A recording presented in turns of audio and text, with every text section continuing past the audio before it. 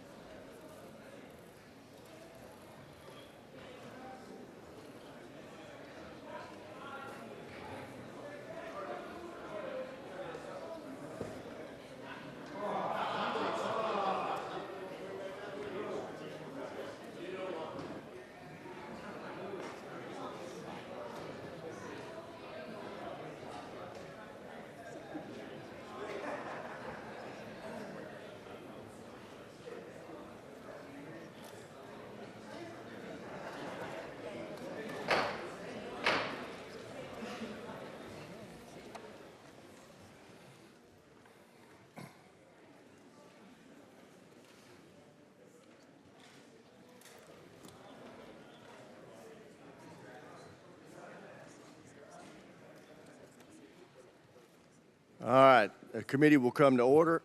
Without objection, the chair reserves the right to declare the committee in recess at any point. Before we begin, I want to remind those in the audience that this hearing is open to the public, but actions that disrupt or distract the proceedings will not be tolerated. The chair reserves the right to remove disruptive persons from the hearing. The U.S. Capitol Police are on hand to assist with that task, and I thank them for their service. One housekeeping note before we get started. We are expecting to be called to the House floor for votes around 10:30. We'll go as long as we can up until those votes, and then I ask members to come back as soon as they can after voting.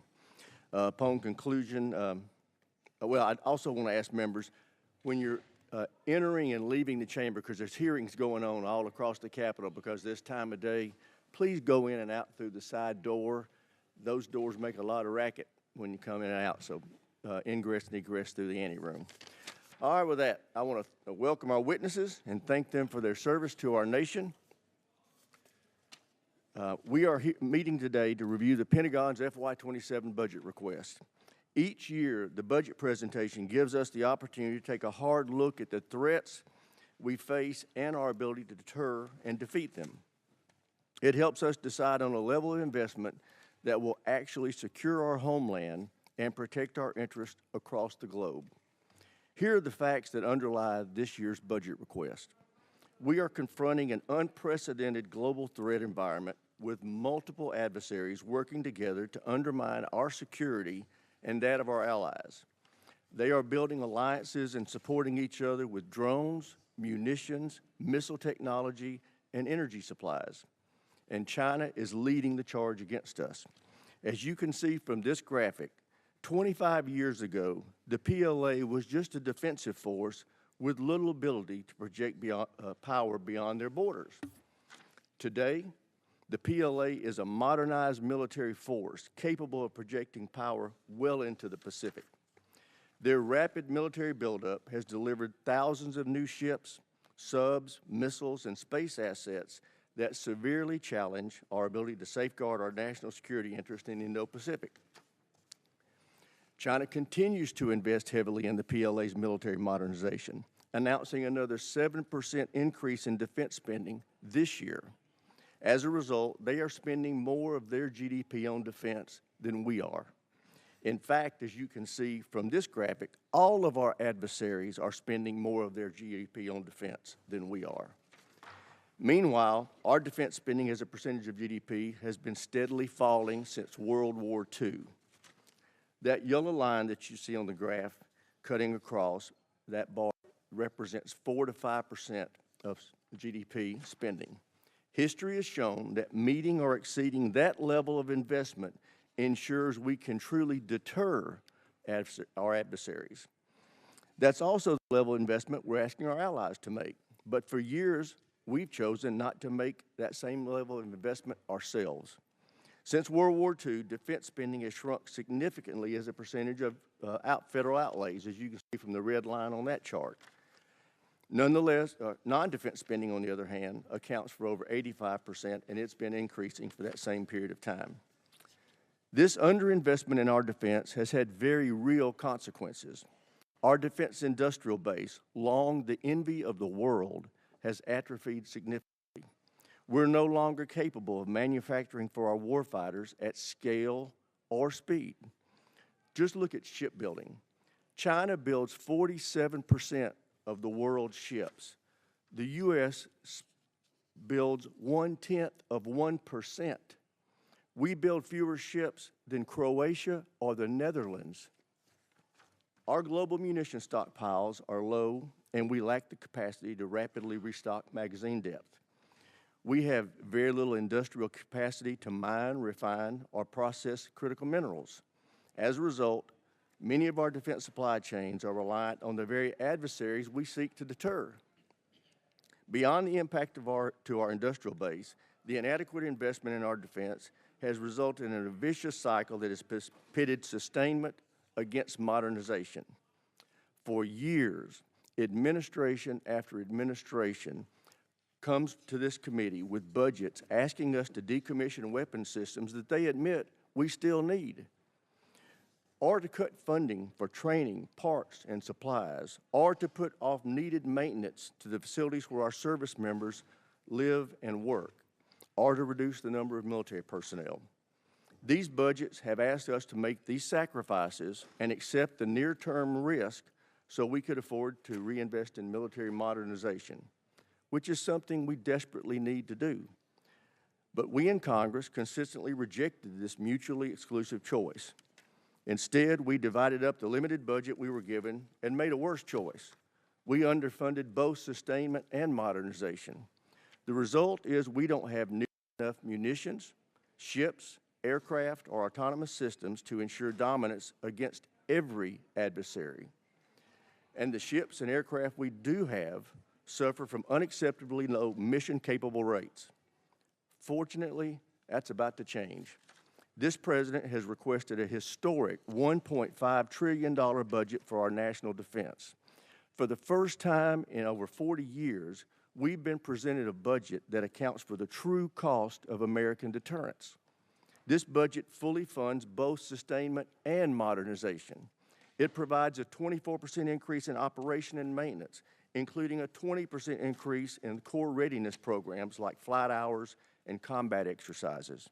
It includes a 115% increase in funding to repair and improve facilities for our service members and their families. It increases military end strength by 44,000 and provides for a historic pay raise for our service members.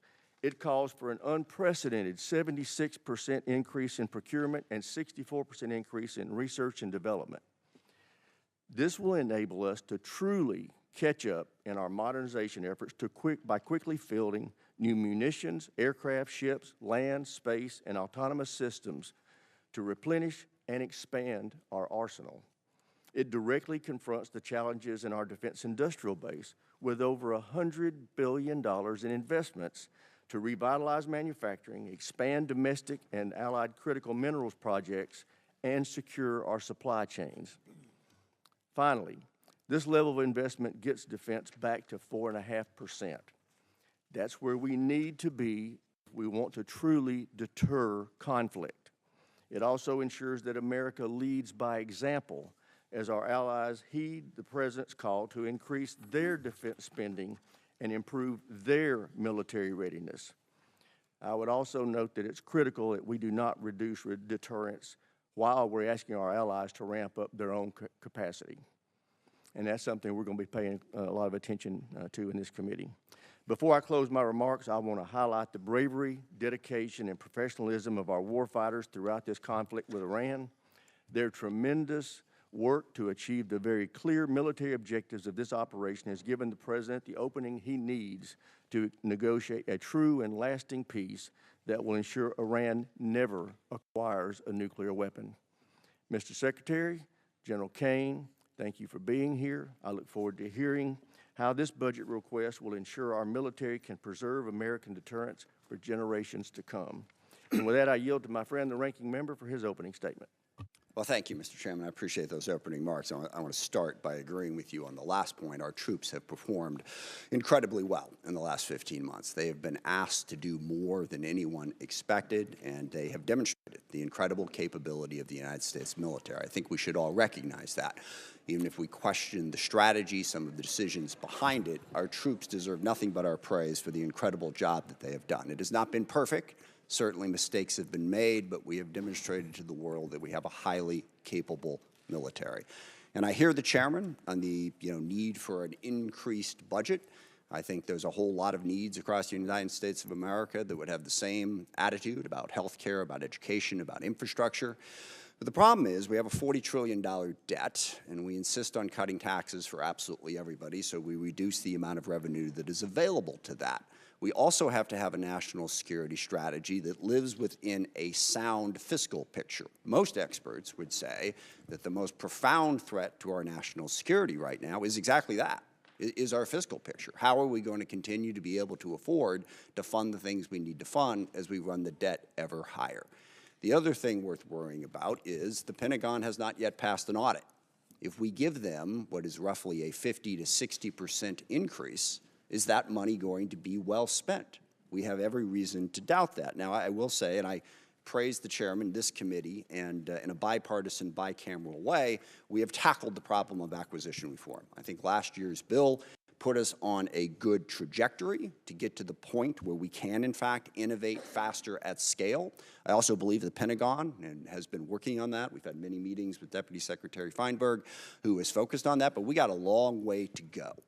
Can the Pentagon really absorb another $500–600 billion, depending on what the supplemental and the reconciliation package are?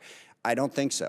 We need to pay as much attention to how we're spending the money as to how much we're spending, and we never seem to do that. But the larger problem is the strategy that has been put before us. I looked through the Secretary's remarks, and I've heard you give speeches before about this, about how realism is our strategy. And I find that absurd, and given what we are doing. You can say a lot of things about the strategy, but calling it realistic? We started a full-scale war in the Middle East against Iran to try to reshape the Middle East. Now, we can talk about that in a bunch of different ways, but it is the exact opposite of realism. And in fact, starting wars in the Middle East that get out of control and lead us to have far greater costs for the benefits is one of the cornerstones of the unrealistic strategy that this administration has criticized over and over and over again. And yet here we are in a full-scale Mideast war, and we've seen the costs of that. Certainly at the top of that list is 13 service members killed and hundreds wounded, but it goes way beyond that thousands of civilians have been killed. Over a dozen countries now have been dragged into this war in one way or another.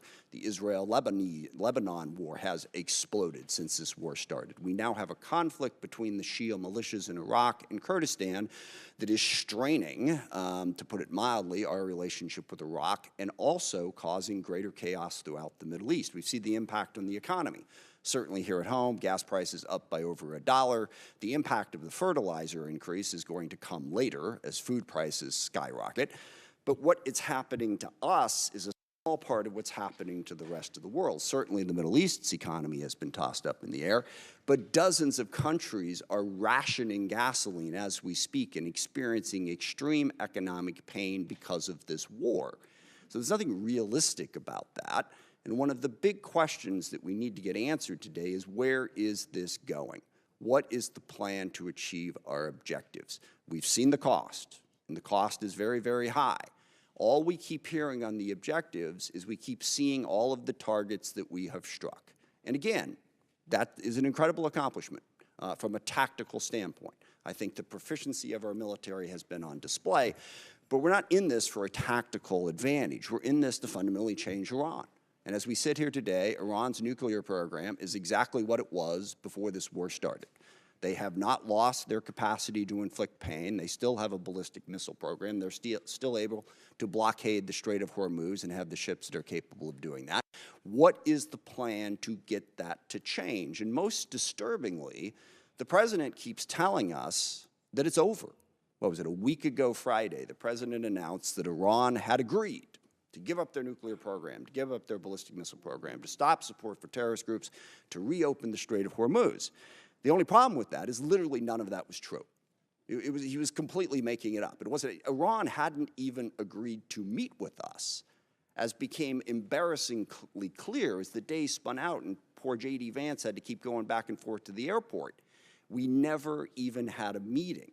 So wish fulfillment is not really a strategy. I mean, maybe the president thinks he's doing some sort of Jedi mind trick and can tell Iran, you will give up your nuclear weapons, and they automatically will, but that's not working. So what we need to hear today is what is going to work. We have 50,000 troops in the region who are still at risk. How are those tactical victories going to translate into some sort of strategic success? And by the way, this is one of the things that realism recognizes. You can win a whole lot of little small battles and lose the war, which is why you don't stumble into the war in the first place. But at the same time, we're doing all of this on our own, as we increasingly push away all of our allies. Sometimes just because we want to do what we want to do, but we don't want to have to consult them. Sometimes just gratuitously insulting them. I mean, in the middle of this war where we were asking NATO to come join us, the president took time out to insult President Macron and his wife. Okay, how is that helping us to try and belittle everybody in the world? And I also, for the people who are criticizing NATO over this war, I will remind people that NATO is a defensive alliance. What that means is every country in it pledges to defend a country if attacked. And when we were attacked on 9/11, that's what NATO did. They put in Article 5, and for 20 years they fought beside us. NATO is not if any one of the countries decides to unilaterally and unwisely start a war precipitously that everyone else is supposed to join. That's not the way it works. So berating and belittling our allies after we did that and driving them ever further away from us, how is that realistic? Not only are we going to try to reshape the Middle East, but we're going to do it alone, while we're pushing everybody away from us. And then we have other tools in our arsenal. You see that those numbers on the budget, but the State Department's really important. Development is really important. These are ways to achieve our ends, and we have moved away from that. We got rid of the entire USAID, literally causing the starvation of children in countries where we had pledged to provide food, causing massive healthcare disruptions, people literally dying because we cut that off. In diplomacy, we have sidelined, again, the entire world. France and the UK have brought together 44 different countries that have an interest in trying to open up the Strait of Hormuz. We've pushed them all aside. And then we've even pushed aside our own diplomatic corps. We have a very, very talented State Department. I praise today the talent of our military, and I will stand by that. They deserve that praise. Our diplomatic corps deserves that praise too. But we shoved them all to the side in favor of two real estate guys who are going to go negotiate all the deals in the world, which to date, by the way, has yielded exactly nothing. So there's nothing realistic about starting a war in the Middle East, going it alone, and pushing aside all diplomacy and all development and all other tools in our arsenal. And on top of that, of course, we also want to dominate the entire Western Hemisphere, including apparently annexing Canada and invading Greenland. How is any of that realistic? And then the administration comes before us and asks for what is a hopelessly unrealistic budget in this environment.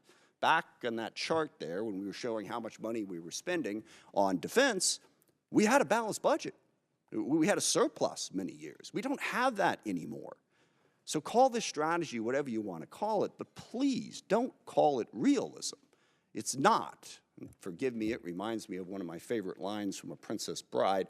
It's a tense morning. I want to lighten it up a little bit. And the guy keeps saying, inconceivable, when things happen. And finally the guy says to him, you keep using that word. I don't think you know what it means. I don't think we know what the word realism means. So please, can we not have the realism conversation? Let's have the conversation about what the strategy actually is. And I'm sure you have a different definition of it than I do. But as I look at it, the strategy seems to be to use as much violence, as much threats, as much coercion as possible to bend the world to our will. I think that is a very dangerous strategy because one of the oldest cliches in the military is the enemy gets a vote.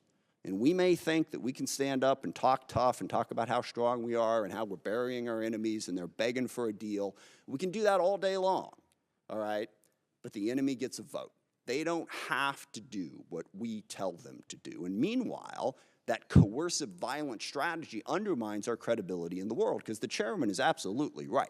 And this is one area where I strongly disagree with the folks on the far left who say that we don't really face any threats, that the U.S. is a malign influence in the world and always has been. I don't agree with that. China, Russia, Iran, North Korea, Hezbollah, Hamas, the Houthis, variety of other transnational terrorist groups, including, yes, narco-terrorists and human traffickers over here, they all are trying to weaken us, all right? They don't want a rules-based order. They want to play by their own rules. They want to push us aside. We want to be the side that stands up for the rules. But if what we're saying to the rest of the world is stick with us because we're a better bully than China, we coerce countries more effectively, that undercuts the very message we're trying to spread to build the coalition we need to be successful. I also worry about the values that we're showing the world. When the president threatens to kill off an entire civilization, that is the message coming out of the United States of America.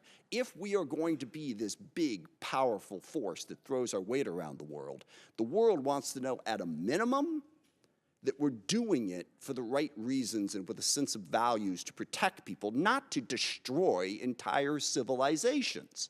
And we all hear that and we all go, well, gosh, he probably doesn't mean it. Well, that is so reassuring, okay, that he's just making it up. We're supposed to be the United States of America. I grew up on stories of the U.S. at the end of World War II being the country that the Germans wanted to surrender to, not the Russians, because they knew they could trust our values. We don't seem to care about those values. No rules of engagement. Give them no quarter, all right? That is not who we are supposed to be. And just one final point on that. The girls' school that got hit in the first days of this war, there is absolutely no question at this point what happened. We made a mistake, and that happens in war. We identified this target based on earlier charts, and yet 2 months after it happened, we refused to say anything about it, giving the world the impression that we just don't care. We do not care about the casualties and the chaos that is caused by our war, and we should care, even if we want to prosecute that war. Now, I agree with the chairman. We need a strategy. We face the most complex threat environment that we've faced in a very, very long time. So we really want to hear from the administration. Don't give us this realism, chest-thumping stuff. What are we really going to do to meet those threats, to deal with the challenges we face? And I'll close just by saying, one of the other ironies of this, of course, is we have a great example in the world right now of what our strategy should be and where our values should be, and that's Ukraine. And I'm really curious, here we are, we roll out the red carpet for Vladimir Putin. We belittle and insult President Zelensky in the White House. He has no cards, right? Well, here we are, a year after that. Looks like he had a couple cards to play, because Ukraine is actually winning against Russia. Ukraine, a sovereign democracy standing up against a brutal, oppressive, coercive dictatorship. And we can't even bring ourselves on a consistent basis to say, we are with Ukraine and we are against what Putin is doing, and stand up and support them. So I want to see that strategy to meet the complex threat environment that we have. But simply saying we've already won and boasting and bragging and trying to belittle and insult the entire world, that's not going to get us to the posture that we need. So I hope we have a conversation about how we can build a strategy that makes sense and is actually realistic. With that, I yield back. I thank the ranking member for his opening statement. Now I'd like to introduce our witnesses. And we have the Honorable Pete Hegseth, Secretary of War, General Dan Caine, Chairman of the Joint Chiefs of Staff, and they are being accompanied by Mr. Jay Hurst, Acting Chief Financial Officer and Comptroller for the Department. I also want to welcome the Secretary's wife, Jennifer. Welcome to our hearing. Glad to have you here with us today. And with that, Ms. Secretary, we'll start with you. You're recognized. Well, thank you, Mr. Chairman. Ranking Member Smith, distinguished members of the committee, we appreciate the opportunity to testify in full support of President Trump's historic $1.5 trillion fiscal year 2027 budget request for the Department of War. The President's budget request reflects the urgency of the moment, addressing both the deferment of long-standing problems as well as positioning our forces for both the current and the future fight. We think divesting to invest is a strategy of austerity. I'm honored to appear alongside General Dan Caine, Chairman of the Joint Chiefs of Staff, as well as Jay Hurst, our Comptroller, or Chief Financial Officer. I'd like to start by thanking this committee and Congress for your partnership in securing the investments needed for a stronger, prouder, and more secure America. I think what our troops have demonstrated to the world over the last 15 months are a reflection of that. A nation's ability to build, innovate, and support the critical needs of its warfighters at speed and at scale is the foundation upon which its survival rests. However, upon taking office on January 20th, 2025, President Trump inherited a defense industrial base that had been hollowed out by years of America Last policies, resulting in a diminished ability to project strength. Under the previous administration, we were focused on offshoring and outsourcing, riddled with cost overruns and degraded capabilities. Under the leadership of President Trump, our builder-in-chief, we are reversing this systemic decay and putting our defense industrial base back on a wartime footing. If you ask anyone at our Pentagon, urgency informs everything we do. We're rebuilding a military that the American people can be proud of, one that instills nothing less than unrelenting fear in our adversaries and the utmost confidence in our allies. We fight to win in every scenario. The $1.5 trillion FY27 budget put forward by the President will build upon the historic $1 trillion FY26 top line and continue to reverse the 4 years of underinvestment and mismanagement of the Biden administration. The $1.5 trillion budget will ensure the United States continues to maintain the world's most powerful and capable military as we grapple with a complex threat environment across multiple theaters. Not to mention, this budget also includes a historic troop pay increase, 7% for lower enlisted, and the budget eliminates all poor or failing barracks. Quality of life for our troops is front and center in this budget as well. By supercharging our industrial capability and transforming how the department does business, we're restoring American commercial dominance at a pace unseen in generations, transforming the defense industrial base from a broken, slow-moving system of the past.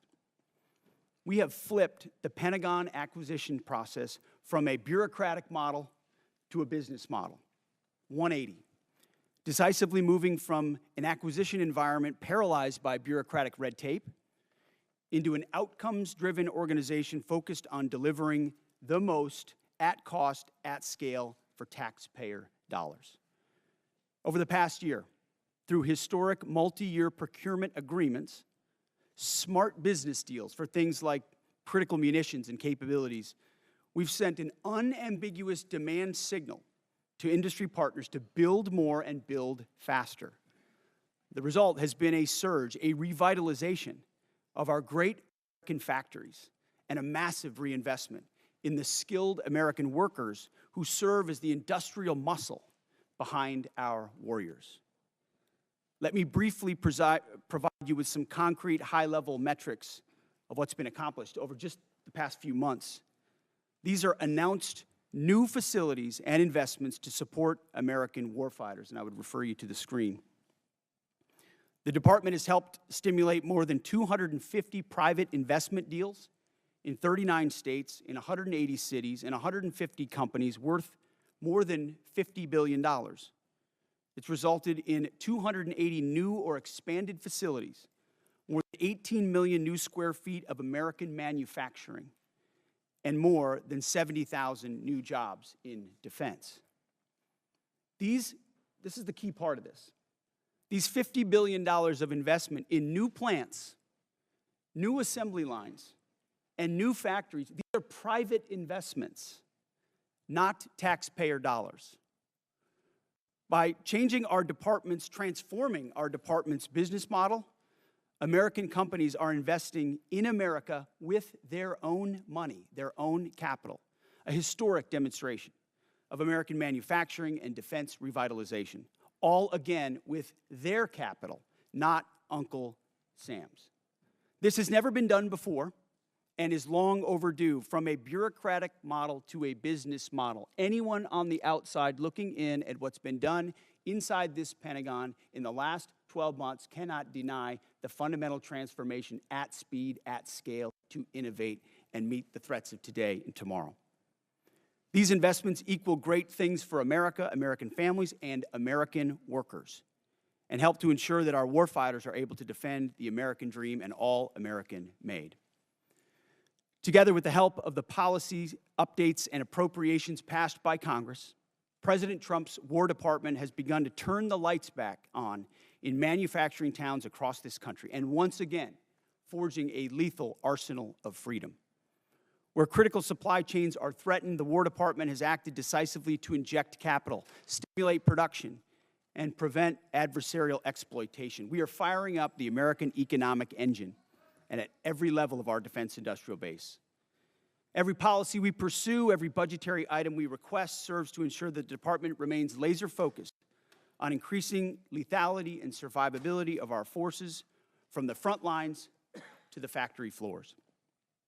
This is a historic budget, as you said, Mr. Chairman. This is a fiscally responsible budget. This is a warfighting budget. And speaking of warfighting, the topic of Iran, I'm sure will come up today, which I very much welcome discussing. I look forward to sharing the incredible successes of our military, achieved in a matter of weeks. President Trump, unlike other presidents, has had the courage to ensure Iran never gets a nuclear weapon, and he's ironclad in that. We have the best negotiator in the world driving that deal. The biggest challenge, the biggest adversary we face at this point are the reckless, feckless, and defeatist words of congressional Democrats and some Republicans 2 months in, I remind you, 2 months in to a conflict. Lest I remind you, and my generation understands how long we were in Iraq, how long we were in Afghanistan, how long we were in Vietnam. 2 months in, on an existential fight for the safety of the American people, Iran cannot have a nuclear bomb. We are proud of this undertaking. I am proud that President Trump has had the courage to do it, and I look forward to sharing more about what our troops have accomplished. So I thank you again for the opportunity to address this committee. I ask that God would continue to watch over our troops in harm's way, and those that have fallen are always in our memory, and we fight to ensure their legacy. Look forward to answering the questions of this committee. Thank you, Mr. Secretary. General Caine, you're recognized. Thank you, Chairman Rogers, Ranking Member Smith, and members of this committee. Thanks for having me today. I'm honored to be here today alongside the Honorable Pete Hegseth and Honorable Jay Hurst to testify on the President's fiscal year 2027 budget. I'm grateful for the opportunity to testify today, and I'm thankful for your continued partnership in support of our warfighters defending the homeland and our interests around the world. It's a privilege to speak with you today about the foundation of America's strength, our 2.8 million members of our joint force. And I'm continually inspired by our soldiers, sailors, airmen, Marines, Guardians, and Coast Guardsmen, and our civilians standing the watch for our nation, supported always by their families. Each and every one of them could have chosen another path, but they don't. They choose to serve and to do something more important than themselves. And every day they meet the nation's challenges, from combat operations to critical support roles, with the courage, tenacity, and grit that keeps our nation strong and secure. I would also like to express my deep gratitude for the 39 members of our joint force who've passed away during my time as the chairman, including 14 who've passed during Operation Epic Fury. Meet the nation's challenges, from combat operations to critical support roles, with the courage, tenacity, and grit that keeps our nation strong and secure. I would also like to express my deep gratitude for the 39 members of our joint force who've passed away during my time as the chairman, including 14 who've passed during Operation Epic Fury. As the Secretary said, we are deeply grateful for each of them and their families, and their names will never be forgotten. As the Chairman, my duty is to ensure our civilian leadership has a comprehensive range of military options and the associated risks that, to those leaders who make the nation's hardest decisions, and offer my military advice privately. I owe the President, the Secretary, and the Congress the truth at every turn.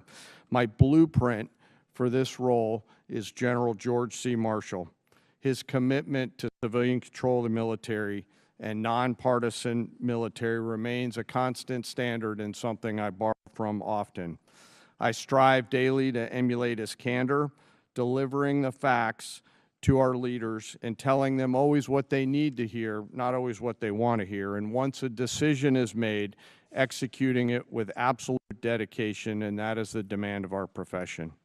I sit here today before you representing our incredible joint force, and I want to emphasize my commitment to this committee and the Congress that I will always follow General Marshall's steadfast example by providing clear and candid, nonpartisan military advice and working together with our civilian leaders to ensure that our military does the things that we must do, being prepared to deter and defend our nation, and if called upon, win our wars around the world.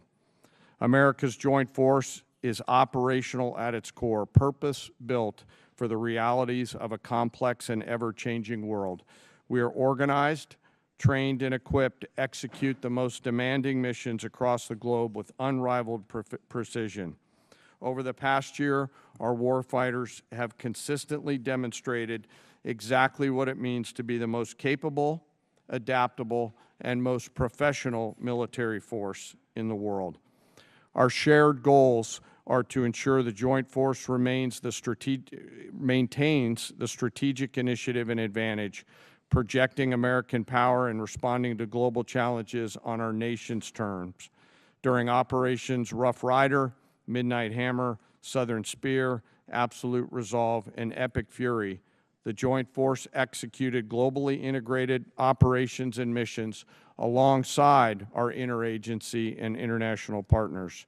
And once our civilian leaders made a decision, we make those missions our own, demonstrating the unmatched capability to seamlessly synchronize our capabilities across all domains, from the seabed to cislunar space and higher.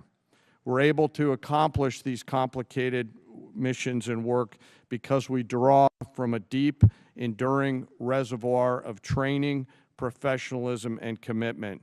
Our operational tempo is high, but we're designed to sustain and rebuild our strength continuously. We build readiness every day. We train professionals every day. We learn and sharpen our edges every day by being learning leaders. And I am incredibly proud to be a member of this Joint Force team, proud of the team and proud of the commanders. As the chairman and the ranking member both said, we live in complex and dynamic times where global risk is scaling. The complexity of today's modern battlefields demands our constant adaptation, innovation, and partnership with this Congress.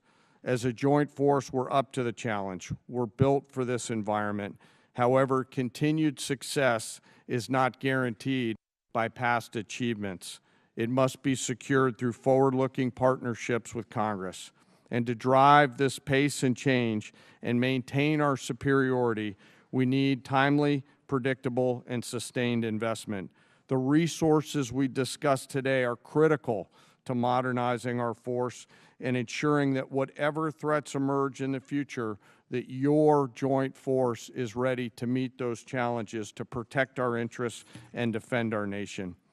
As the Secretary said, the President's fiscal year 2027 budget supports the Department's goals of recharging the defense industrial base and the national industrial base, ensuring our military is ready, securing our military advantage. Within the joint force, the uniform side, our priorities remain the same, ensuring our warfighters are properly armed, globally integrated, and ready, while always taking care of our people. And what truly sets our people apart from other militaries around the world is the 1.8 million members, enlisted members of our force. who maintain readiness beyond reproach and are the envy of every other nation. I'm joined today by the Senior Enlisted Advisor to the Chairman, Dave Isom, who's here with me today representing the 1.8 million members of the enlisted force. He is a great American, not an Americant. While we face dynamic and a dangerous world, I have the absolute trust in the extraordinary men and women who come and volunteer to serve our nation within our joint force. They execute the missions quietly every day, and coupled with the American spirit, outthink, outcompete, and relentlessly innovate, we will maintain our decisive edge, but doing so requires your partnership. We stand ready today to answer our nation's call. It remains the honor of a lifetime for me to serve alongside the members of this joint force. And as we sit here today in this important hearing, I ask us all to remember our deployed teammates who are out there right now doing our nation's business. And may we again always remember our fallen who've given us the gift of an incredible example, and their family members who continue to show us what courage and grit look like.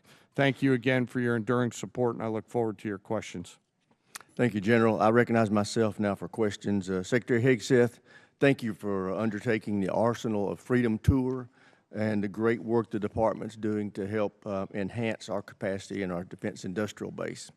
Could you tell us how last year's reconciliation bill helped enable what you have been able to do, and what you think this year's FY27 budget request will do on that front? Well, Mr. Chairman, thank you for your leadership and your support on that topic. I mean, coming into this position, we fell in on a lot of the reforms you and this committee have been advocating for a long time, looking for somebody that was willing to run with them. And our department have run with those. And that reconciliation bill last year was kind of the rocket fuel to initiate President Trump's priorities in this department. So we fell in on a department that was focused on a lot of the wrong things, going in the wrong direction. And with reconciliation, we were able to put $22 billion in shipbuilding, $22 billion into Golden Dome, $25 billion into munitions, established drone dominance, which we're continuing to do this day in this next budget funds. So getting in front of that budget cycle, which had been notoriously unpredictable, coming out of the continuing resolution of FY25, to fund this and then a historic bill in FY26, laid the groundwork for this historic budget to ensure that we're not coming at a cold start here. We came into this administration. Reconciliation was a beautiful tool. We were able to use that through that one big beautiful bill to fund the priorities of this department. We spent on $4 billion on barracks, started immediately getting after the quality of life of barracks. Because of the austerity of the Biden administration, we traded off of maintenance, traded off of quality of life to try to fund other things operationally. This budget stops that cycle and both invests in sustainment and modernization, which is something that's critically important. So without that reconciliation bill, I think, Mr. Chairman, we'd be in a very different place. So thank you for that. Great. Well, as you are aware, the expansion of the defense industrial base is the principal focus of this year's NDAA. So in addition to enacting this budget request that's been submitted, we want to work with you to enhance the department's statutory authorities to improve the capacity of our DIB. What additional changes in law, such as the additional multi-year block buy authority, would you recommend that we pursue in this year's NDAA? A few aspects of the acquisition transformation that's been undertaken by Undersecretary Duffy in acquisitions and sustainment. So there are some aspects of that we'd like to codify even more. But you mentioned it. Multi-year procurement is incredibly important and one of the most important parts of this bill. When this committee and this Congress funds those things, companies are already breaking ground on tens of billions of dollars of new plants. You name we've got 14 in our ammunition council that we're focusing on certain ammunitions. There are 14 that are critical. PAC-3s, SM-3s, SM-6s, THAADs, Patriots, Tomahawks, AMRAAMs, JASSMs, you name prisms, you name them. We were building them at too slow and too low a level. Now the companies are going to pay for those factories and those production lines. And when Congress gives those 5 to 7 year demand signals, they'll then fund it, not just, hey, can we get 10 more per month, but can we 2x, 3x, 4x the production, pay for it now, and the companies invest accordingly. So it's been a critical aspect of some of what we've done so far, but we need more of those 5 to 7 year investments. Great. General Caine, what does the $1.5 trillion budget mean for the warfighter and our ability to project forces and secure our interests around the globe? Chairman, you know, in my view, this represents a historic down payment on future security. If the budget is approved and ultimately deployed, as we look at the character of warfare changing very, very fast, what's layered in to this budget by our civilian leaders will allow us to start getting ahead of where technology is evolving. And as I mentioned, the character of warfighting is changing pretty quickly. Mass, simultaneity, autonomy, undersea, space, cyber, information, all of those ways that are now manifesting themselves on the battlefields around the world require a higher end of capital investment, and that's why we're grateful for the opportunity to have this budget make its way to the joint force. So it's an important down payment on the future here, sir. Great. Thank you. Thank you, sir. With that, I yield to the ranking member for any questions he may have. Thank you. Mr. Hurst, drag you into the conversation here. We have not yet received from the Pentagon the costs of the war. So just for the record, we'd like to get that as soon as possible. Certainly the munitions expended, but also underreported is we've had a fair amount of equipment destroyed, including 2 C-130s with the rescue of our downed airmen. So do you have either A, a cost estimate coming to us anytime soon, or B, a specific supplemental request? Thank you for that question. So approximately at this day, we're spending about $25 billion on Operation Epic Fury. Most of that is in munitions. There's part of that is obviously O&M and equipment replacement. We will formulate a supplemental through the White House that will come to Congress once we have a full assessment of the cost of the conflict. Sure. So you're saying the full cost at this point is $25 billion? Yeah, that's our estimate for the cost. Okay. Interesting, because I'm glad you answered that question, because we've been asking for a hell of a long time and no one's given us the number. So if you could get those details over to us, that would be great. Mr. Secretary, you mentioned the nuclear aspect of Iran and the war. And it is worth noting that every president prior to this one, including President Trump in his first term, also prevented Iran from getting a nuclear weapon without actually having to go to war in Iran. So we need to keep that in mind. But also, since the war started, Iran's nuclear arsenal has not been weakened in any way. And at the moment, in negotiations, what Iran is saying, basically pay us to open up the strait. That's their position, which is completely untenable. I agree. It's worth noting, of course, that the strait was open before the war started. Now we're negotiating to get back to status quo. And Iran's most recent offer is to say, we'll talk about nukes later. So what is the plan to actually turn all of this lethal kinetic action into an improvement in the nuclear situation? Because we haven't gotten there yet. Play it out for us. How does that happen? How does it actually lead to that result? Well, I would take issue with the premise of the question that nothing was done. Operation Midnight Hammer was a very effective. Well, I didn't say nothing was done. I said in this war. Ultimately, this war started. well, under this administration, unlike other administrations, which cut bad deals and pallets of cash with no ability to oversee whether Iran is actually pursuing a nuclear program. So if we want to litigate JCPOA or the Iran deal, our view, the president's view, is that was a very bad deal. Okay. That gave them a That's bunch the of money up past. front. What's the future? To fund, you talked about negotiated deals. Allowed them to fund their proxies and spread Hamas and Hezbollah all around the region, build up nuclear capabilities. That's great. What are we going to do now? President Trump has been clear-eyed, from the killing of Qasem Soleimani to the pulling out of the Iran deal to Midnight Hammer and now to this effort, to recognize that you have to stare down this kind of enemy who's hell-bent on getting a nuclear weapon and get them to a point where they're at the table giving it up in a way that ensures they never have it. So they haven't broken yet. Okay, we haven't gotten there yet. For all of the well, their nuclear facilities have been obliterated. Underground, they're buried, and we're watching them 24/7. So we know where any nuclear material reclaiming might be. my time for we're just watching a quick second here.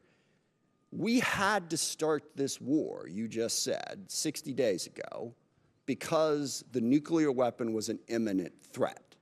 Now you're saying that it was completely obliterated? They had not given up their nuclear ambitions, and they had a conventional shield of thousands of missiles. So Operation Midnight Hammer accomplished nothing of substance. It left us at exactly the same place we were before. So much so their that we had to facilities start were a bombed war. and obliterated. Their ambitions continued, and they're building a conventional shield. All right, of let me missiles. try again. It's the North Korea strategy. You know this very well. The North I Korea know. strategy was use conventional missiles to prevent anybody from challenging them, so they could slow walk their way to a weapon. President Trump saw Iran at its weakest moment, took an action to ensure, in a way that only the United States of America could do with our Israeli partners, And yet to they ensure their still haven't given conventional up the nuclear. shield was All right. brought One to other heel, which question, we've done. if I could get to it. So on Ukraine, a year plus ago, your advice, the president's advice, was Ukraine had no cards to play. They should go cut the best possible deal they could. Clearly that was wrong. What did you miss? What did you miss about the conflict between Russia and Ukraine that you didn't see that Ukraine was going to be capable of doing what they've done in the last 14 months? What we didn't miss, and we're here in this committee, is that Joe Biden, with no accountability, gave hundreds of billions of dollars of our weapons to Ukraine, to an outcome that never you're would not have gonna happened an- if you're not President gonna Trump was answer the president. question. So he pulled out our. You guys don't talk about that. Ultimately, President Trump believes there should be Okay. a peace deal between Russia and Ukraine that serves But you the best didn't interests expect of both Ukraine to be parties. where they're at right now. I'm asking you, just from a strategic Listen, standpoint, what I did think the you miss? Ukrainians have shown great courage, and I appreciate that Europe is now paying for any weapons that we provide. All right, I yield back. Thank you.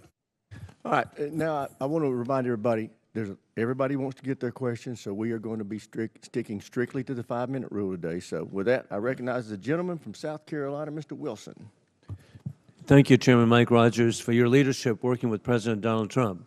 As the grateful father of 4 sons who have served overseas in Iraq, Egypt, and Afghanistan, I especially appreciate War Secretary Hegseth and Chief of Staff Caine for your competence, service, and success.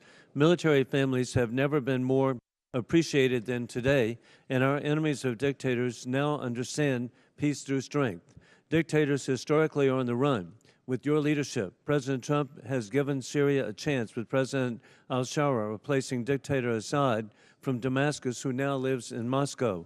Dictator Maduro is correctly in a Manhattan jail, as you successfully revealed in Caracas that the war criminal Putin air defenses do not work, the Chinese Communist Party radar failed, and Cuban mercenaries were expendable.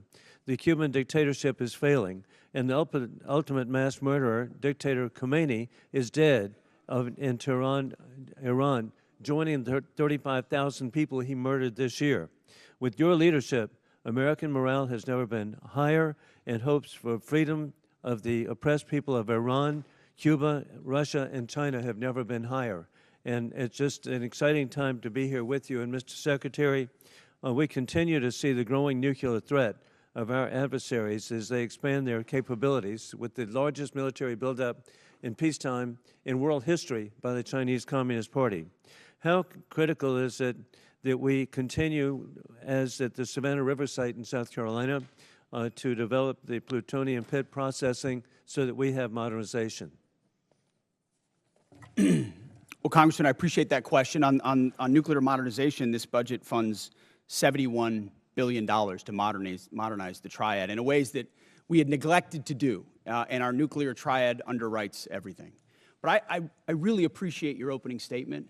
I think something that obviously the media doesn't want to cover and doesn't want to talk about is the historic, record-breaking surge in recruiting in our ranks. 30-year record in recruiting of Americans wanting to join our joint force, wanting to put the uniform on. We're meeting recruiting goals halfway through the year. We couldn't meet our recruiting goals under the previous administration.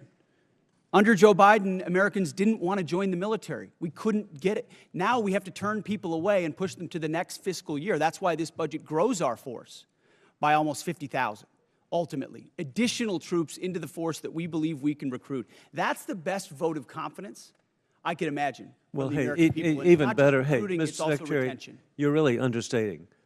Leaving no airmen behind. Hey, what an inspiration on Easter Day. God bless y'all and what you've achieved.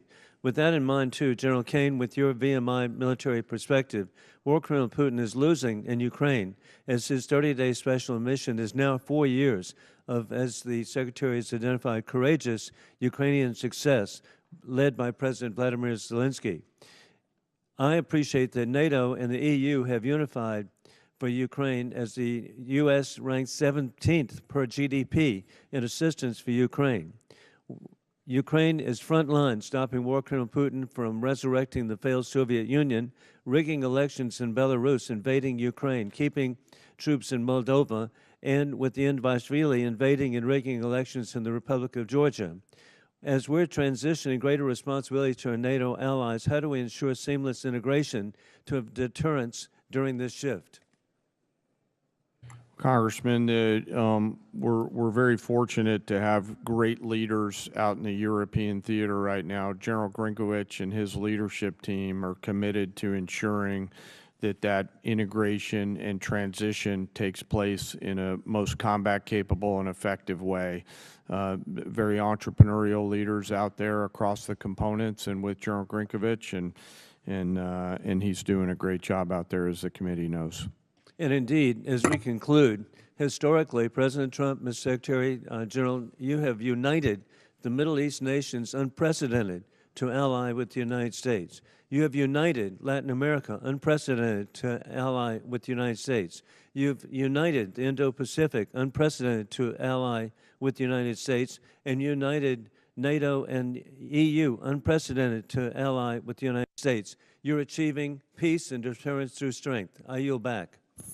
Gentleman yields back. Chair, and I recognize the gentleman from Connecticut, Mr. Courtney. Thank you, Mr. Chairman. Mr. Secretary and General Caine, this morning's Wall Street Journal's lead headline reads, quote, Trump tells aides to prepare for an extended blockade of Iran.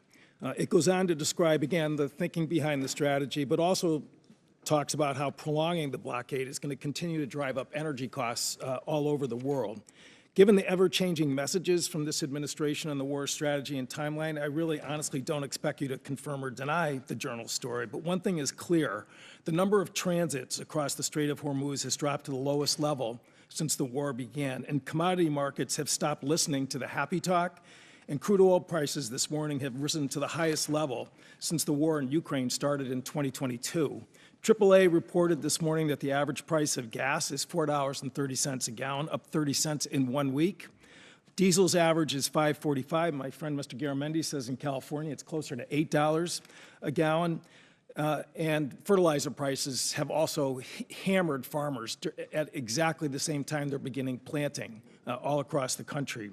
Aside from the damage this war has done to American consumers, farmers, and small businesses, I want to focus for a minute on the cost of the war and our military readiness, particularly to other combatant commands. Mr. Secretary, you put out a national defense strategy in January, which listed the threat assessment facing our country. China was #1, with the second largest, most powerful military in the world, of course. Russia's nuclear force clearly was #2 in terms of the threat they pose to the homeland. North Korea, which has missiles that actually can reach U.S. territory, was ranked #3, and Iran was described as, quote, and accurately, after Midnight Hammer, that Iran's regime is weaker and more vulnerable than it has been in decades. Again, this was before February 28th, when the decision was made to go into the military strikes on Iran. So today, we have 3 carrier strike forces in Central Command. The Indo-PACOM, which is where Russia and China are operating their navies, 52% of the globe. We have 1 carrier strike group in Japan, George Washington. And the imbalance in terms of just, what our commitments and frankly, what our national defense strategy, is just blindingly obvious in terms of what this war is doing. Gerald Ford is on day 312 of its deployment. They've gone through fires, plumbing problems, and again, an extended deployment, which, in my opinion, is hitting readiness as hard as anything I've seen in the time that I've been on this committee. So, General Caine, in terms of, again, the carrier strike groups that are over there, assuming that we get to some end game here, Ford is not going over to the Indo-Pacific to buttress the gap that exists there today.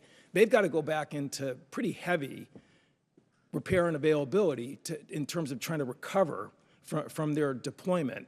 So again, in terms of just, the decisions about where we're putting people and putting really the most powerful part of our Navy, Can you explain, again, what that means in terms of the situation in Indo-PACOM, where China is watching? We saw Mr. Rogers' pretty powerful presentation in terms of the buildup that's happening in that part of the world. How does that align with the National Defense Strategy, which was just put out by this administration in January?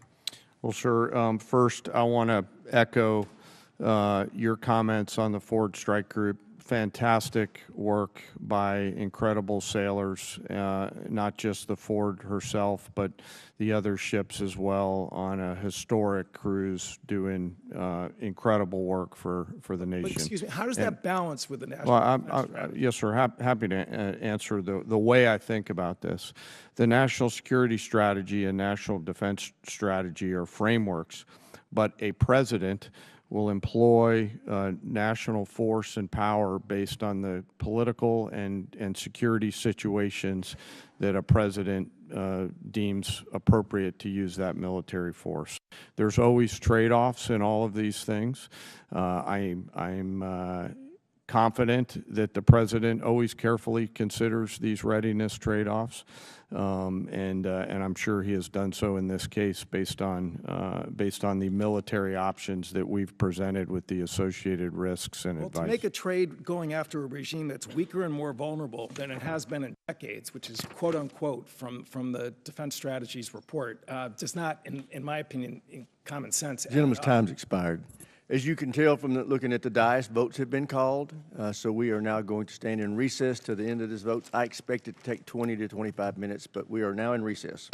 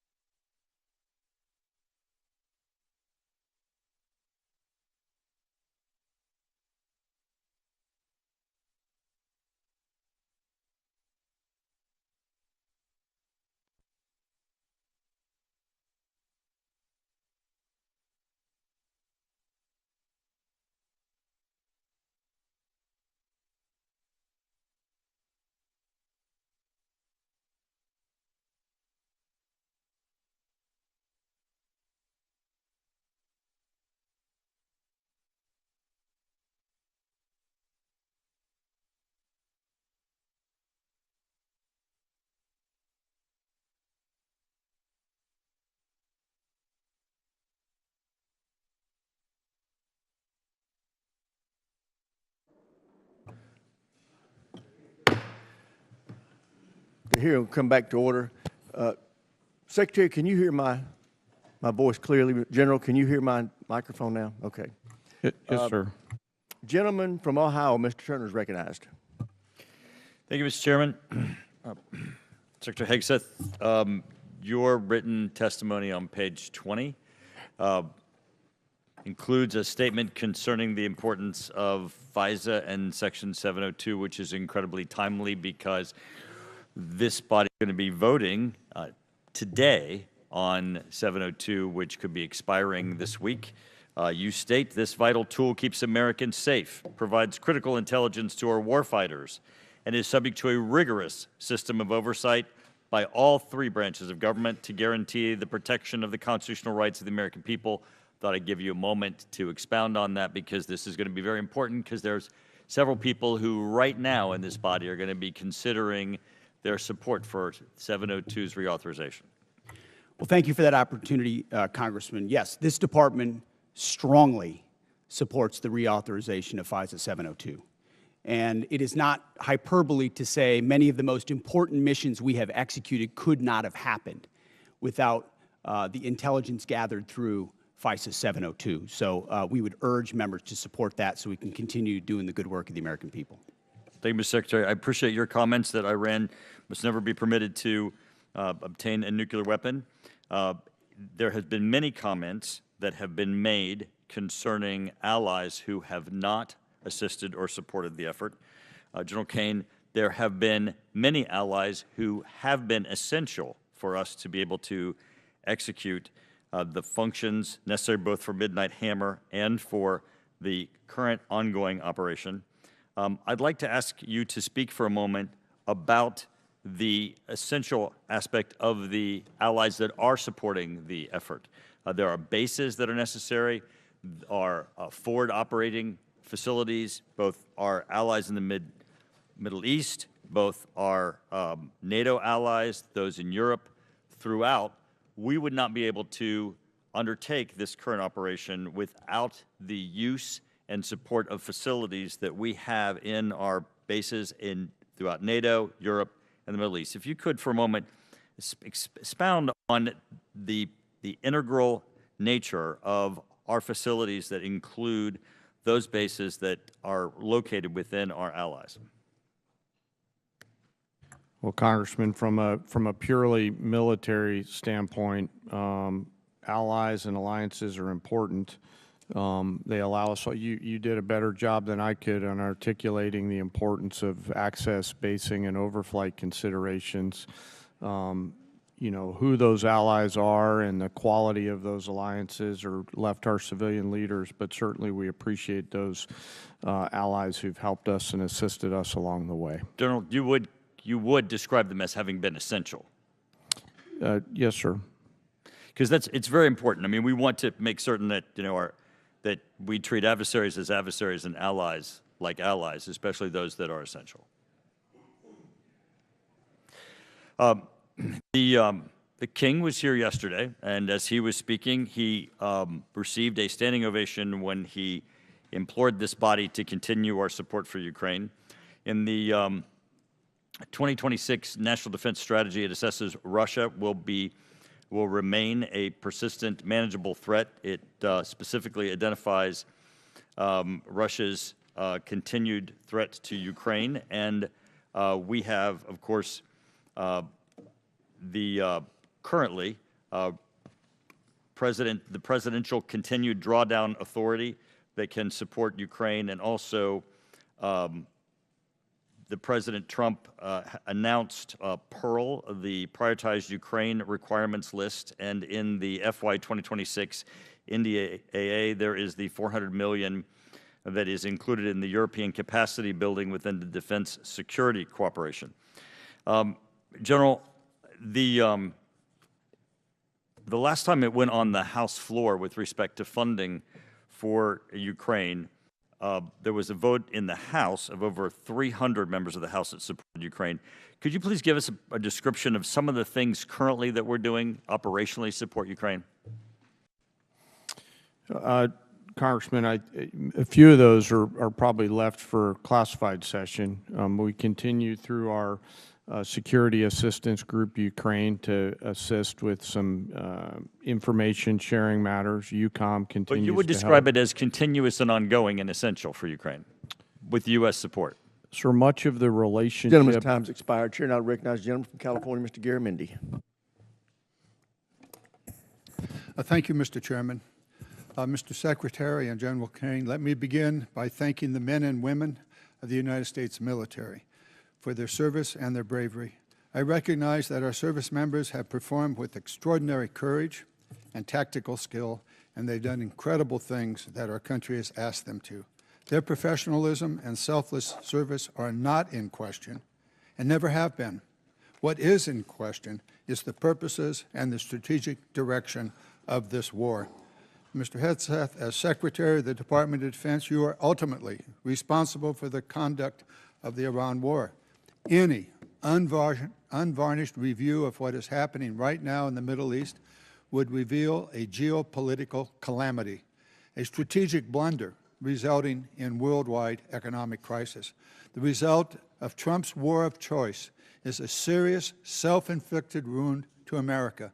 It will take years and a new administration to recover from the grave damage to our standing in the world, as well as our economy and our military. We must remember that 13 Americans have been killed in action, hundreds wounded, and thousands of civilians killed, including more than 100 school children. The risk of this conflict was foreseeable. I'm certain that the Department of Defense knew that it was likely that in a war with Iran, Iran would create an international economic crisis by blocking the Strait of Hormuz and thus stopping 20% of the world's oil. Was this existential threat considered? Apparently not. During the 60 days of Trump's Iran war, critical munitions have been expended at an alarming rate, depleting magazine levels below what is thought necessary to hold China at bay. It will take years and tens of billions of dollars to restock. A significant part of the necessary Navy and Marine force in the Pacific has been removed and sent to support the Iran war. Our support of Ukraine has suffered as supplies and defense systems are diverted to the Iran war. America has lost irreplaceable aircraft, radar systems, and strategic bases have been shown to be vulnerable. The continued lengthy deployment of ships, equipment, and personnel has sacrificed readiness. We know what we have lost, but what have we gained? Let's consider that the regime in Tehran is still intact, with new and more radical leadership, as are Iran's ballistic missile and drone forces, as is Iran's ability to rebuild their military industries. Also, as is Iran's coordination with China, Russia, and North Korea, and Iran's ability to choke off global energy supplies, and their stockpile of highly enriched uranium, which they only built after President Trump shredded President Obama's Iran deal in 2017. Secretary Hegseth, you have been lying to the American public about this war from day one, and so has the President. You have misled the public about why we are at war. You and the President have offered ever-changing reasons for this war. You've misled the public about the progress of the war. While the military has executed this war with tactical success, the strategy has been an astounding incompetence, doing immense economic damage to America. Mr. Chairman, and the Mr. world. Chairman, with the personal attack on the Secretary, he should have an opportunity to respond. He certainly Thank will you. when No, at the time you're doing it. It's the gentleman's time. He can use it as he sees fit and add an extra 5 seconds to Mr. Garamendi's time. Thank you. You and the President offer ever-changing reasons for the war. You have misled the public about the progress of the war. While the military has executed this war with tactical success, the strategy has been an outstanding example of incompetence. This war of choice is a political and economic disaster at every level. Despite the President's promise to lower the cost of living, gas prices are up 40%, and inflation is soaring, so much for lowering the cost of living. The President has got himself and America stuck in the quagmire of another war in the Middle East. He's desperately trying to extricate himself from his own mistakes. It is in America's, and indeed the world's interest, that he succeed in that. I yield back. Gentleman yields back. Chair, and I recognize the gentleman from Virginia, Mr. Whitman. Thank you, Mr. Chairman. I'd like to thank our witnesses for joining us today. General Caine, Secretary Hegseth, Mr. Hurst, thank you so much. I want to go to a statement I've been making here for the last several years, and that is we are in the most dangerous national security position that this world has been in since 1939. And we know that it's a critical effort that we undertake to make sure we can deter through the concept of peace through strength. Ms. Secretary, I'd like to start with you. We know that peace through strength has a number of tenets. I think the most important of those is presence. And we know that the United States has the Marine Corps Amphibious Ready Group, Marine Corps Expeditionary Unit, that provides us that presence. We know there are over 2,000 Marines and an aircraft combat unit that are on board those vessels, and they let us do a number of different things. That's the crisis response team that gets to go around the world. Today, as we speak, we have 3 ARGMUs that are deployed around the world. Unfortunately, that's an anomaly. It should be standard. Secretary Hegseth, the President and the combatant commanders need maximum flexibility to respond in multiple places at multiple times to combat and deter these threats. I just want to get your perspective on your goal to make sure we have a persistent 3.0 ARGMU presence, and to look at how are we going to make sure through our shipbuilding plans that we assure that we have the adequate number of amphibs that are being built. I think that number is probably right around 40. And then what are we going to do to make sure, too, that the A sub O, the operational availability, is going to be at the level where we can maintain an ARGMU 3.0 with the effort we have to put in to maintain these ships? So thank you for the question, the substantive question. Ultimately, we support 3.0 ARGMU. That presence right now gives us a lot of flexibility. Yeah. And this budget supports moving in that direction to ensure that this administration and future administrations have that kind of strategic flexibility with the incredible capabilities the ARGMU provides. We saw it in Southern Spear. We saw it on the Maduro raid. We see it right now. It's a persistent capability. So I think you'll find our shipbuilding investments to meet that as well. But if I may. Sure. Yeah. I didn't get a chance. I didn't see a question in the statement from the congressman. I hope you appreciate how reckless it is. When I said reckless, feckless, and defeatist of congressional Democrats at the beginning, that came after watching you say the same thing on CNN this morning, a quagmire. My generation served in a quagmire in Iraq and Afghanistan, years and years of nebulous missions and utopian nation building that led us to nothing. What we have right now, the way you stain the troops when you tell them 2 months in, Congressman, you should know better. Shame on you. Calling this a quagmire 2 months in. The effort, what they've undertaken, what they've succeeded, the success on the battlefield that creates strategic opportunities, the courage of a president to confront a nuclear Iran, and you call it a quagmire, handing propaganda to our enemies, shame on you for that statement. And statements like that are reckless to our troops. Don't say I support the troops on one hand, and then a 2-month mission is a quagmire. That's a false equivalation. Who are you cheering for here? Who are you pulling for? Our troops are doing incredible work. They've done incredible things for the entirety of this mission and achieved incredible battlefield successes. And you sit there and go on TV for your clickbait about quagmires.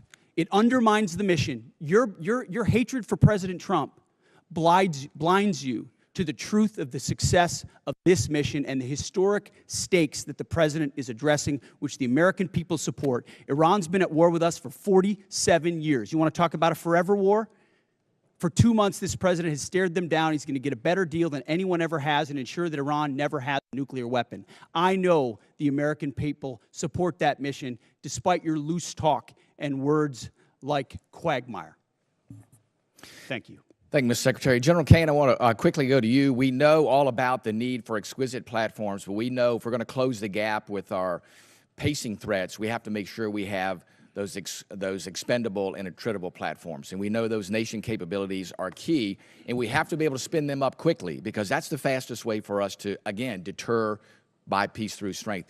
Give us your perspective on how you see the urgency of getting that capacity not only in place, but getting that ability to go to scale and get those capabilities in the hands of our warfighters. Sir, I think it's critical, and when I look at what OSW above us is doing, and the Deputy Secretary as well as Secretary Duffy, and frankly, the National and Defense Industrial Bases all rallying around the need to scale, along with the new entrants that are out there who are coming and bringing products to the joint force. A key is capacity. Time's expired. Chair, now recognize the gentleman from New Jersey, Mr. Norcross. Thank you, Chairman. I'd like to thank the witnesses for being here today. Mr. Secretary, it's well known that our Defense Industrial Base and Maritime Industrial Base has declined greatly over time. It's the shipyards. It's many of the things that you already spoke about. In my community, we used to have 3 shipyards, 40,000 workers. We've lost that critical job skills there and 40,000 people who know how to do it. And quite frankly, most of it went overseas because it was cheaper. Well, cheaper doesn't buy the security we need for our industrial base. I championed a provision in the 24 NDAA entitled Enhanced Domestic Content Requirement for Major Acquisition Programs. Had to do with our industrial base making things here in America long before this administration came in. The goal was to strengthen our supply chains and have that critical oversight, push for greater investments, much of what you're doing now on these major defense acquisition programs. So we passed that in a bipartisan manner because we knew that this was critical and things can happen. Lo and behold, here we are. There was a reporting requirement in that. That calls on you, the Secretary of Defense, to establish an information repository, issue rules, create a fallback process to govern the Department of Defense. We wanted to better understand much of what is being done here, but it's not being reported back to us. I sent to your office on January 8th, followed up on February 4th. We're years overdue on this report. That will give us insight onto how we're addressing it. We hear what you're saying, but can you commit that we will get that report to us in the next 30 days? Unless Jay has additional details, I'll make sure we look into it. Whatever we can get to you as rapidly as possibly, we will. We'll also check with the new Navy leadership and make sure they're complying as rapidly as possible with every aspect that could apply to shipbuilding. That's been our focus on the Navy side. It's not just shipbuilding, major acquisition programs across the board. This is incredibly important, and they are ignoring this, and 30 days is being generous, certainly. Second issue is you talk about championing the American worker and how important this is, yet in a memo on April 9th, you terminate all the collective bargaining agreements across the DOD, taking away from hundreds of thousands of workers at DOD their collective bargaining rights that they voted for. There was nothing to indicate there were any issues with any of the bargaining agreements, yet you decided to take away from them. Over the last few years, we have increased the wages for those war fighters, incredibly important. This year, up to 7%. Yet on the other side of this, you talk about supercharging the defense industrial base. We are in this. How do you go and say, yes, we support the war fighters? They can't do their job unless we are building things that they can use. Yet, no evidence to prove that these collective bargaining agreements were a problem anywhere across the Department of Defense under Democrat and Republican administrations. How do you kind of square that circle that you care about this, yet you take away their voice in the job? Well, certainly, sir, the great workers that whether they're contractors or DOD civilians that do the important work for us, the great ones are going to stay. And we've invested more in merit bonuses for civilians than any administration previous. So if you're doing great work, you're going to stay and you're going to have even more opportunities. But with our ear to the ground in those shipyards and other factory floors, there were issues with collective bargaining, which led to restrictions to the workforce and our ability to move faster. If I may just and in point that out, case, those are we made the outside decision to provide contractors. additional flexibility. You didn't so that we take it can move away faster. from the shipyard workers. You took away from Department of Defense employers where there hasn't been any issues. Let's be clear. Those are independent contractors, and they have their collective bargaining agreements, the ones that work for you. The ones that work for us should be at will like anybody else based on their performance. And if they're performing well, which I'm sure they are, as you've represented, they will have a job at the Department. So where is the issue that you took away their collective bargaining rights? Why did you do it if it wasn't a problem? Well, I stated up front, it has been a problem. There are plenty of cases, whether it's contract or inside our own department, where collective bargaining had led to arrangements and agreements that minimize the efficiency and effectiveness of employees at the point of their impact. That's what we were focusing on, and that's why we made the change, which we very much stand behind. Well, I yield back. Gentleman yields back, Chair, and I recognize the gentlelady from New York, Ms. Stefanik. Thank you, Mr. Chairman. Secretary Hegseth, I appreciate the department and the administration's focus on expansion and innovation in the defense industrial base. That's particularly important for emerging technologies. For years on this committee, my office has led the effort to ban the procurement of Chinese communist drones, which pose a significant national security threat. And last year, after years of work, this committee finally passed my Countering CCP Drones Act, or Section 1709 of the NDAA, which was fully implemented in December. How does the FY27 budget scale domestic production and deployment of drone systems to ensure the U.S. has the decisive advantage against our U.S. enemies? Well, thank you for the question. First of all, thank you for your work on that. Critically important. When you look under the hood of the ways in which China is trying to use critical elements of our defense industrial base and supply chain against us, or capabilities in the future that could hamstring us with options for a future president, it's staggering. So drones is one that not only have we recognized, but thanks to your leadership and the leadership of others, we are supercharging in this budget. Conservatively, $54 billion in drone and drone dominance and counter UAS. Jay just slid me a piece of paper. If you add it all up, it could be closer to $74 billion. We started a defense autonomous warfare group, to focus on this, but we're going to do even more. We will shortly announce a sub-unified command of autonomous warfare. Drones are so central to the future of warfare and where we get them from that we have to be able to both make the exquisite ones better than anybody else and also the attritable swarm, and then the ability to defeat them ahead of our adversary, learning from battlefields like Ukraine and Epic Fury. So thank you for your leadership. It is front and center in this budget. I very much appreciate all that the department is doing under your leadership. One of the concerns I have is recent reporting indicates that while DJI, which is a communist Chinese drone company, is prohibited from receiving new FCC authorizations, there are still DJI products such as the DJI Avata 360 widely available in the U.S. through major retailers. These received FCC authorizations before my provision in the NDAA was fully implemented. So my question to you is, we need to close this loophole to protect our national security. Will you commit to working with this committee in my office to ensure that these products that pose a significant risk to our national security are no longer permitted, given the evident threat CCP drones pose to U.S. national security? Congressman, yes, the department will commit to working with your staff and looking at that loophole, which we are aware of. And I missed in my first response, of course, that $54 billion is American-made drone dominance. That is exactly where they need to be, and that's where our focus is. Great. Another emerging technology that's very important and has a strong tie to my district is quantum computing. China continues to invest heavily in quantum computing, sensing, and secure communications for military advantage. I represent Rome Air Force Research Lab, which is a hub of research when it comes to quantum. Secretary Hegseth, how does the budget proposal position the U.S. to maintain leadership in operationally relevant quantum technologies? The country that dominates in quantum will dominate the future in C2, in comms, in every way that we fight. And so this makes the maximal investment possible here at home to ensure that quantum compute, and working across the interagency, by the way, this is not just a DOW issue, this is an interagency issue, to ensure that we've got the ability to scale and outcompute adversaries who are racing for the same same code. General Caine, throughout my time in Congress, I've pushed for the department to optimize its approach to quantum and develop a strategic roadmap. In your opinion, which quantum capability areas offer the most immediate benefit to the joint force and should be priority investments moving forward?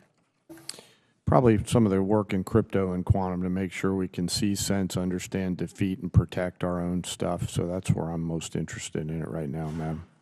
Great, and I also want to use my remaining time. I just want to invite both of you to visit Fort Drum, home of the 10th Mountain Division, the most deployed division in the U.S. Army since 9/11. In the first Trump administration, I had the honor of hosting President Trump, where he signed the NDAA in my district, and it's been a privilege to represent them. So encourage you to visit that installation before the end of this year. Thank you very much, and I yield back. Gentlelady yields back. Chair now recognizes the gentleman from Massachusetts, Mr. Moulton. Thank you very much, Mr. Chairman. Mr. Secretary, you and I agree that Iran is a national security threat to us and our allies. Now, earlier you called us feckless for questioning your war. Do you think Congress was smart or feckless when it failed to ask tough questions of the Bush administration and gave them a blank check for Iraq?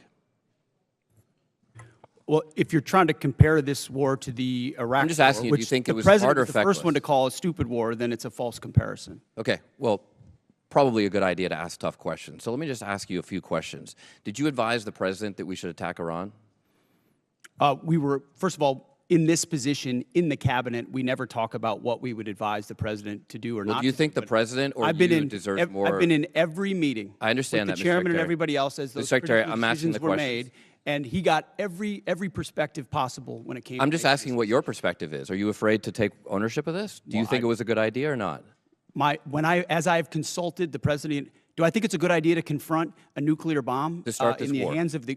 Imagine what the world would look like right now if Iran had a nuclear weapon. Okay, so let's just imagine. Which, by the way, if every they other, had one, every which the previous Obama deal was administration, going to allow them including to do. the first Trump administration, they had one. prevented them from having a nuclear weapon. So, listen, how is this war going? Do you think we're winning? Militarily on the battlefield, it's been an astounding military success. No, but are we winning the war? Absolutely. Okay, so do you call Iran closing the Strait of Hormuz winning? Well, I would say the blockade that we hold that doesn't allow anything to come in or out of Iranian ports, which Okay, is so always we've blockaded their blockade. use. So they blockaded us, and then we blockaded their blockade. That's like saying, tag, you're it. Or, you know, if President Madison had said, well, the British just burned down Washington, but don't worry, we're going to burn it down as well. Chairman Caine, did the military have plans for the idea that Iran might blockade the Strait? Sir, thanks for the question.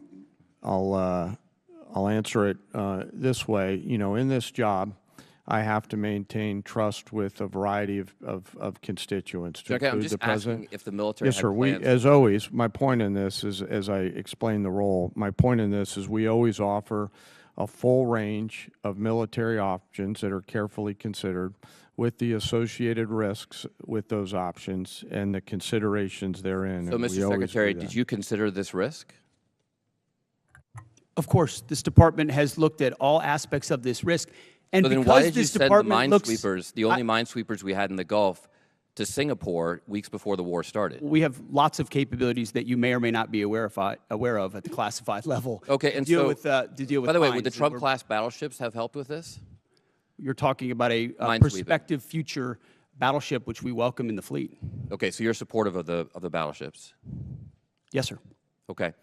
How much has Iran profited from your administration lifting the sanctions on Iran when you started this war? I can tell you Iran is financially devastated right now. Okay, well, in conjunction with the they've Treasury earned about and $14 billion. Operation Economic Fury. They're at a point where between the blockade and what we've done to them militarily, remember, they don't have a Navy. They can't contest the blockade. Okay. Between what we've done to them What kind of militarily a and Navy can financially, they buy they're at a for place $14 billion? where they have very few options. How many Chinese missiles can they buy for $14 billion? Does that sound like winning? They're not. We're ensuring, and they're not buying Chinese missiles. Okay. You know, at the end of the day, this also has a cost to us. If let's say this war costs $100 billion, I mean, you've already said, give us more time. It's only been 2 months. It could go on for 20 years like Iraq and Afghanistan. Let's just say it costs $100 billion.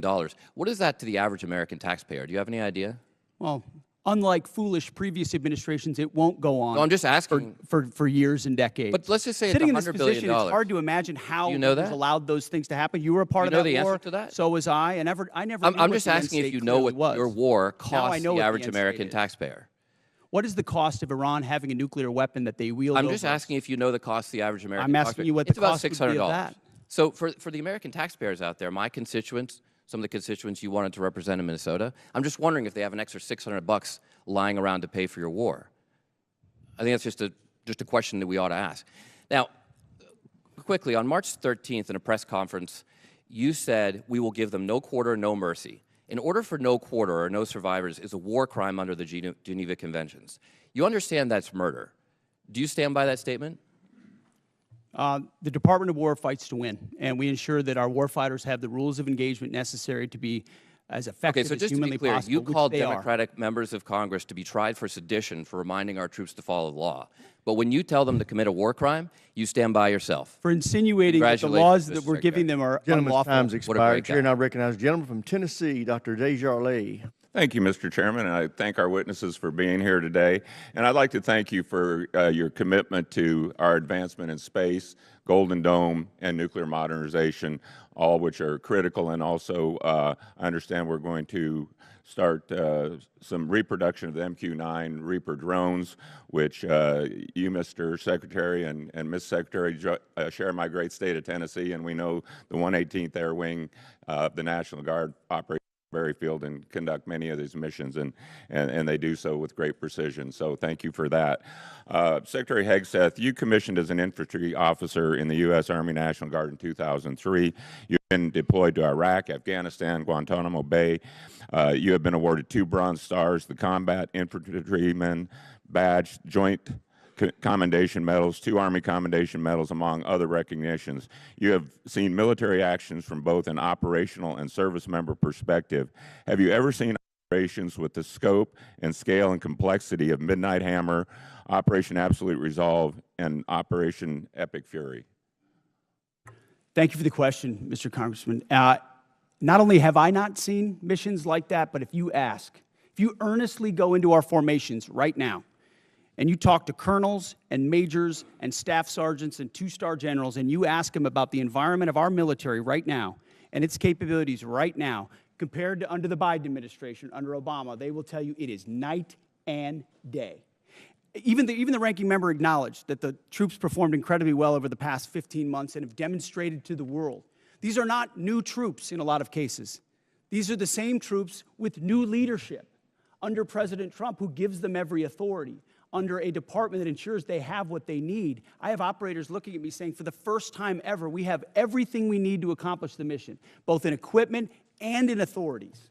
That matters when you go 37 hours around the world for Midnight Hammers. That matters when you go downtown in Venezuela and grab the indicted dictator of a country in the middle of the night in the most fortified location. That matters at the outset of the Iran conflict. It matters during Operation Rough Rider, which there's a reason why the Houthis aren't on in this fight right now, because they experienced 50 days of the American military under President Trump. That matters in the Caribbean and our fight against designated terror organizations.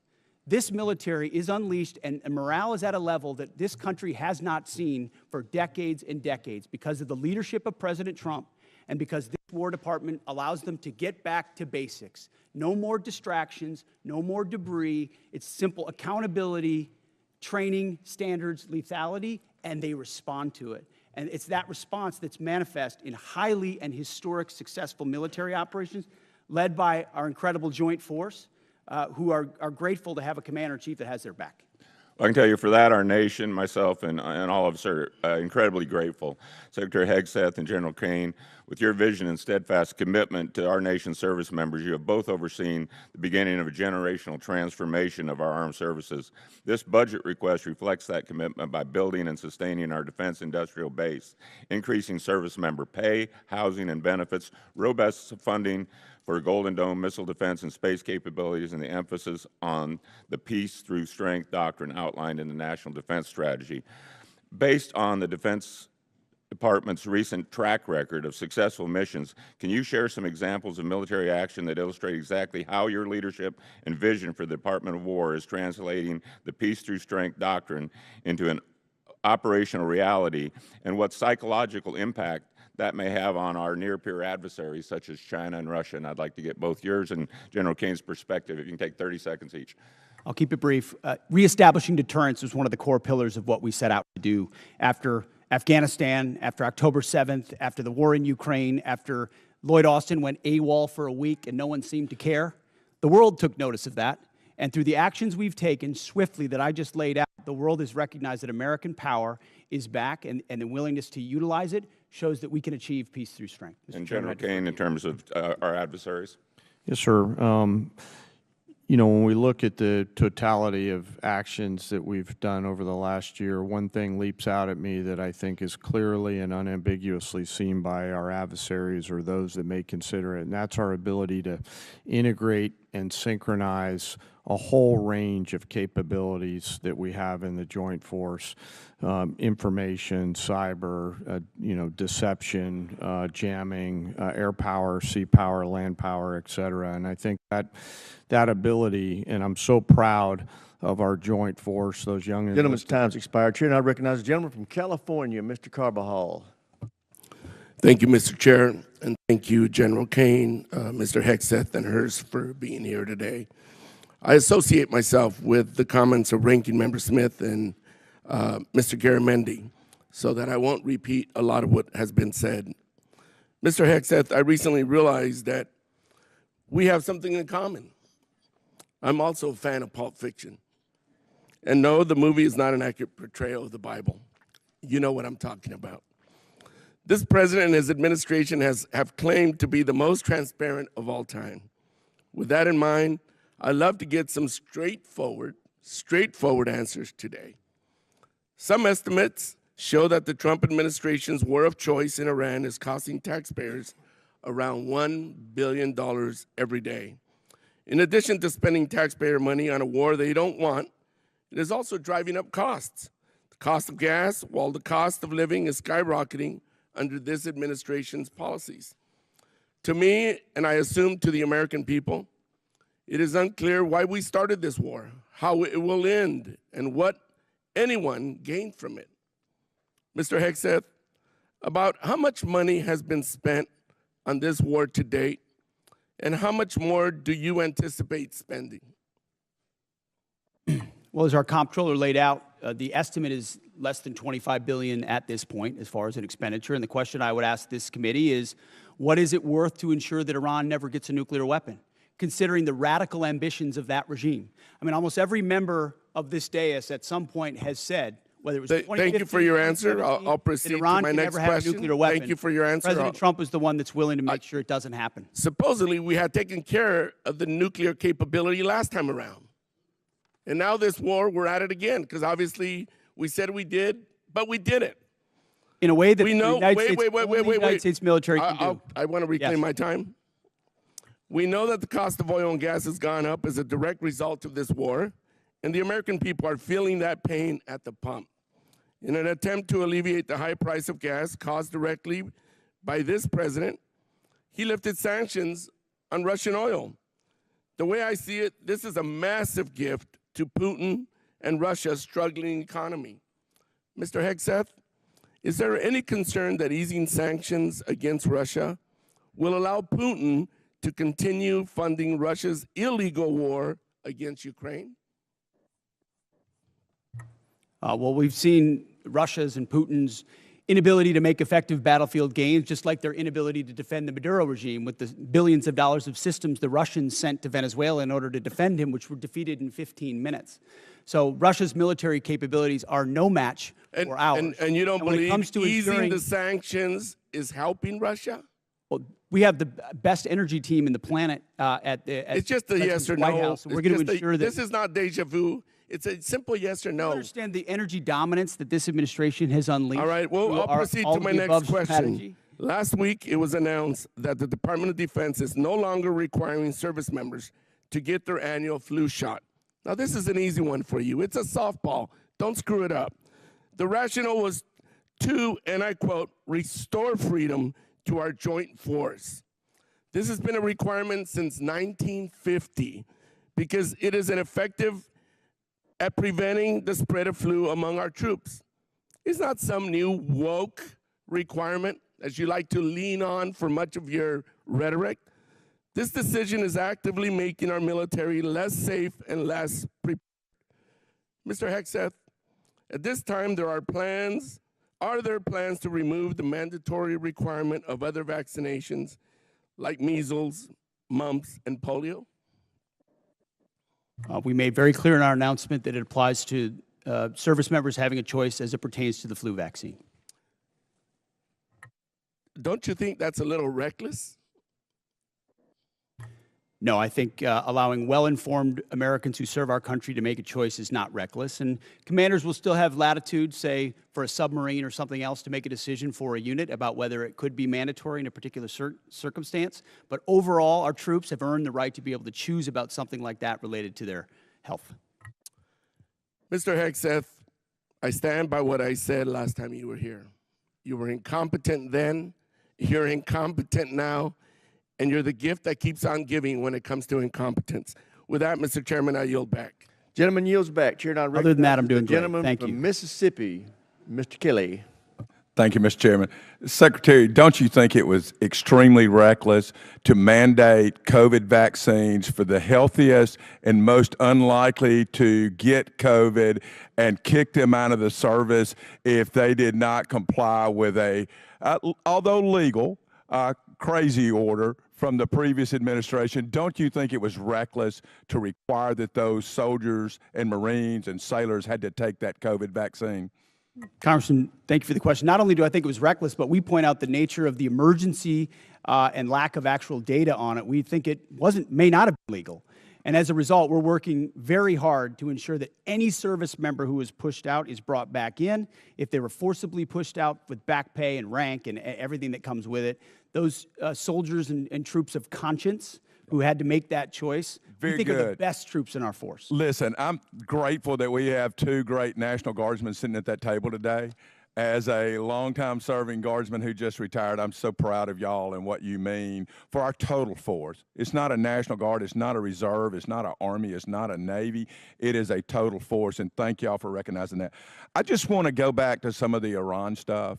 I don't know, maybe they're in a different world than I'm living in, but from where I live since 1979, Iran has been at war with the United States, although we refuse to acknowledge it, whether that's Hezbollah, whether that's the Houthis, whether that is Hamas, whether that is trying to build nuclear weapons, exporting terror everywhere. I know for a fact when I was in Iraq, both tours, that EFPs made by Iranians killed our troops. I know for a fact that many of the munitions, I know for a fact many of the militias in Iran that were Shia-based were there to attack Americans at the willing knowledge of the Iranian government. Do you agree they've been at war with us and are still at war with us and the world since 1979? Of course, for 47 years from Beirut to Baghdad, Iran has sought the most dangerous weapons in the world to try to achieve death to America. And if they were to get the most dangerous weapon in the world, a nuclear weapon, they would most certainly use it, which is why this is at the level of seriousness that President Trump was willing to address it. And that's what I think so many in this body misrepresent. North Korea is the lesson. Everybody thought North Korea shouldn't have a weapon. Under the Clinton administration, they gathered so many ballistic missiles that their ballistic missile shield allowed them to blackmail the region and the world to say, we're going to get a nuke and you can't do anything about it. Under this administration, them weakened by the 12-day war and what happened with Midnight Hammer, the President made a bold choice on behalf of the American people to say never will Iran, with their view of death to America and death to Israel, have a nuclear weapon, because if they have it, they'll use it. And he's taken that bold action in a way I think the American people, when they understand the nature of that threat, and they do, they support it. Chairman Caine, wow, I've been around a long time. Can any other military in the history of the world pull off Venezuela, Midnight Hammer, and Epic Fury the way that our great warriors that defend and project power for our nation? Are you aware of any other nation in the history of the world that could have done that? I'm not, sir, and I remain very proud of the Joint Force. I'll also say that we're a learning organization, and we're going to continue to look at the things that go right in any operations that we're tasked to do, and we're going to get better every day. So we do not want to sit on the successes and assume future successes. We owe it to the nation and to the citizens to constantly improve no matter how well something goes. So I'm incredibly proud of the Joint Force. That said, I'm even more proud when they come back after that. They go into a team room and they start debriefing to make sure that we do it better next time, whatever it may be. And my final point, I just want to talk about what a stroke of genius it was, greater than I would have thought, to blockade the ports of Iran. And that blow economically to their entire economy and to their leadership and everything else, it's going to take a little bit of time to play out. But that was so smart because it is more effective than any bombs, and those bombs were effective in Midnight Hammer. They continue to be. But until we kill their will to create a nuclear weapon, they will always be a nuclear threat because they've advanced far enough along. But that blockade was so important. And it amazes me now we're crying about high gas prices when they were $2 a gallon more just 4 years ago or 5 years ago under the previous administration. And with that, I yield back. Gentleman yields back. Chair now recognizes the gentleman from California, Mr. Caine. Thank you, Mr. Chairman. Secretary Hegseth, tomorrow is 2 months since the war has begun. You've testified that it was $25 billion in cost in terms of the munitions we used and what we paid for it. But when you add to that the damage that was done to our bases and today's dollars for buying replacement munitions and replacement aircrafts, what has the total cost been over the last 60 days? That number right now reflects the total cost that we're seeing. Including buying in today's dollars the new weapons and replacements and including the damage there? That's your testimony? If there's under adjustments oath? to that, I would defer to the comptroller on that. And how much are you seeing in terms of, are you asking in terms of supplemental funding just for the Iran mission from this committee? If and when a supplemental is submitted, Yeah, how much? the majority of it would not just be for, But for what Epic would be the Fury, it would be ballpark for Iran? munitions related to the entirety Just of a what number, we want to sir. get done. A number, what would you submit? What are It you would be requesting? within the, on Iran, it would be less than $25 billion, but there's a lot more we would ask for beyond So just Iran. you're saying it's considering- $25 billion. Okay, I would just, if you Okay. come back, you want to revise those numbers, because all the experts are disagreeing with you when it comes to today's dollars and damage, but you can revise it. How much did it cost American taxpayers in terms of the strike to the Iranian school where kids were killed? Do you have that number? In terms of the missiles we used? As I've said, that unfortunate situation remains under investigation. You don't know how much it 15-6 costs the investigation, but I taxpayer? wouldn't tie a cost to that, to anything.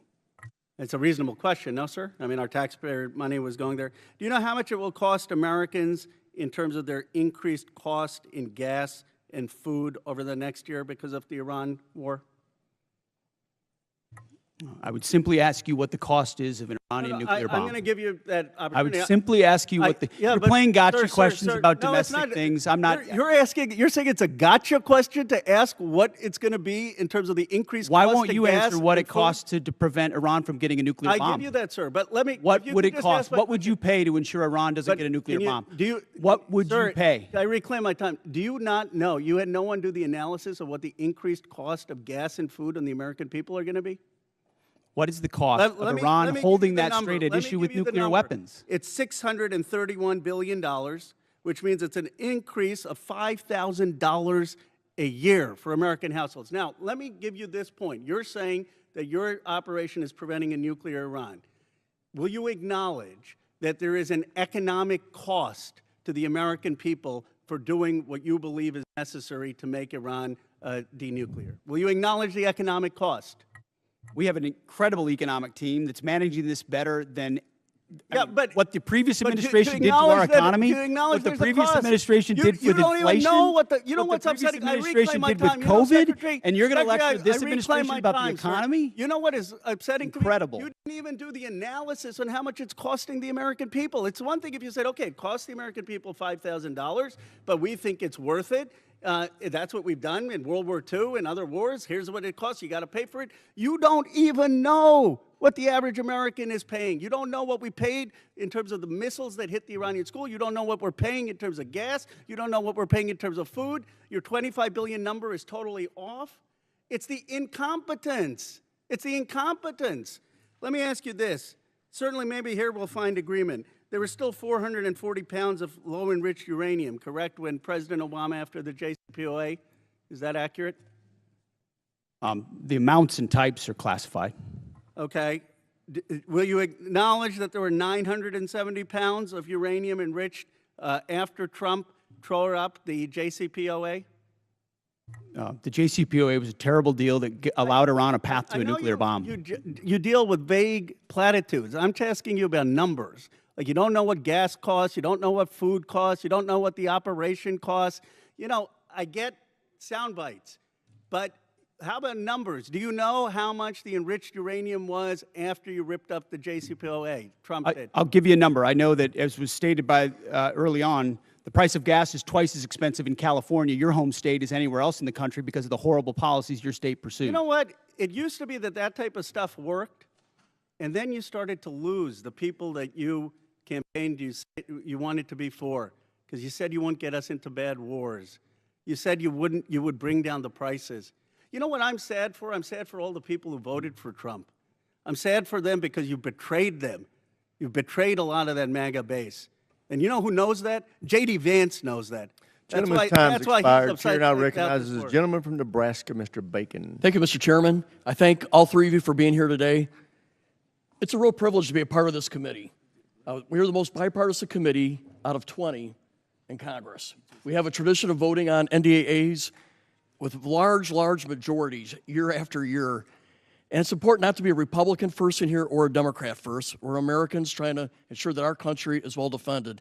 And in that spirit, I compliment the operations in Iran. I served 30 years in the Air Force. We were attacked repeatedly by proxy groups from Iran on every deployment I was on. They were the #1 threat where I was located. I've lost friends, like at Khobar Towers. Iran with a nuclear weapon would have been an existential threat to our country. And if they had a missile that could hit New York, they would have done it. They would have done it 2 months ago. So I support our operations there. I think it was good that we got Maduro out. You know, I would say it would be important to get the representative government that duly won their election there, and not good to replace one dictator with another dictator, but Maduro was bad for their country. And I support our 5% GDP spending. There's no way to modernize our nuclear force, 6th-generation fighters, take care of our men and women in uniform without being at 5% GDP. But also in the spirit, I share a bipartisan concern of the firings that we've seen at the Pentagon. 4 of the 6 service chiefs, for example, the Coast Guard. We had a huge bipartisan majority here that had confidence in the Army Chief of Staff and the Secretary of Navy. And I would just point out, it may be constitutionally right. You have the constitutional right to do these things, but it doesn't make it right or wise. Now, my first question is dealing with the housing allowance, something I've been working for the last 2 or 3 years. Our housing allowance is underpaying people in certain areas. And the department, and it hasn't started under this administration, it's been going on for a while, they take out 5% of the housing allowance. They send it to other needs. But that means we're underpaying our servicemen and women living off base by 5%. So we tried to fix it with a $2.9 billion line item to fix housing allowance, but that money was moved. So Mr. Secretary, could you tell us how we're going to fix this? Because we have a shortfall in housing allowance, and we tried to fix it out of here, and I'd like to get it fixed. Congressman, I agree with you. I think that is precisely the kind of quality of life issue that's been ignored time and time again. Oftentimes with good intentions of trying to do some trade-off with something else. But I mentioned the 7% pay increase. That's just for junior enlisted. It's 6% from E6 to 03, and it's 5% from 04 all the way up. But closing that gap, TRICARE reimbursement's a big one we're going to look at as well. If we reimburse TRICARE lower than Medicare, then no one wants to take TRICARE, and now you don't have a real network for service members. So those places where we pinched pennies to try to eke out additional budget space have really hurt service members. So I'm committed to working with you on that to close that gap and ensure that folks can live where they are asked to serve because they can afford housing. Okay, I think this has already been addressed to a degree, but I just want to emphasize we did put $400 million in for Ukraine. I asked you to execute it. It's important for most of us in here. It has overwhelming support. Also, I'm the chair of the Baltic Security Caucus, and we've put money in for the Baltic Security Initiative. These people love America. They love freedom more than anywhere I've ever been, and they need us. They're on the front lines with Russia. Mike, I have a question for the chairman. So we did 29 years of the nuclear alert, airborne alert, the Looking Glass mission. In 1991, we turned that off because the Cold War turned to our favor. But I think we're back to where we were at. Russia's a threat. China's building a nuclear force to match ours. I think we need a Looking Glass 2 and restore that nuclear command and control survivability that gives us deterrence. Russia, China needs to know no matter what they do, we can launch those 400 ICBMs. What's your vision for the Looking Glass 2 or the follow-on? Well, sir, as you know, right now we're looking at all three legs of the nuclear triad to make sure that that most critical backstop on our nation's most important day is reliable, redundant, and workable. And so we'll take a look at that. I know the team already deep in analysis on all the from NC3 to the end state. But what I want you to know is the most important thing is the ability to execute if we had to, and we can. You know, for 29 years we had a plane airborne with the general on board, and it gave the Pentagon, the White House, STRATCOM the assurance that we had a backup. I think we're back to the future. Yes, and sir. I appreciate your look at it. I just flew with them, and they were doing great work. Gentleman's time's expired. Mr. Chairman, I yield. Chair now recognizes the gentleman from Massachusetts, Mr. Keating. Thank you, Mr. Chairman. I want to talk briefly about the current U.S. doctrine and conduct of the administration in a particular event and a series of events, actually. As everybody in the dais and the witness table is aware, the Department of Defense Law of War Manual specifies that any order to kill shipwrecked persons in an illegal order would constitute a war crime. It isn't suggested. There's a specific example to show a clear-cut example of what this entails in our own manual. With that in mind, let's look back a few weeks ago when a fishing crew ended a long day of hard fishing, scoring a full stock of albacore and swordfish on board. Without any warning or expectation, this small Ecuadorian fishing vessel, operating about 200 nautical miles off the Galapagos Islands, was militarily engaged by U.S. forces. It was hit once, then it was hit again. Not a warning shot, not an interdiction, 2 drone strikes. Survivors described chaos and severe injuries. Our U.S. forces then handcuffed the crew at gunpoint, placed black hoods over their heads, seized and scrubbed their devices, and then held them for days. Ultimately, the crew was released, given there was no evidence to support any narco activity or any charges that may be against them. So to recap, we struck a vessel, we struck it again, set fire to it as it was sinking, and as public reports say, even drank their beer. We detained the survivors, and then we let them go. This should be eye-opening. Now let's go to another example, the double tap or 2-strike attack that took place on September 2nd in the Caribbean. A vessel was struck, disabled, and then struck again, killing all but 2 survivors that were left clinging to the wreckage. And this is the thing. We know this happened. We know how it happened, and the Defense Department still refuses to release the follow-up video of the killing of the shipwrecked survivors, even though they released the initial one to the public in major news networks worldwide. No difference in sources and methods in the 2 videos, but still not released to the public. Of course, the backlash was severe at the time and perhaps is being forgotten.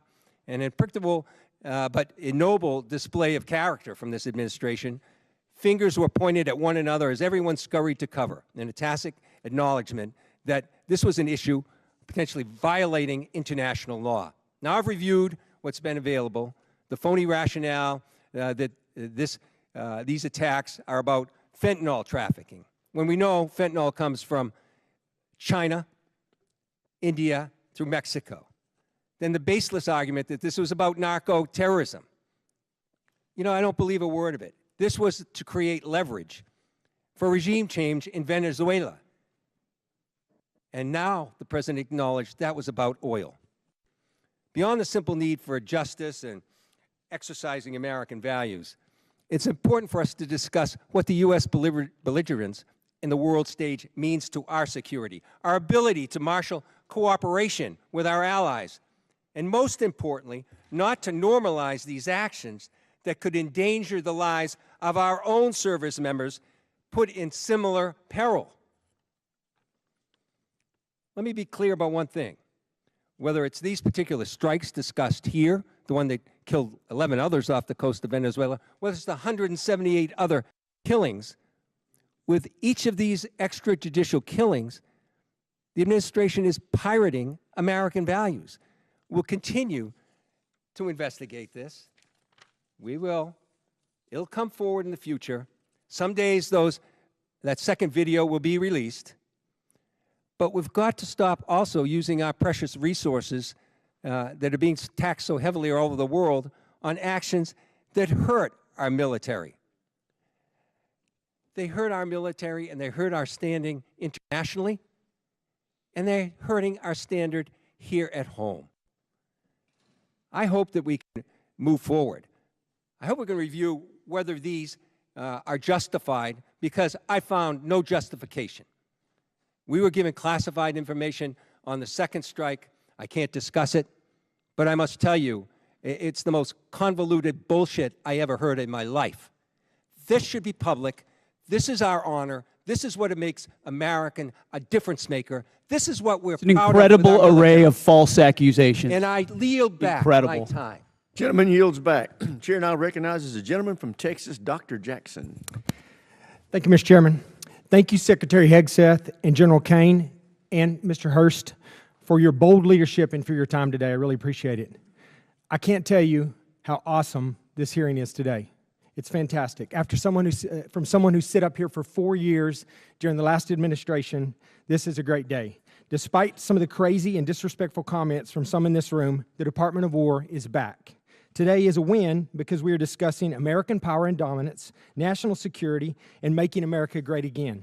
There may be differences in how we go about that, but at least we are not wasting all of our time talking about how to restructure the Department of War into a social experiment that appeases the far-left woke agenda that existed for the last 4 years. Thank God those 4 years of the disastrous Biden administration are done. On behalf of someone who served 25 years on active duty and almost everyone I know currently serving in uniform, thank you, Mr. Secretary, for saving the department. Okay, my question.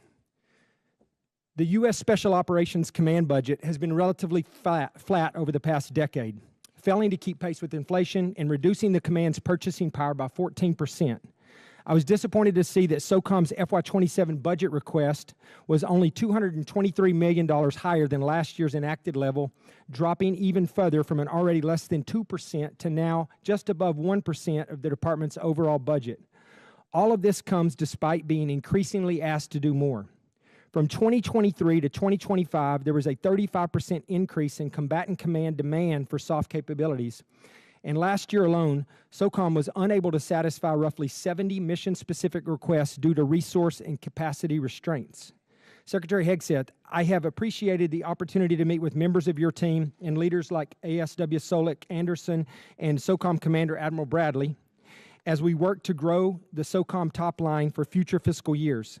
Can you discuss the critical role soft plays in underpinning deterrence, and do you agree with the urgent need to grow the SOCOM budget accordingly? Well, Congressman, thank you for your words, and I wholeheartedly agree. When you look at the burden that SOCOM shoulders on behalf of the Joint Force, it's incredible and it's significant. And so many of the things we have accomplished would not have been possible without the incredible leadership of Admiral Bradley, General Braga, and others inside that community and what they do. I recognize your desire for increased funding beyond what is in FY27. We have and will continue to look at that. That needs to happen.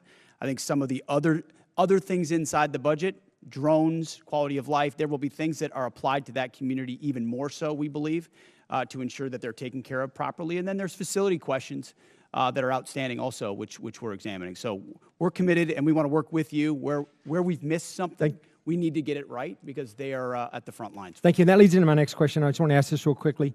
This year's budget request of $54.6 billion for the DAWG, for the Defense Autonomous Warfare Group, is a vital step to unleash American drone dominance and rapidly integrate autonomous and unmanned systems across the joint force. And we've talked about that a little bit here. However, my concern is only $1 billion of this proposed funding is included in the base request, with the remaining $53.6 billion dependent on future reconciliation package. While I understand the flexibility this approach provides, I remain concerned about the potential gaps created if such a package fails to occur, or if funding for the DAWG is not included in future budget requests. And like you said, I'm hoping that SOCOM is a big part of this. But to avoid critical capability gaps, how is the department planning to fully fund DAWG at the $54.6 billion if reconciliation stalls, or if the department, or does the department intend to transition funds for autonomous requirements into the base budget for future years? And additionally, as you mentioned, how will the department ensure SOCOM receives and executes portions of this funding to meet future mission requirements? It's the right question, and we plan to work hand in glove with this committee, with OMB, with the White House to ensure that that reconciliation package is properly tailored and timed so that it is passed, so that critical money gets there. So we're not looking to FY28 or FY29 because we need those capabilities right now, which is why I appreciate the chairman's opening question about reconciliation. It is a critical vehicle in this calendar year to ensure this department is fully funded to meet the threats of the future. Well, thank you. Once again, I think you guys are doing an incredible job. I appreciate your leadership, and thank you for your time today. I yield back, Mr. Chair. Gentleman yields back. Chair, I recognize the gentlelady from Pennsylvania, Ms. Houlihan. Thank you, Mr. Chair, and I appreciate you gentlemen for being here today and for the opportunity to have a face-to-face conversation with each of you. I have many questions and unfortunately need to start with some that disturb me, Mr. Secretary, from your opening remarks. In your opening remarks, Mr. Secretary, you reserved more words and more time and more vitriol to condemn Democrats than you did for Xi and for Putin combined. It's pretty telling to me that you decided to use your words and your time for that. It turns out that Democrats, even Democrats in Congress, are patriots as well. We serve in our uniformed services, we admire and love our uniformed services, and we love our country just as much as Republicans do. In fact, in this body, I and Representative Bacon, who you just spoke to, led the junior enlisted pay raises that you now sit there and laud as and take credit for. We led the closing of the BAH, which then you ended up poaching and using for other things. This body led and authorized Ukrainian funding that is now being withheld. You also, in your opening remarks, strangely admonished us here for not being patient with the results of your 2-month war, a war of your suggestion to this president, a war of your choice, a war you executed without congressional consultation.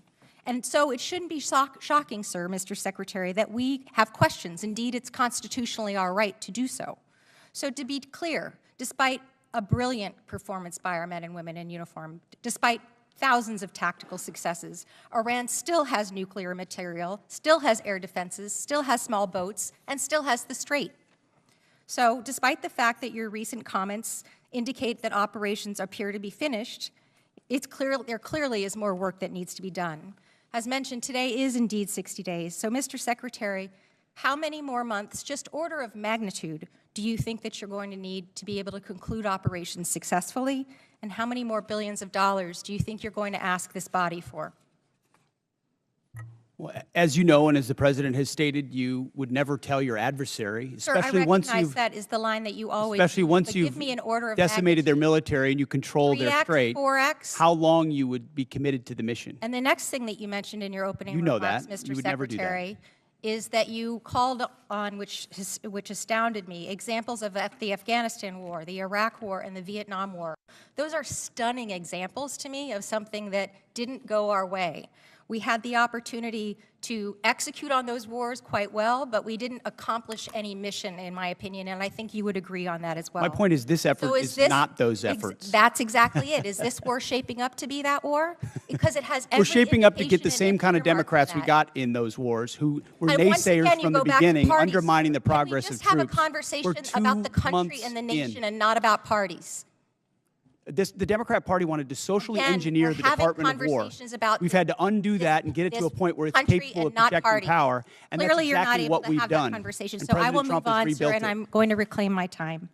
General George, let's talk about a guy who's a patriot, somebody who every single person here in this dais and down there in that audience and out there in this world has huge admiration for. Why did he get fired? Well, as with any moves we make with general officers, first of all, I thank them for their service, and ultimately... My impression is you thanked him by a text or a phone call. You didn't even do it to his face. Out of respect for these officers, we never talk about the nature of their removal, but every one of them, including myself, knows that they serve at the pleasure of the president. Why did you fire him? Ultimately, out of respect to these officers, we don't reveal it. However, I will note, it's very difficult to change the culture of a department that was been destroyed by the wrong perspectives. So you think General George there. destroyed a culture? There are many, we've gotten rid of many general to me officers as in if this you're administration you because have we no need new answer, leadership. Sir. You have no way of explaining why you fired one of the most decorated and remarkable men who's We ever needed served new this leadership. nation. That's And my so answer. your answer is a very immature way of responding to my request. My next question has to do with my remaining time about the fact that there apparently are orders that you've recently given to the Navy to detail officers to command billets in special operations where they, the people who you're detailing, have already received bad performance reviews. They've received negative fitness reports. Is there a truth to that statement, sir? I'm not aware of what you're referring to. Have you ever ordered the Navy to add officers who never screened for Special Operations Major Command to the promotion list for flag officer? I'm not aware of what you're referring to. All right, I'll take that for no. Thank you, I yield. Generally yields back. For everybody's situational awareness, it's my plan at 1 o'clock or approximately 1 o'clock to recess for about 10 minutes to give the witnesses a chance to stretch their legs and visit the restroom if necessary. But with that, we will now go to the gentleman from Florida, Mr. Jimenez. Thank you, Mr. Chairman. And Mr. Secretary, are you aware that that Iran, either through our intelligence or they themselves, said they had about 500 kilograms of enriched uranium, up to about 60%?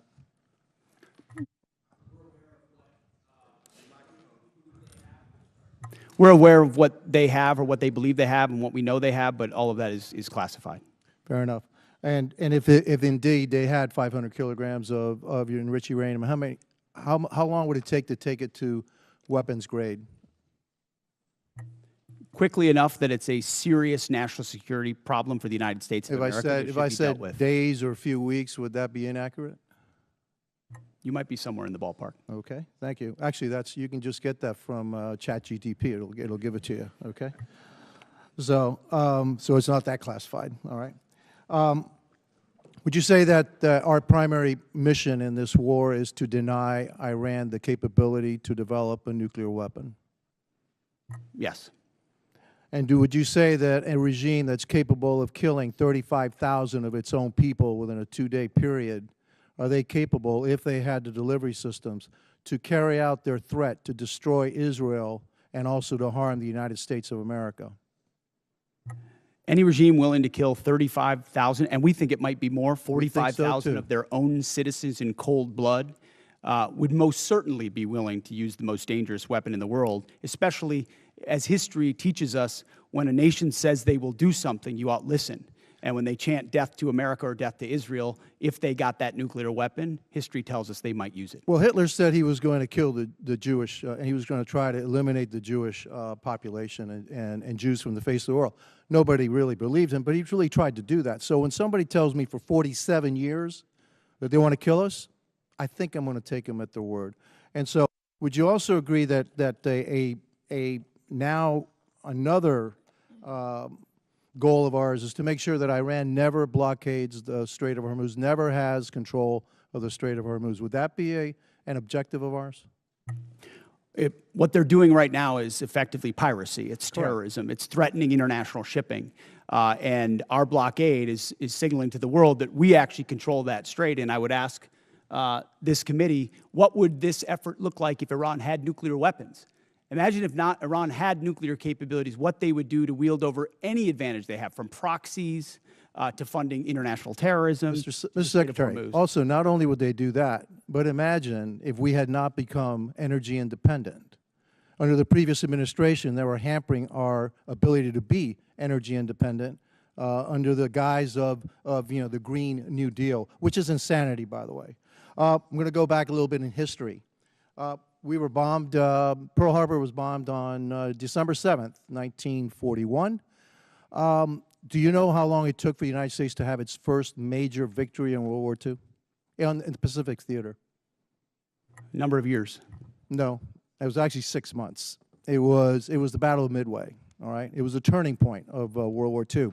Could you imagine if we had the same Democrats asking then Secretary of War, all right, gee, it's been 2 months, okay, and we haven't won this war yet, back then. We didn't win a major battle for 6 months. Your job, the job of the military, what you've done in the first 2 months is extraordinary. And so, again, for a couple of final questions. Do you know how much money we spent on Ukraine? Helping Ukraine? Under the previous administration? No, right now, up to now. Upwards of $300 billion, $350 billion? You're probably right, about $300 billion. And yet I don't hear anything about, gee, how much money have we spent on Ukraine from the other side? The difference between them and me is this.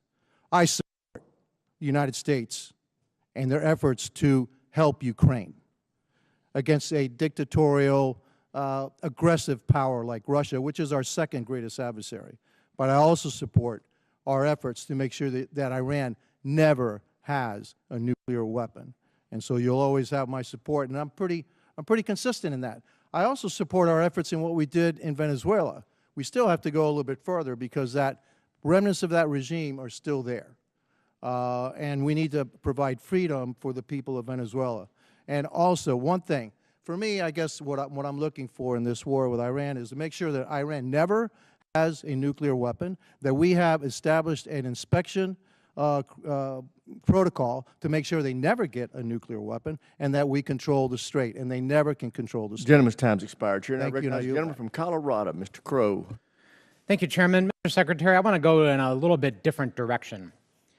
Timothy Parlatore served as your private attorney, correct? Correct. And Mr. Parlatore also served as private attorney for President Trump's campaign, correct? I'm not privy to every professional position that he's held. Well, I'll help you out. He did. And you appointed Mr. Parlatore as your senior advisor, correct? He does reserve duty on behalf of the Navy. His title is senior advisor. You gave him that title, correct? And I would count him as very much an advisor of mine. Yep, he travels with you, correct? Tim Parlatore has been a long-term friend. He's a great patriot. He travels with you. That's not what I asked. I reclaim my time. He travels with you, doesn't he? He travels with you, doesn't he? Correct? There's public Instagram that shows this. Just say yes. Yes, of course. Okay. He sits in meetings with you and advises you, doesn't he? He sits in some meetings on occasion. Well, he maintains a desk in an office in the Pentagon, does he not? I'd have to check. You don't know? It's a big Pentagon. You directly commissioned Mr. Parlatore in the Naval Reserve as a Navy commander in March 2025, did you not? I was very proud to do so. And when you did, because he's a Navy Reserve officer, he didn't have to go through the PPO process, the White House Presidential Personnel Office, right? He wasn't vetted by a White House PPO. Uniformed service members don't get vetted by The answer is yes. He didn't have to be vetted by a White House PPO. He didn't go through the Senate confirmation process either, did he? The answer is no. I don't know what you're getting to, but Tim is a fantastic I'll tell you what American. I'm getting to. The answer is great no, work. right? He does great work. Okay. He didn't maintain a security clearance when you appointed him as special advisor. Is that right? I'd have to check. You don't know? I mean, anybody that has access to sensitive material is going to have the appropriate clearance. Okay, so when you appointed him as special advisor, he had a security clearance? You're trying to piece together a timeline. No, I'm asking a simple question. One of your special, most sensitive advisors, did he have a security clearance? No, you're playing a gotcha game like you do on TV and everywhere else. You're trying to thread together details that are connected about something else. Clearly, you're concerned about my line of questioning, aren't you, Mr. Secretary? Because you know where it's going, don't you? I think you do. So, does Mr. Parlatore represent foreign governments? He has a private law practice, does he not? From what I understand of his law practice, he does a lot of great work for service members in the military and other. He maintains a private law practice. Does he represent foreign governments or foreign persons in that private law practice? I don't know. You don't know. Somebody who's sitting in your meetings, a special advisor, you don't know.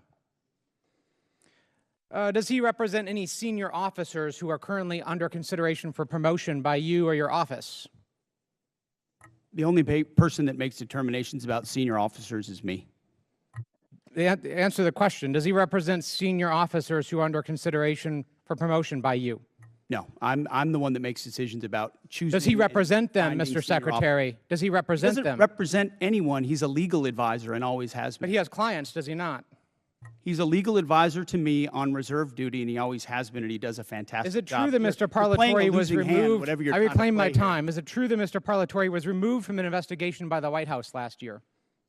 I don't know what you're referring to, but not that I'm aware of. You're not aware of it. Was it true that you were also removed from that same investigation? The answer is yes. No, not that I'm aware of. You're not aware of it. That's interesting. Well, is it true that Mr. Parlatore disparaged President Trump? I don't know what you're referring to, but no. Is it true that Mr. Parlatore was accused by President Trump and his lawyers of lying? What you're accused of is a cute line of questioning that's going nowhere. Well, it's going somewhere, which is why you're not answering the question. Was it true that he was accused of lying by the president's legal team? I'm not familiar to. You'd have to give me the context. Well, it's right of that here. article, You want to look at the statement from President Anybody Trump's could blow legal up team? a quote and claim it says something, and that's what you're doing in a little stunt. Secretary Hegseth, what I'm really concerned about is you purport to have unfaltering loyalty to President Trump, and yet you are continuously Oh, going you care a lot about I reclaim President my Trump, time. don't you? You This are going is a behind cute his waste back of your 5 and minutes. appointing A people. huge, I reclaim my cute time. waste of your 5 minutes that I led reclaim nowhere. my time. You are Do not repeatedly pass go, going do not behind the collect president's Gentlemen back. from Colorado's time. Go ahead, Mr. Carl. You are repeatedly going behind President Trump's back, appointing people who he is accused of lying, who the White House is Gentleman's accused of time's lying. expired. The And you chair are now not being recognizes honest the with President gentlelady Trump. from South Carolina, Ms. Mace. Thank you, Mr. Chairman. Thank you, Mr. Chairman. I request unanimous consent to enter a number of documents into the record. The first of which is a statement from Corey Mills, First Sergeant, stating his forms and accounts of his military service are falsified. The second document is a picture of Corey Mills wearing a Bronze Star from 2019 before he ever got a Bronze Star. The third document is a document that conveys a Bronze Star medal and his life-saving care to the wounded, and according to the soldiers who were there, they said it never happened according to the men who were there. The next document is a transcript of a conversation I had with Brigadier General Arnold Gordon Bray, who confirmed that he did not review, did not read, did not physically sign the form, DD, I guess 638, form 638, that Mills submitted for a Bronze Star. And to be candid, he said, quote, "I didn't look at it." I asked to review the email that he sent to Mills' staff about authorizing his signature for a form he did not review, and he said that he would not share it with me. That's a future subpoena. I would like to enter to record a picture of Corey Mills, who says this is the second time he got blown up, but what he wouldn't tell people that the blood on the pant leg in this photo is the blood of Sergeant Ray. It is not Corey Mills' blood. In the same series of photos he shares when he said he was, quote, blown up, are images of a Humvee that exploded with severe damage. That is not his Humvee. His Humvee purportedly was 50 yards away and suffered no damage and was not blown up. This is a copy of Corey Mills' marriage certificate with a 9/11 imam at a 9/11 mosque, entered for the record and redacted, with family members' names redacted and protected. This is a picture of Corey Mills with a purported Russian hooker in Afghanistan, which he, of course, denies. And then last but not least, I would like to request unanimous consent to enter into the record a restraining order against Corey Mills for dating violence. Thank you. I just buried my father on Thursday, Mr. Chairman. My father died with shrapnel in his body. He had 3 tours of combat, 2 in Vietnam, 1 in 1965 during the coup d'etat of the Dominican Republic. And I take stolen valor seriously because we have men and women in uniform that have given their lives. And an individual that steals the stories of dead soldiers or injured soldiers have no right to serve in this body, let alone on this committee. And so I take it very seriously. I want to thank you, Mr. Secretary, and the folks that serve under you in the Department of War. As my father lay dying on April 14th, there was only one thing that calmed him down, that gave him the courage to pass on to the next life. And that was for me to read stories and testimony from 3 different soldiers that we didn't have, our family previously didn't have. We've been doing a lot of research on my father's service when he received the Distinguished Service Cross with V device in 1968 in Dong Zai. He rescued every man in that battle, in that firefight over a 2-day period. He rescued them dead or alive on his own. He stood up to take fire over and over and over again. He called on artillery, heavy artillery, onto his position. Within 100 meters of his position, the man should have never made it out of Vietnam alive. And in fact, his commanding officers kept him back in many cases because they thought he was on a suicide mission because he was just so dangerous out there. But he saved the lives of so many soldiers. And so as he was taking his final breaths, I was provided by the Department of the Army some testimony of soldiers we didn't have, and diagrams and information. It was the one thing that calmed him down so that he could pass away knowing that he was a war hero and knowing that Jesus loved him. And it changed our family's life, and it changed his life in his last moments, his last breaths, his last hours. And for that, I am so grateful for the ship that you're running at the Pentagon and the Department of War. I have heard from people in the way that you're trying to innovate and trying to change the way we do business there. And I'm glad that you're firing people. There are people there that are getting in your way. They need to go. And the efficiencies that you want to bring, whether it's shipbuilding, whether it's cyber, whether it's AI, whether it's public-private partnerships, we have never seen a secretary at the Department of War who has been as innovative as you have. So I can't say enough good things about you right now. I was impressed. I was concerned about troops on the ground in Iran early on, and I was impressed with where we are today, how those soldiers were evacuated that got in that flight that crashed. But everything I have seen, you have surpassed all of my expectations, and I just want to say thank you from the bottom of my heart, and God bless you. Gentlelady yields back. Chair now recognizes the gentleman from Maine, Mr. Golden. Thank you, Mr. Chairman. Good morning, Mr. Secretary and General Caine. I'd like to use my time to drill down on an important decision concerning America's surface fleet. That is the future of the DDG-51 Flight 3 destroyer. Everyone on this committee knows about the Navy's struggles to successfully design, manage, and field new classes of ships. To name a few examples, I'll highlight the Littoral Combat Ship, the Zumwalt-class destroyer, and the recently canceled Constellation-class frigate. By any measure, the Arleigh Burke-class destroyer has been a highly successful program that continues to deliver the Navy a large surface combatant it can depend on. So the Zumwalt-class destroyers were going to replace the Arleigh Burke.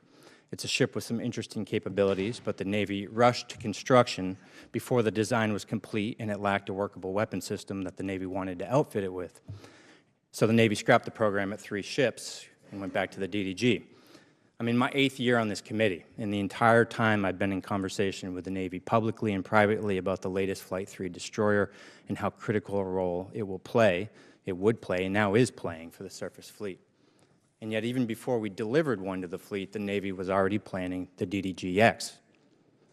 I'm skeptical about the transition to yet another new class of surface ship, given the troubles I've laid out already. From my perspective, we have a proven hull for an Arleigh Burke destroyer that is described by CNO after CNO again and again and again as the backbone of the Navy's surface fleet. But now I'm even more skeptical. The proposal cuts production of the destroyer down to just 1 ship, scraps the future destroyer, and proposes $17 billion to build just a single new battleship, a class of ship the Navy decommissioned in 1992. Mr. Secretary, when you visited Bath Iron Works, you discussed this budget proposal with shipbuilders. You said, quote, "We're maxing out on DDGs. It's a workhorse, and it's a damn good workhorse." You were right about the DDGs. They are a workhorse. They're cost-efficient, deadly effective, and feared by our enemies. And I'm wondering why would we move on so quickly from a relatively new Flight 3 destroyer that's the gold standard for ballistic missile and drone defense capabilities. It's a ship that's proven itself time and again, recently in the Mediterranean, Persian Gulf, and the Taiwan Strait. I understand the Navy wants to field hypersonic missiles, but look no further than the 3 Zumwalt ships that the Navy has in the fleet that have been refitted with vertical launch tubes capable of delivering hypersonic missiles at a great payload at over 17,000 miles this year. Perhaps what's most troubling to me is that the battleship plan proposes moving at a pace that is, I think, extremely dangerous, or just high risk, low reward. To begin construction so quickly, breezing right through design. It's well documented that expediting design and preemptively moving to construction is the greatest recipe for failure. This represents an unacceptable cost to taxpayers if it fails, and leaves America less secure and our Navy less prepared. I understand the proposed battleship was a bit of a dream child of the recently departed Secretary of the Navy. I want to remind everyone here that recent history is littered with failed efforts to replace existing successful programs that remain the best in class worldwide. This isn't the failure of shipbuilders or sailors. It's a failure by leaders to learn a simple lesson. If it ain't broke, don't fix it. My sincere hope is that you, the Navy, and the Congress will pump the brakes on this battleship. Take the time to get it right, whatever it is. And for now, focus on the workhorse you can depend on. America cannot afford a surface fleet without a backbone. I very much appreciate that perspective. And the idea of divesting of an asset that's indispensable right now is not just a Navy problem. I mean, we've seen the same on MQ-9s and Apaches and A-10s and systems that our warfighters continue to rely on, which is why divesting to invest, which was sold under the previous administration because of continuing resolutions and insufficient budgets, created a gap where now you're getting rid of the very things that you need right now, and you don't have available things of the future that you said you would have because of the way this department did business. Always over cost, always delayed. So there's one destroyer, one Arleigh Burke-class destroyer in this budget because, and I hate to even say it, I'm not going to say it in open hearing, how many years behind we are on the backlog of building the Arleigh Burke-class destroyers. So the bulk of the money goes into shipbuilding to fix that, ensure we can get new places to build more faster. Then you can fund additional, either whether it's this class or the next class. But the Arleigh We're Burke almost over time. I'm going to reclaim and just say in my last seconds here, careful with the pace moving through design to construction so quickly as proposed by this budget. Thank you. Gentlemen's time's expired. As announced earlier, we're going to now recess until 10 minutes past the hour of 1.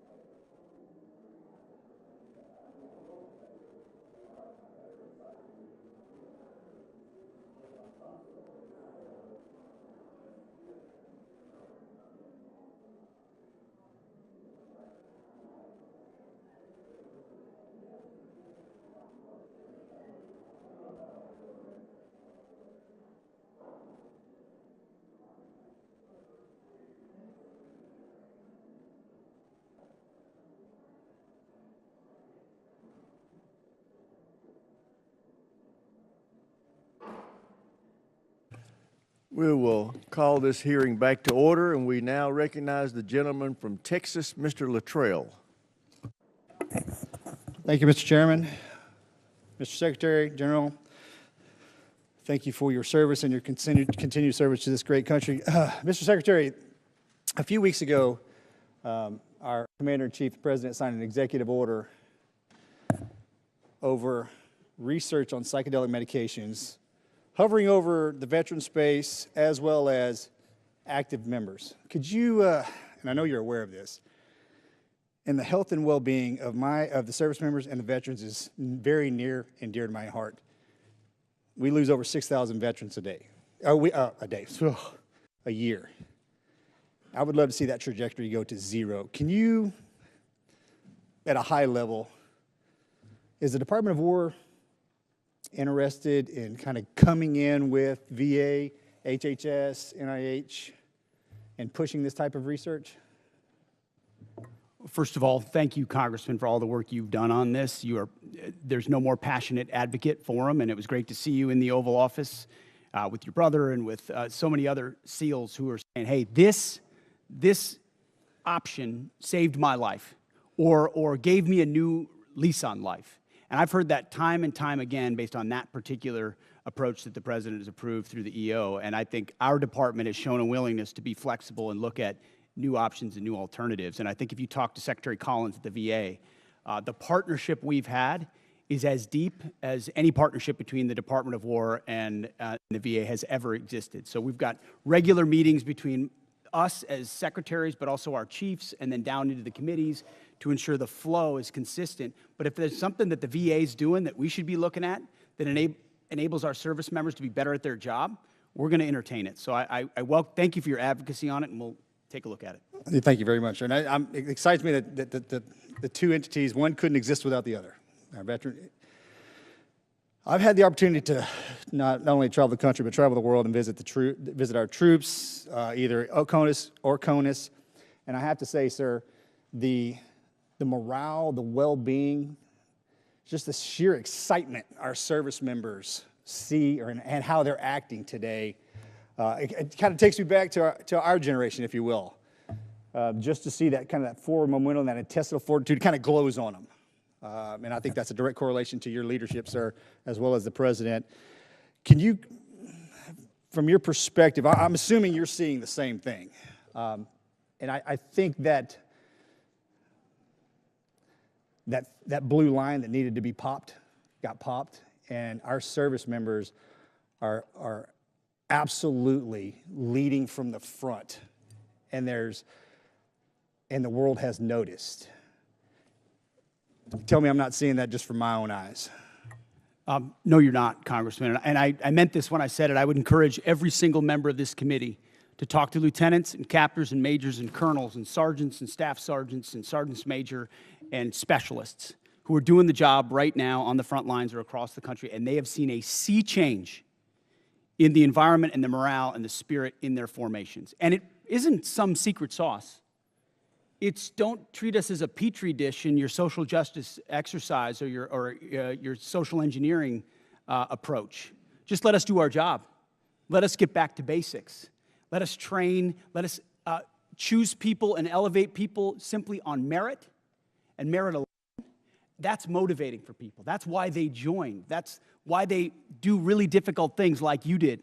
And are away from their families for a very long time. They want to defend their kids and grandkids, but they don't want to have distractions and debris on the inside. So when we talk to them, they are so grateful for the fact that we're just getting back to the basics of readiness, training, accountability, discipline, warfighting.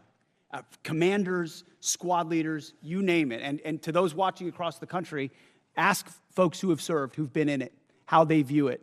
And they see it under President Trump's leadership fundamentally different. And we haven't even talked about the border, which is now secure. I mean, there's the recruiting successes, the fitness and combat standards that have been restored. We're treating everybody at the same level. Sounds like basics, but it all translates into morale. And then morale translates into readiness, and that translates into capabilities. And then when you have a commander-in-chief that unleashes them, it turns into mission success. And then the world pays attention to what the American military is capable of doing. And it's on the shoulders of leaders like you who did it in previous generations, and we're simply doing it again. So thank you for your leadership.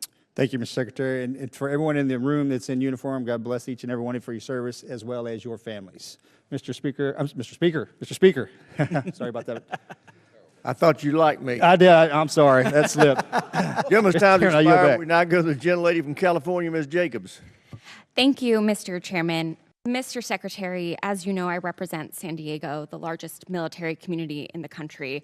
Right now, as we are speaking, 2,500 San Diego Marines are off the coast of Iran. Many, many other San Diegans in uniform have gotten 48-hour deployment notices.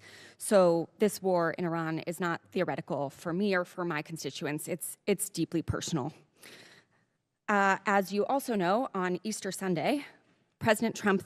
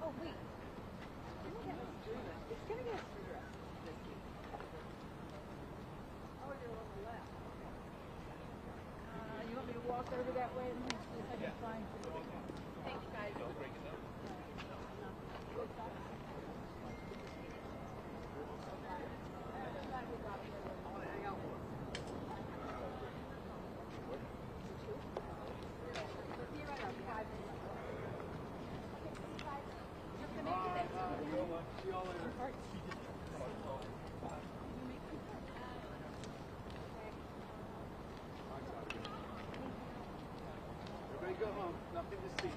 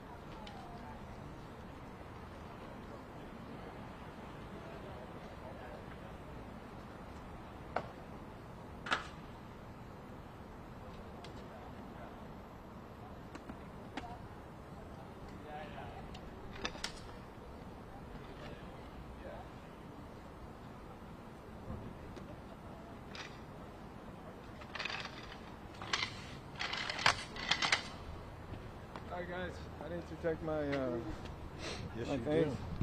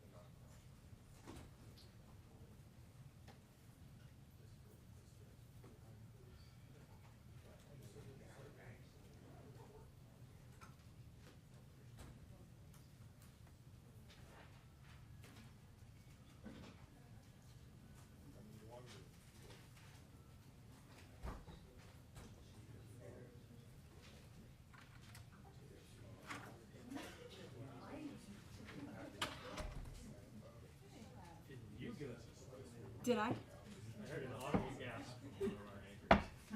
When I came out? Yeah. Just now? I have that effect on people, I guess. Occupational hazard.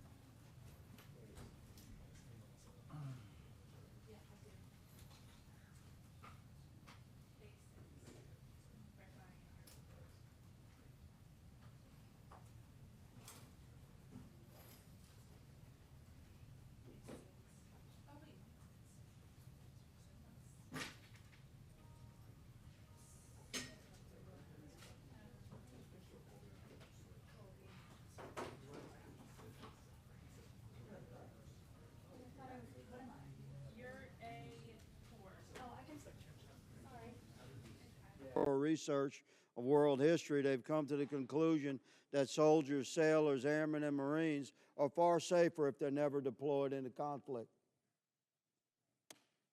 You've made it very clear that you take your business seriously, and we support you. I certainly do.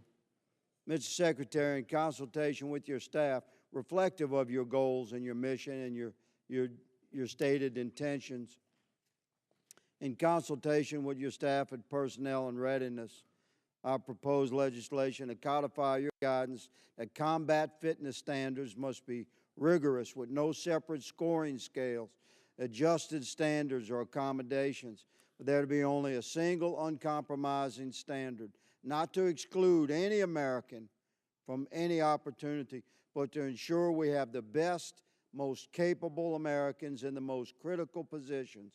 Would you welcome this body making your guidance into law in the NDAA? I would welcome, Congressman. Thank you, Mr. Secretary, for clarifying that. A question about Iran, and I'll give you the final 30 seconds to answer. Was Iran moving precipitously towards nuclear weapons capability, Mr. Secretary? Even after the obliteration of Midnight Hammer, what was clear is that the intention of Iran remained in the pursuit of nuclear weapons. And after, as hard as they were hit by Israel, it created an opportunity to get rid of the conventional shield. That's why we talked about missile production and the Navy and the defense industrial base, to set them back from blackmailing the region and the world in pursuit of nuclear weapons, because we understood how much they could continue to pursue them. Roger that. Thank you, gentlemen. Mr. Chairman, I yield. Gentleman's time's expired. Chair, and I recognize the gentleman from California, Mr. Cisneros. Thank you, Mr. Chairman. Thank you and the ranking member for bringing us here today for this hearing, very important to the nation. I want to thank our witnesses for all being here today. Mr. Secretary, the President recently made an announcement that the state-activated National Guard would start receiving active duty pay for federal missions, and I believe you kind of made similar remarks as well. I'm happy to see that announcement because it brought the much-needed attention to this disparity. Whether you agree with missions or not, when guardmen are called up for active duty and they really have no choice in the matter for homeland missions, often they are receiving inconsistent pay and benefits depending on their status. This issue has persisted for decades. This is why earlier this year, Rep. Bergman and I introduced Duty Status Reform Act, which would address the issue head on. I believe this is the right time to push this over the finish line. It's something the National Guards Bureau supports, the Council of Governors support. Just the other week, the service personnel chiefs are all here. They support it. TAG support it. So, Mr. Secretary, as a former member of the National Guard, I am asking you here today, would you consider supporting consolidating the 29 duty statuses for the military reserve component into a balanced and equitable system that would also help the National Guard receive retirement points when they're called up for these federal missions? Would you support that? Congressman, thank you for your efforts on this. It makes a ton of sense, and we support these efforts for duty status reform in pursuit of things that work for the department and for the troops, because they deserve the kind of pay and benefits that are commensurate with active duty troops. So we would look forward to working with your office to get at duty status reform. I think now is the right time. Thank you for that. General Caine, I ask you the same question as an individual who's served in the Air National Guard.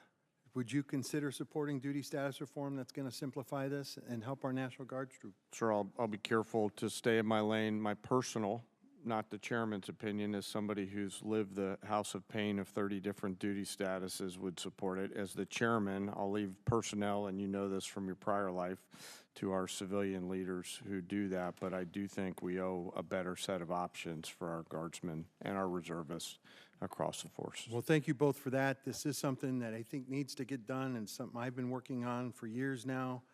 The National Guard Bureau supports it, and so I hope you will, like you said, work with us to get that done.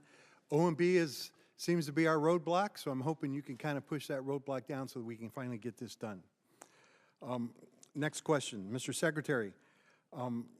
I take what we do for our personnel very seriously, and that sometimes I know you have stated right here today, our troops are ready, they will do anything if asked upon them, but I think as leaders sometimes we need to kind of protect them as well. And I worry about the USS Ford, which has now kind of been out there over 10 months. It's probably well over 300 days by the time it gets back to the United States. I just saw a thing today. It's going to be headed back here in a few days. You know, these people have gone back pretty much all over the world. They've crossed the equator multiple times. But I am interested, you know, I'm sure that was not in the gift map when it was first assigned, when they were deployed. And so what were some of the concerns, you know, that the Navy had when you made this modification, when it was brought forward to you that, hey, this is what extending them out to past 10 months is going to do. This is, you know, both on the troops and on the ship. What concerns did the Navy bring up for this? It's a very fair question, and I can tell you every week I stare at an orders book where I'm looking at troop movements or asset movements, and multiple times that included the Ford. And multiple times the operational requirements, whether it was down in Southcom or up to CENTCOM, demanded additional assets in real time, which through a tough decision-making process led to an extension in consultation with the Navy. Admiral Caudle and his staff, they fairly represented readiness trade-offs, maintenance trade-offs, which are real what things. What are the concerns? What trade-offs are we making right here? I mean, really, we have 3 carriers in the area right now. How many do we really need? It's rather, I mean, you know, it's a great show of force, but do we really need 3 carriers there? And you got 1 ARG there and another one on the way. You know, this is going to set back possibly deployments later on. It's going to have ramifications down the road extending for this much. And not only talking about, you know, we had service members that were kept away from their family for almost a year. How many missed the birth of a child, you know, before, you know, extending them in another 4 months? We need to keep this in consideration when we kind of make these modifications. And I hope these issues are being raised when you do these SDOB books, right? And people are actually making these decisions. Gentleman's time's expired. Chair, I recognize the gentleman from Virginia, Mr. McGuire. Thank you, Mr. Chairman. Thank you to our witnesses today. Secretary Hegseth, I really appreciate your return to warrior ethos and the priorities of our military. Merit over performance is how you win, and it's how you save lives. And your love of our military comes out in everything you say. So we really support you and your team and what you're doing. General Caine, your comments about being in the middle and being apolitical also saves lives. I think all of the fellow veterans in this room, military guys, would agree that if somebody saved your life on the battlefield, you wouldn't care if they were male or female, black or white, Democrat, Republican, independent, whatever. We're all Americans, and we're all on the same team. And we put our differences aside and work as a team, we can turn the impossible to a possible. We can be outnumbered and still win. So I want to commend you guys for supporting our troops so they can best survive. Let's see, the border. Nobody talks about the border, Mr. Secretary, as you say, but it's incredible what you guys did in just a matter of weeks. The missions in Ukraine, Honduras, I don't know any other military in history who has been able to successfully do something so complicated, but it talks to the unity and the teamwork of all the joint force and how well they work together. I got a lot of questions. I'll try to go fast. $1.5 trillion budget. In that budget, I want to echo what Rep. Jackson said about U.S. SOCOM. We are often deploy, and we seem to be doing more with less, and we don't complain. And they won't be that voice. So for us in Congress, we want to be that voice. Is just take a look at the budget and see if we can help them with that. Also, I want to talk to you guys about solid rocket motors. I know that the Secretary of War, I know that in this budget we've picked one particular company that we put a lot of money in, and I think it's a great company, and they do a great job. But what is your plan to also have other companies come to the table to help us with a shortfall with solid rocket motors? You're right on SOCOM, and we will absolutely work with you and look at that. On solid rocket motors, it's such a critical component. You got to go with your fastest runner to get caught up as quickly as you can and giving them incentives. But we've also learned on multiple domains that just one option means zero options when you're stuck. You know, one is zero, two is one is none. So we need multiple avenues on that approach, and we look forward to finding other companies that can do it as well. Thank you. General Caine, National Guard. I'm thinking about counter-drone with FIFA coming up, Super Bowls and all these things going on. Have you considered, and if you haven't, will you consider training National Guardsmen, send them to counter-drone schools so they can come back and train law enforcement so we can increase our ability to protect critical infrastructure? Sir, for sure. They may already be doing that. Please let me take that one and come back to you. I know the Title 32 force, in advance of all the domestic things that are on the horizon here with America's 250, are looking at a range of capabilities. So if you'd be okay, we'll get back to that. Thank you. On Ukraine, whoever could answer this is, you know, they have 60% enriched uranium. They say they have enough to build 11 bombs. Even at 60%, is that enough to make a dirty bomb? Is that a yes or no? Does anybody have an answer for that? I mean, I wouldn't want to state anything that might be classified, so I wouldn't talk about that in this setting. And by the way, in World War II, a congressman was in a closed briefing and learned that the reason the Japanese hadn't sunk any U.S. submarines is they didn't know our submarines could go below 250 feet.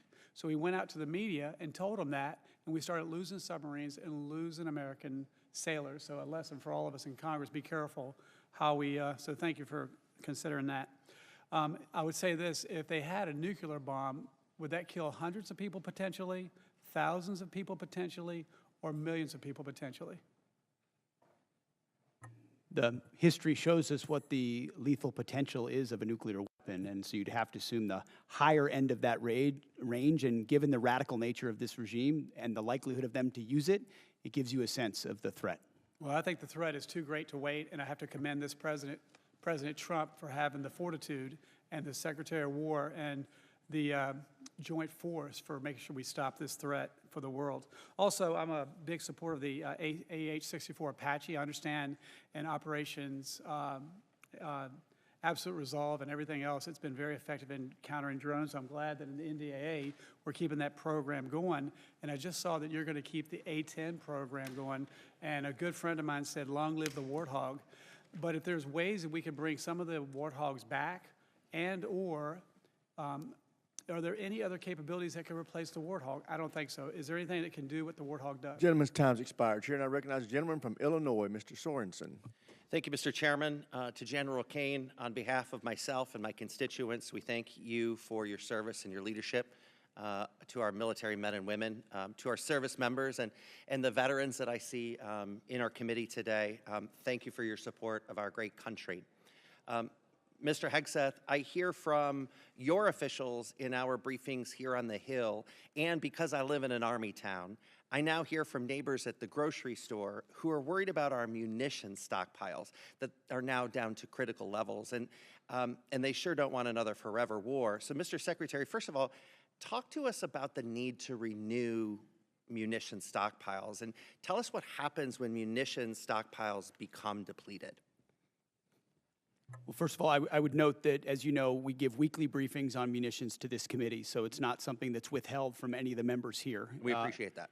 But it's also a topic that isn't something that should be publicly discussed as far as any shortfalls that may exist. But I would assure you that there are not shortfalls that exist in our ability to execute the missions around the world. And the reason we're investing in the defense industrial base with $1.5 trillion is to make sure the greatest companies in the world, which have been falling behind for decades, are running faster than ever before to give us 2x, 3x, 4x of the critical munitions, your Patriots, your THAADs, your SM-3s, every other standard missile, and my name it, neighbors Tomahawks. work really hard to make sure that we can It's achieve jobs in those America. goals. It's Right. what our warfighters need. So, We're so focused could you on it. tell me why we're firing the people at Joint Munitions Command for no cause other than just telling them they're overhired or they're surplus employee? I would At have to Joint look- Munitions Command? I would have to look into the particular circumstances of that, but there have been places where we haven't been moving fast enough with munitions, and when people don't move fast enough in the Department of War, we find someone else that will run fast. This is Joint Munitions Command. I mean, your department says that you're prioritizing munitions, yet you cut 58% of Joint Munitions Command at Rock Island. But let me move on. My district is also Munitions harmed. are not built by commands. but Munitions they're- are built by they're the businesses. ones that are And we are going very to get good it at done. building commands and bureaucracies and slapping 3- and 4-star generals in charge of things that don't move things any faster. So our job is to unleash the How are private we sector going to get it done provide if these we things. don't have Joint Munitions Command? But let me move on. We also have Army Sustainment Command in my district. Could you tell me why we're firing folks at Army Sustainment Command when now is the time that we should be giving our soldiers every piece of sustainment that we can give them? Because as I've stated, the status quo at this department before the Trump administration was unacceptable, and changes had to be made. Do you think it's acceptable to fire veterans from jobs where they've been, you know, I talk to my neighbors at the Arsenal, and they've worked there 20, 30 years on top of their service to this country, and they're doing it exemplary. Great performers will always have a job at the Department of War, and when you reestablish merit, sometimes things happen, but we're grateful for all the vets that serve. And in fact, we've created a Patriot pipeline for service members to get into the defense industrial base manufacturing business, to consider that as a second career. So we're leaning into vets and service members as the workforce of the future in our department. And this isn't me. I mean, they tell me that, you know, they feel you're taking a wrecking ball to the civilian workforce. But, you know, I want to go and follow up on Congressman Norcross's questions about why you terminated collective bargaining earlier this month. This affects hundreds of thousands of hardworking DOD employees. So many of them are veterans who have honorably served our country. You testified that if you work hard, you do the work, you keep your job. But that's not what's happening. And you allege it is being done to maximize efficiency? Explain that. I thank you for asking that question. I'd love to clarify. I fundamentally believe the Department of War should not be subject to collective bargaining, full stop. So people shouldn't be able to fight for good wages and being treated well? I think our department does a great job evaluating and providing pay and benefits for folks across the I would spectrum. love to invite you to the Rock Island Arsenal so you can look these patriots in the eyes and tell them that. How does creating chaos for long-term civilian workers actually maximize efficiency? Do you have any comment on that? There are plenty of examples of shipyards and other manufacturing plants where there are restraints that limit the hours, limit the ability of leaders to ensure we're meeting the goals we're supposed to, and I don't think we should live to those constrictions. Okay. Well, you know what? I want to use the rest of my time to the men and women of our armed forces. Please go forth with the integrity and the morality that you've carried before this administration took us down a path that has allies turning away and American citizens objecting. Do what's right, even if you're asked to do otherwise. Mr. Chairman, I yield back. Gentleman yields back. Chair, and I recognize the gentleman from Florida, Mr. Mills.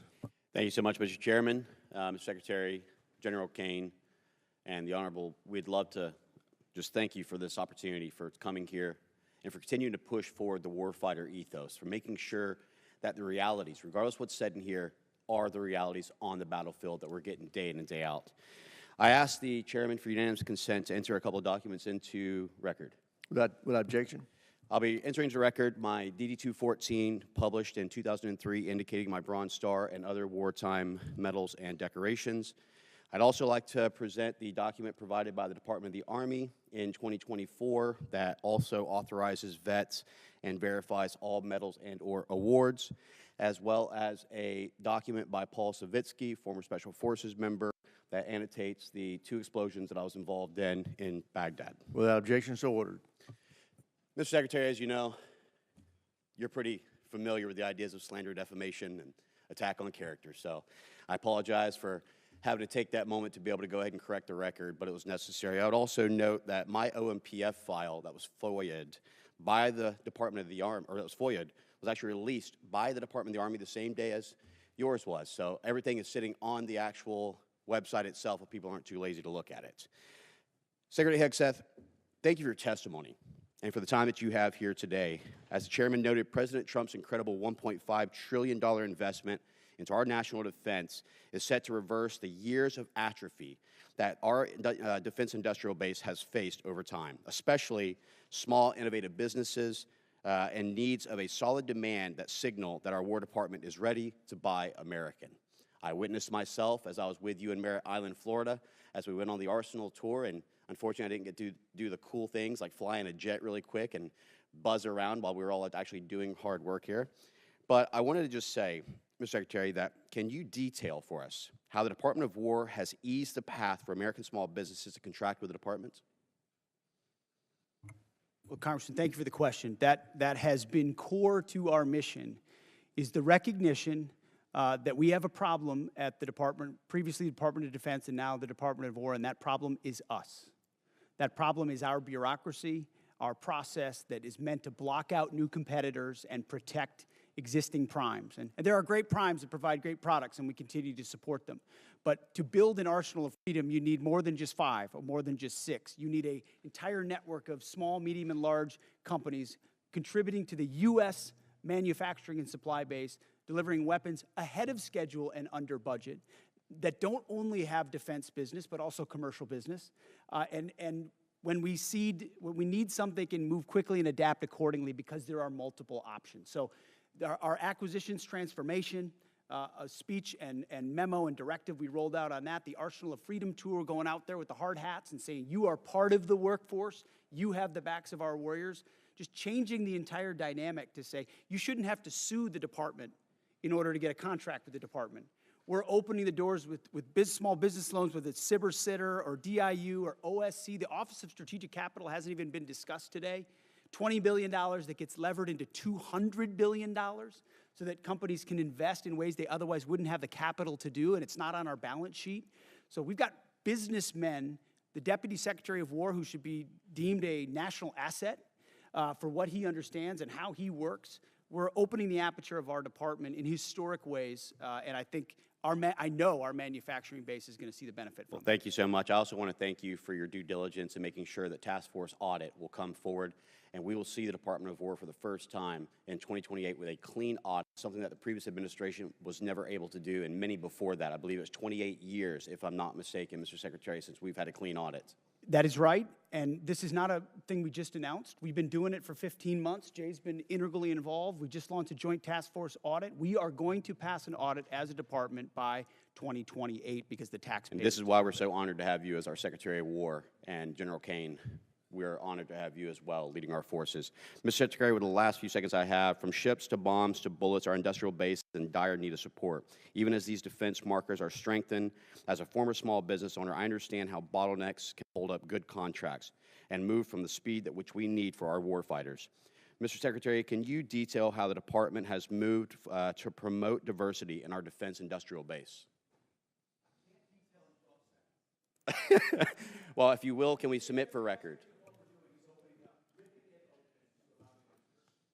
Sorry, every aspect is opening it up to provide as much running room for new entrants as possible. Thank you so much, Mr. Chairman. I appreciate it. With that, I yield back. Chair now recognizes the gentleman from New Mexico, Mr. Vasquez. Thank you, Mr. Chairman, and thank you to our witnesses for being here today. You're here before us requesting $1.5 trillion for the Defense Department, the largest one-year increase since World War II. While I will recognize that your budget does include increases for pay and quality of life, these increases are outweighed by the rising cost of living and the department's ongoing failures on child care, education, medical care, and other quality of life factors. Just like other families, the soaring cost of gas, groceries, housing, and child care have left military families underwater. Yet the department continues to put other priorities, like a $25 billion war of choice in Iran, and just lately, photo ops with Kid Rock, ahead of improving the lives of our troops and their families. It's deeply troubling to me that the department received a historic $1 trillion last year, including $9 billion under H.R. 1 for improving troops' quality of life, but the New Mexican service members that I have talked to are still living in barracks that are at capacity, sending their kids to run-down schools and lack access to on-base child care. Here's an example. During my most recent visit to White Sands Missile Range, I saw severely aging on-base infrastructure, specifically an elementary school that is in need of a complete rebuild. Secretary Hegseth, last fall you said that quality of life for our warriors is a critical component of reviving the warrior ethos. In a video you posted to social media last November, you said that the places where our warfighters reside need to be safe, comfortable, and clean. And in your opening statement today, you said quality of life is front and center in this budget. But when it comes to our troops' quality of life, I fear that this is more of all talk, because I can tell you the outdated barracks that I saw at White Sands Missile Range were anything but safe, comfortable, clean, and I haven't heard from service members about any improvements since you've assumed this role. As Secretary of Defense, do you take any accountability for the continued quality of life concerns that New Mexico's military service members and family face today under your leadership?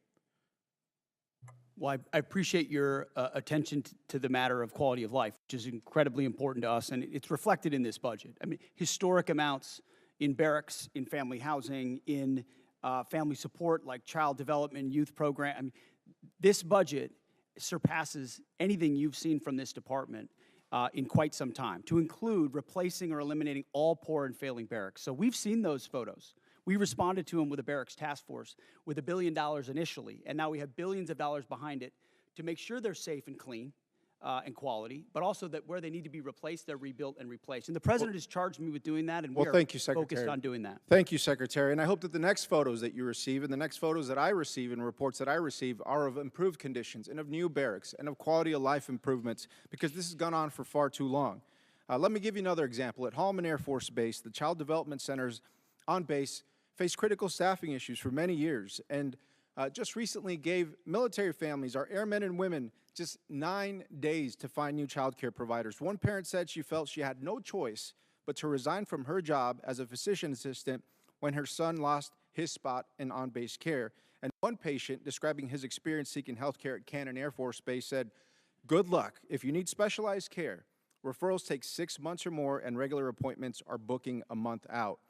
And so spending $1 billion a day on a war overseas while leaving our service members out to dry is not America first. It's a betrayal. Secretary Hegseth, I voted for $1 trillion for the defense budget in committee last year, and I've yet to see the results come home. Service members back home have said nothing about progress or improvements underway. Within 30 days, Secretary, would you commit to sending me a detailed list of every dollar that is going to improve the quality of life at bases in my district? We will get you whatever we can, but that doesn't meet with what we've seen, which is running as fast as this department ever has on quality of life issues, because I've been in their shoes. I've seen those barracks, and I've seen them recently. And it may not have happened under this administration, but this administration is going to fix it.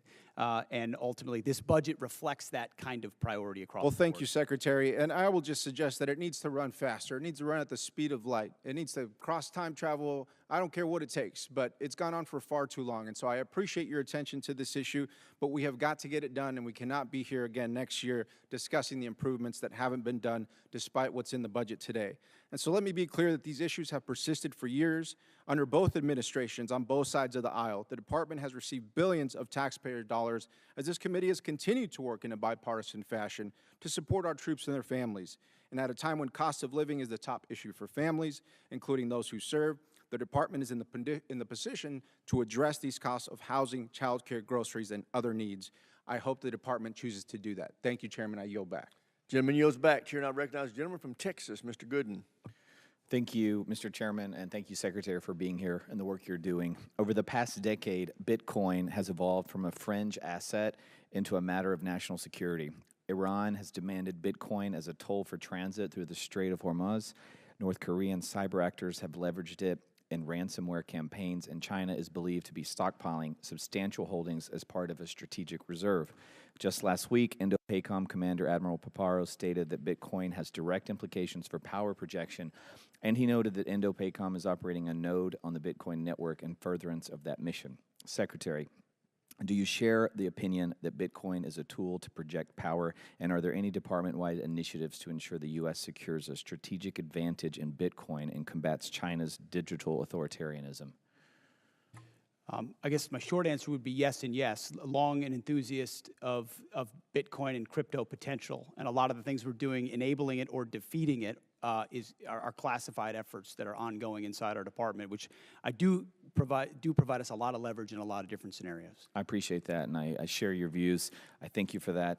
I also wanted an update with our operations in Qatar. How are those going since the Iran war, and how has Qatar been as a partner to work with over these last few months? I think it's fair to say that the Gulf states, to include Qatar, have done a nice job integrating on air defenses specifically, and then providing access basing and overflight. Qatar being one of them, UAE, Saudi, Kuwait, Bahrain.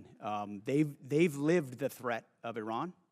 There's some complicated aspects with Qatar, but ultimately they've provided support to what we need in the theater. I appreciate that. I also appreciate the job that our men and women are doing there at that base. I realize they're going through a lot. We really appreciate the work you do, and I'll yield back to you, Mr. Chairman. Chair, now we're going to recognize a gentlelady from New Hampshire, Ms. Goodlander.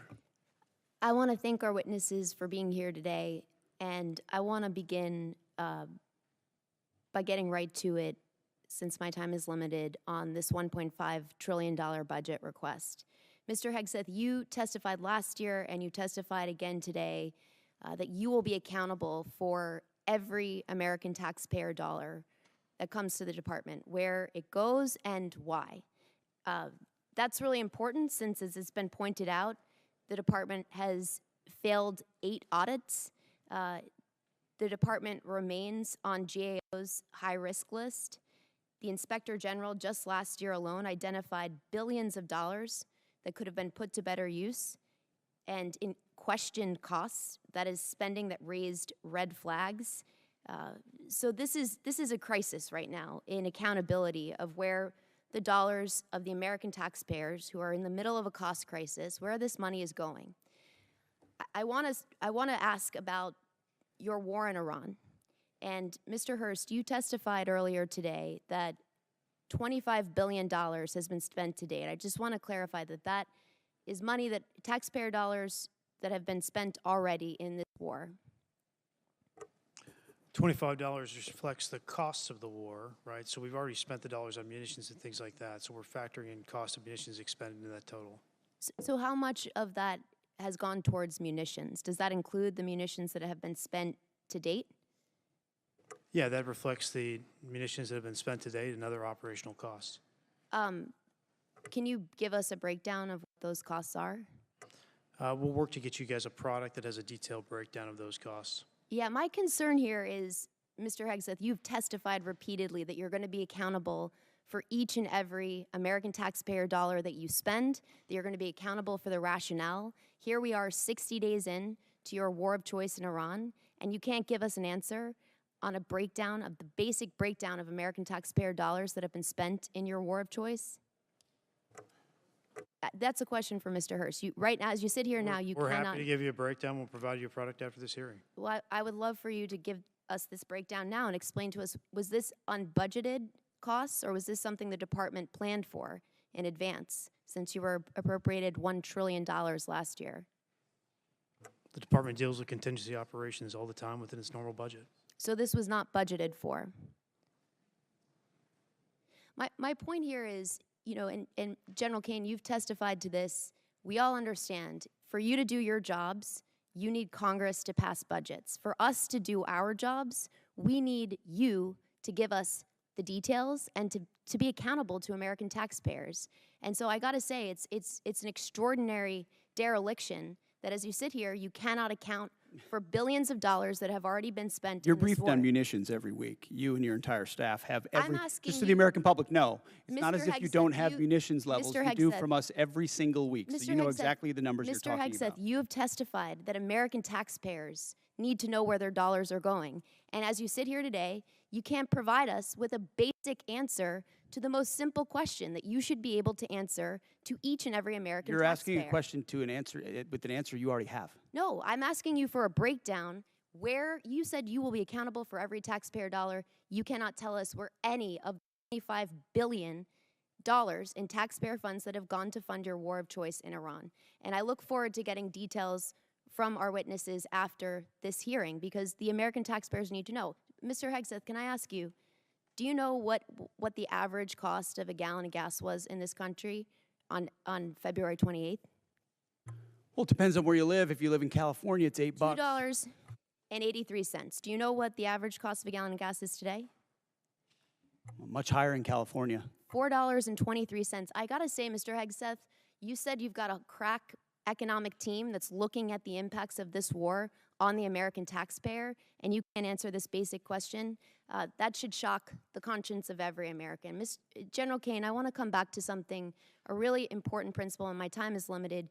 You testified to an important and bedrock principle of American law, that our service members follow lawful orders and lawful orders only. Is that right? Do you agree with the statement, quote, "The military won't follow unlawful orders"? I do. Mr. Hegseth, do you agree with that statement? I do, but understand what you're insinuating at a partisan point. I'm not. I'm actually quoting you directly, Mr. Hegseth, from April 12th, 2016. And I appreciate that on the record, you've clarified this important principle of American law. Gentlelady's time's expired. Chair, and I recognize the gentleman from North Carolina, Mr. Harrigan. Well, thank you, Mr. Chairman, and thank you, Mr. Secretary and Chairman Caine. It's always a pleasure to have you here. I'm going to fall in line with the chairman's earlier statements that we can do whatever we want with our 5 minutes, and I'm going to give you all a break from the conflict here, and I'm going to tell you a story, and it's a story that's important to me. And I'm going to start with a proposed citation, and it's a rare point of personal privilege for me to do this, but I have an ask of you. But I'm going to start with a proposed citation for a Medal of Honor award upgrade from a Silver Star. Sergeant First Class Thomas J. Grasso distinguished himself by acts of gallantry and intrepidity above and beyond the call of duty between September 29, 2015 and October 4, 2015, while serving as a senior communications sergeant, Operational Detachment Alpha 3133, Advanced Operations Base North, Special Operations Task Force Afghanistan, in support of Operation Resolute Support. Sergeant First Class Grasso was part of a small Special Forces element that seized Kunduz, a provincial capital of over 300,000 civilians, from the Taliban. Outnumbered 60-1, the U.S. Special Forces element faced an overwhelming enemy force of 2,000 confirmed Taliban fighters. On September 29th, facing a Taliban advance on Kunduz airfield, Sergeant First Class Grasso established a sniper overwatch position in the air traffic control tower. With enemy fire converging from 3 directions, Sergeant First Class Grasso risked his life to engage a hostile anti-aircraft team, successfully clearing the way for air support.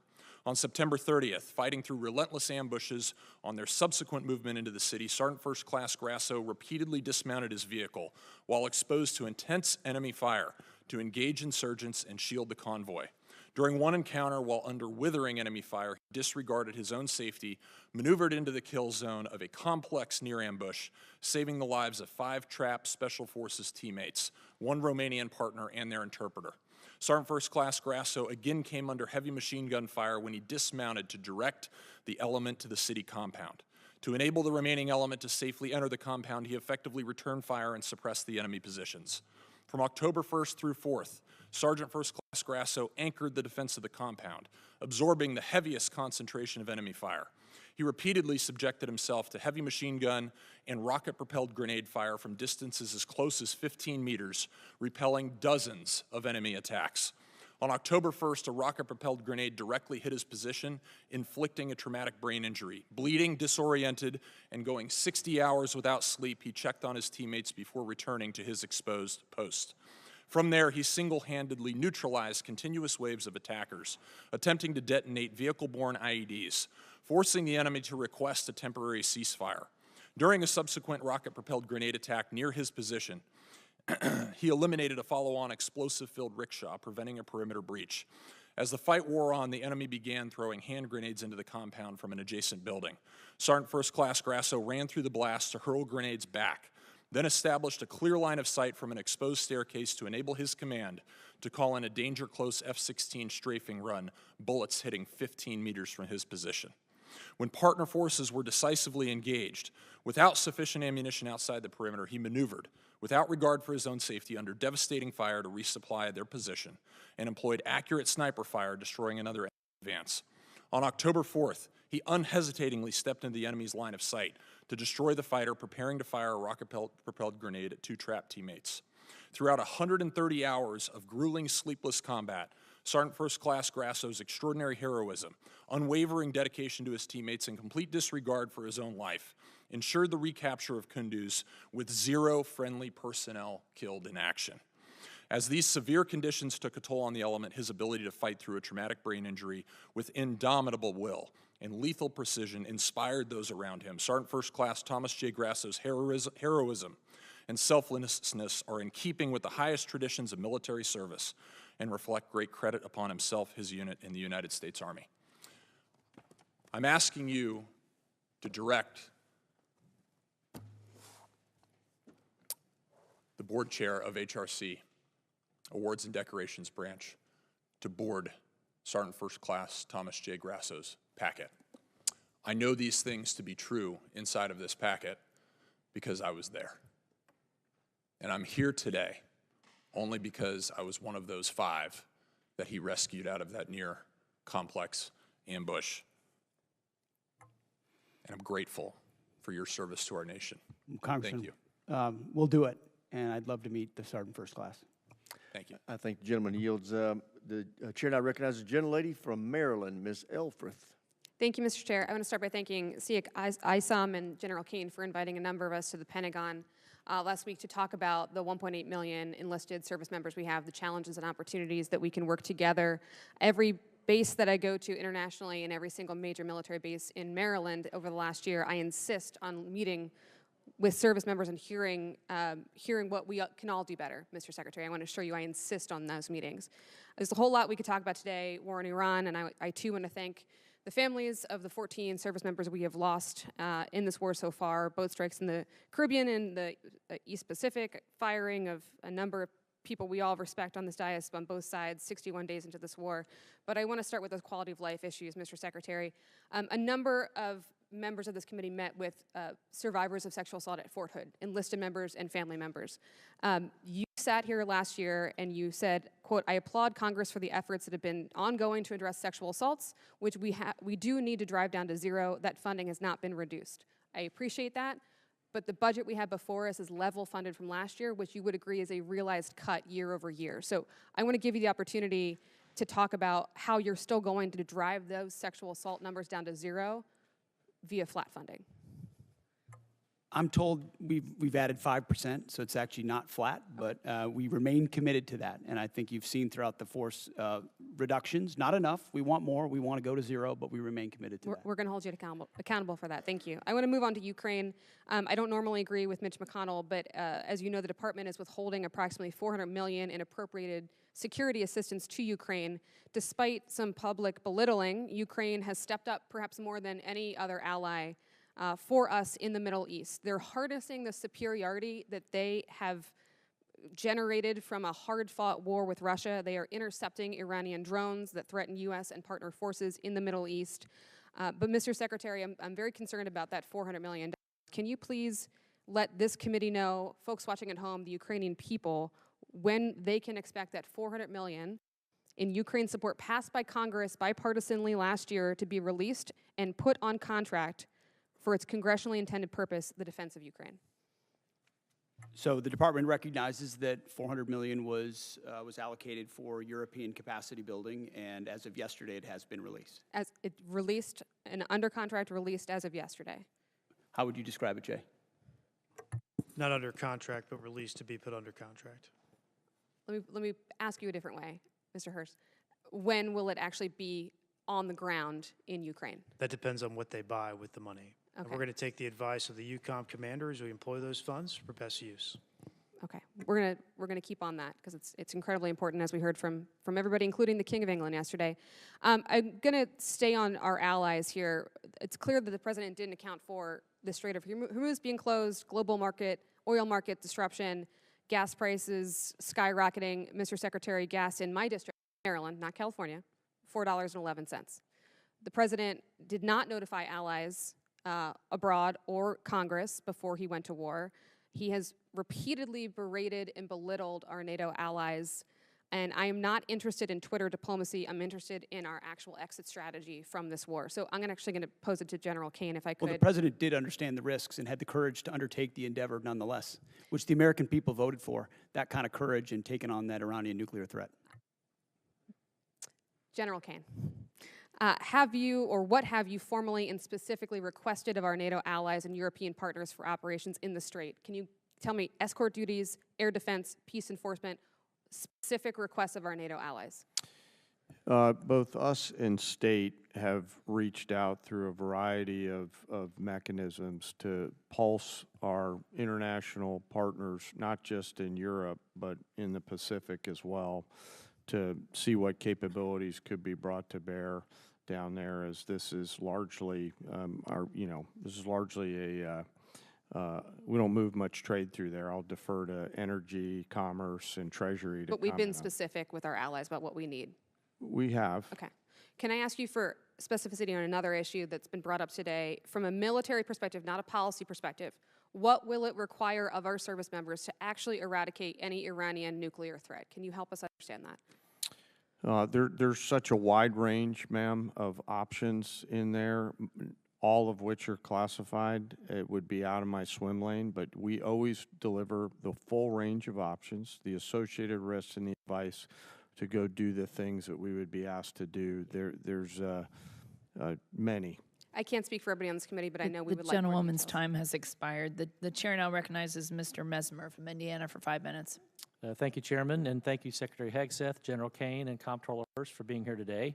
Congratulations to all of you for rolling out the $1.5 trillion defense budget. I'd like to offer special thanks to Mr. Hurst and his Comptroller team for the work that it takes to put this budget together. It's a monumental task and important for our nation and our well-being. Secretary Hegseth, as you know, the theme of this year's NDAA is expanding the defense industrial base, and one of the key bottlenecks to that expansion is our workforce size. We are not producing enough skilled young workers, and too many regions with strong manufacturing potential remain underutilized. Would you support Congress working across committees on a national defense strategy workforce strategy that promotes technical training, apprenticeships, and proven school-to-industry pipelines? Absolutely. I think you'll find our budget fully aligned with the theme of the NDAA, and when it comes to skilled workers, whether it's DODEA schools, whether it's the Patriot Pipeline or any form of trades, we're investing in that because we need those folks invested in our industrial base. Excellent. I'd look forward to working with my team to ensure those efforts align with the Department of Defense and the industrial workforce priorities. So my office will be reaching out. Also, Secretary Hegseth, we are in a shipbuilding crisis as the department implements President Trump's vision for a larger fleet.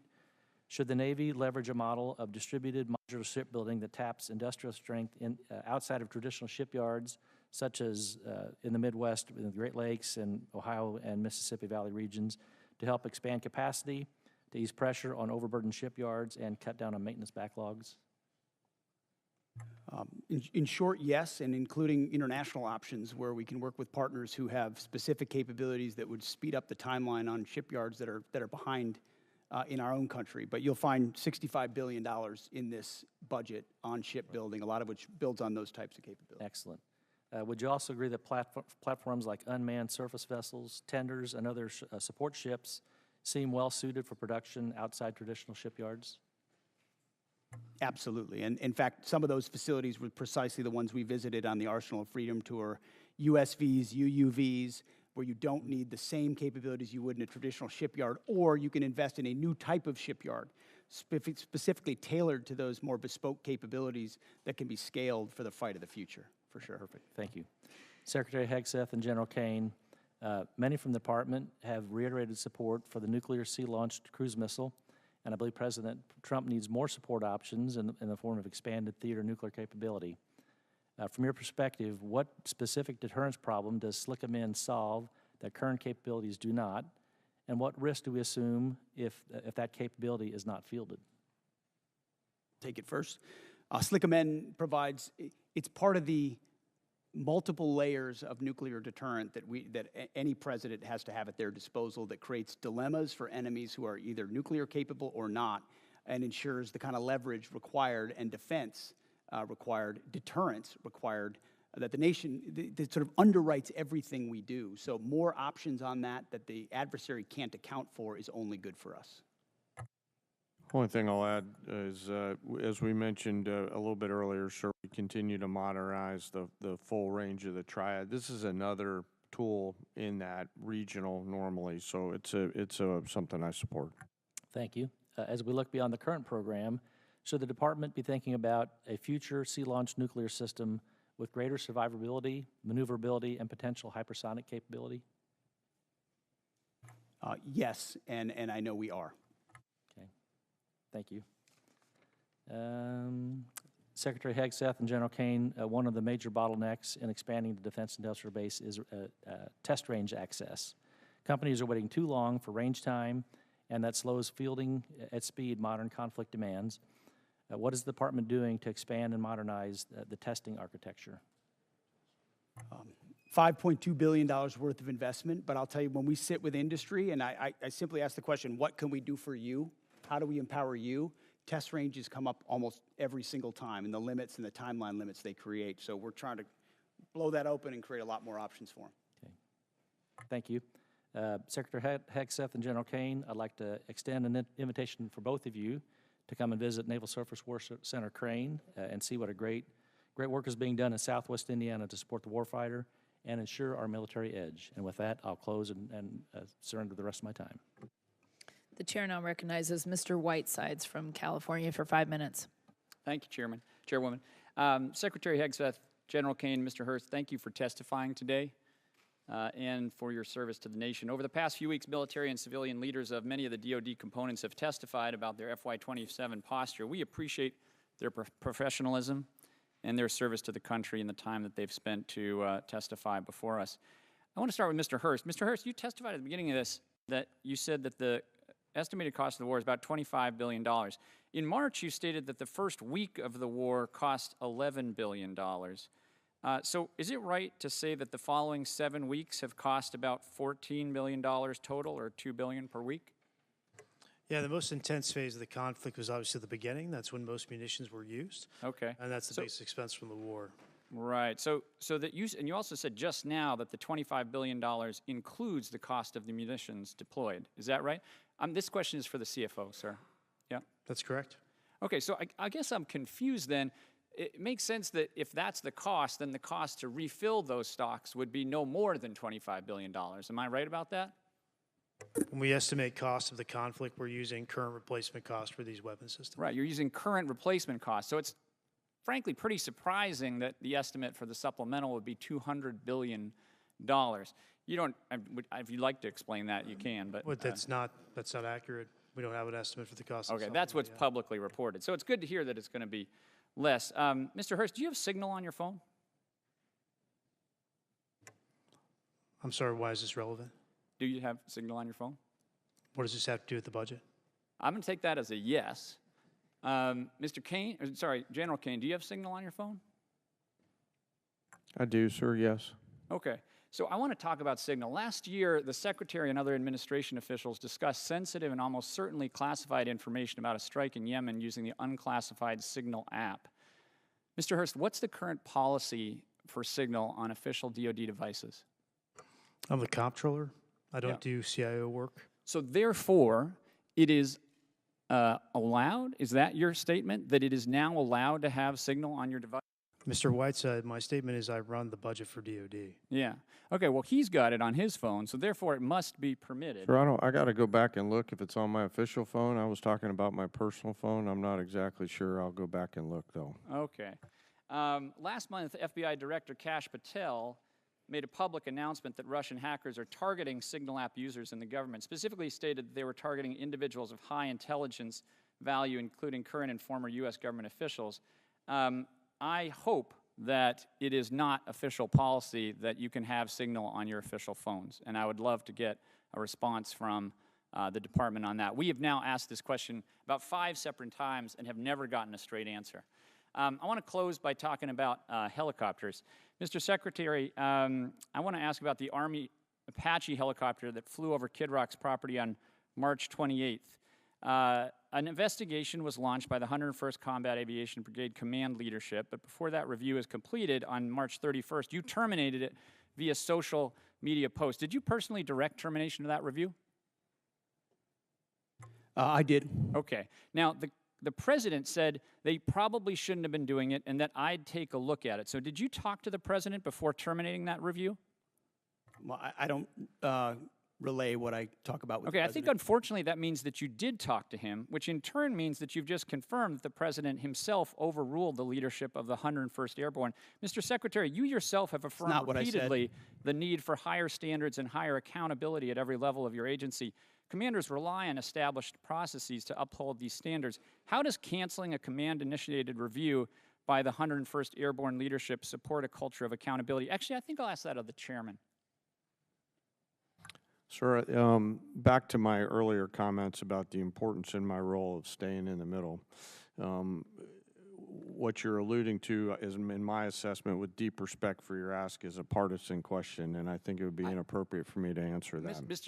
Sir, I actually don't think it is. I think it is actually a very fundamental principle of accountability in our department, and I think it was the wrong decision. I'm going to close by just saying one thing. Mr. Secretary, you started this hearing by politicizing it, and I want to make one point. Poll after poll shows that the American public does not support this war, and support is dropping every day. We are all representing our constituents, which is our constitutional duty. And to state that we are politicizing it is an affront to Congress and every member in this House, and I yield back You my are time. politicizing it, Congressman. The gentleman's time has expired. The chair now recognizes Mr. Schmidt from Kansas for 5 minutes. Thank you, Madam Chair, and I want to thank all three of our witnesses for being here today and answering our questions. Mr. Secretary, let me start with you. A little bit off topic for today, but relevant. We are now more than 2 months into the funding shutdown for the Department of Homeland Security because folks at this end of the avenue have not yet been able to get to yes. I hope we're going to get to yes here shortly. I think we made some progress here today while we've been in this gathering. It's been necessary, as I understand it, for the administration to scrape out the pennies under the couch cushions in order to keep DHS running and honestly running not at full speed. Has your department had any role in contributing to the ongoing operations of DHS while things have not been funded? Well, I wouldn't comment on the status of DHS. I'll just say the ways that we cooperate with them have continued. I mean, look at the southern border and the 11,000 troops we have there, Task Force Southern Border, ensuring that our border is locked down. We've worked with law enforcement from day one on DHS to do that, just like we have with local law enforcement across the country. So obviously we welcome DHS funding, but in the meantime, we're going to protect the country, protect the homeland, and that's what we're doing with them. Do what is necessary. Very good. General, let me ask you, if it is more appropriate for the Secretary, we'll defer, but we've obviously been following with interest all of the developments and the publicly reported developments in Operation Epic Fury. There was some publicly reported activity a while back that I had reason to think might involve some Kansas service personnel. We didn't know from the public reporting. We had simply been trying to find out whether our folks were involved or not. We finally did get an answer. It took about 4 weeks, and when we got it, it was, for the most part, everything we'd read in the press, with one exception. It's a bit unsatisfactory when we're just trying to do our job and figure out whether our folks are implicated and whether we need to be doing something to help them, their families, or their folks back home. I know you take seriously the importance of providing that information, but can you just offer some reassurance that you do take those inquiries seriously and that was perhaps not? We do, sir. I'm not exactly sure the situation you're talking about, but I'll get the teams together and figure out what broke down there and fix it. Appreciate it very, very much. Mr. Secretary, let me come back to you. In talking with Kansans who either have been deployed or are in support of folks who have been deployed, I am under the impression that there has been a particularly high, especially early in the operation prior to the ceasefire, particularly high amount of concussive activity, and that we might be well advised to be prepared when folks come home for concussive injuries, for combat-related PTSD, perhaps at levels we aren't expecting, at least those of us watching from the outside of the operation.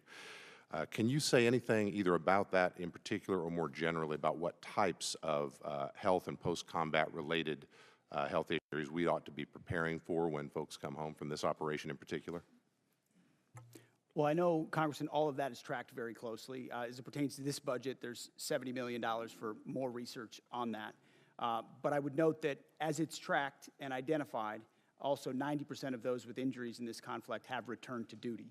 But that doesn't mean there couldn't still be a lingering effect, which is noted and will be continued to be tracked throughout And can I follow on that? I appreciate that answer very much. With respect particularly to Guard personnel who have been deployed, and when they come back, they return to their civilian roles. They may be in communities far from a military post. They may be in communities that don't have dedicated healthcare services, that may be particularly focused on concussive damage or post-traumatic stress damage. Is there particular thought on things we ought to be doing to prepare to serve that population when those men and women come home?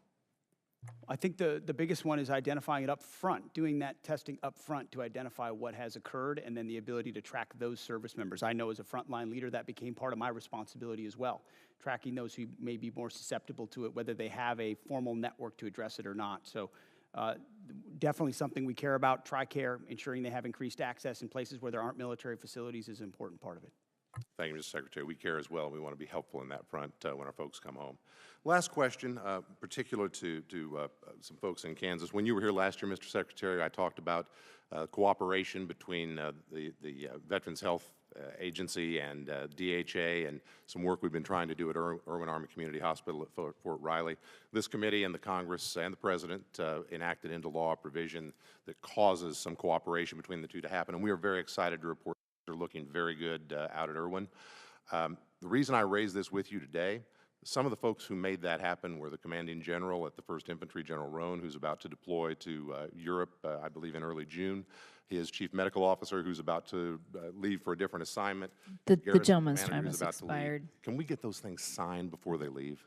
The chair now recognizes Mr. Tran from California for 5 minutes. Thank you so much, Chairwoman. Thank you, Secretary Hegseth, General Caine, Mr. Hurst, for being here today.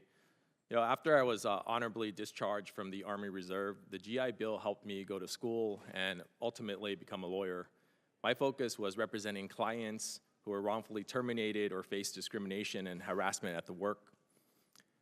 Mr. Secretary, if I were in the courtroom trying to prove that you discriminate against our military heroes, I wouldn't have to look very far or very hard. In just 16 months, you have fired more than a dozen senior military leaders. You've delayed or canceled the promotion of even more. Your chief of staff told the Secretary of the Army that President Trump would not want to stand. That's not true. That was totally false reporting. I'm not getting you to my know question yet, Mr. Secretary. He told the President, the Secretary of the Army that the President would not want to stand next to a black female officer at the military events.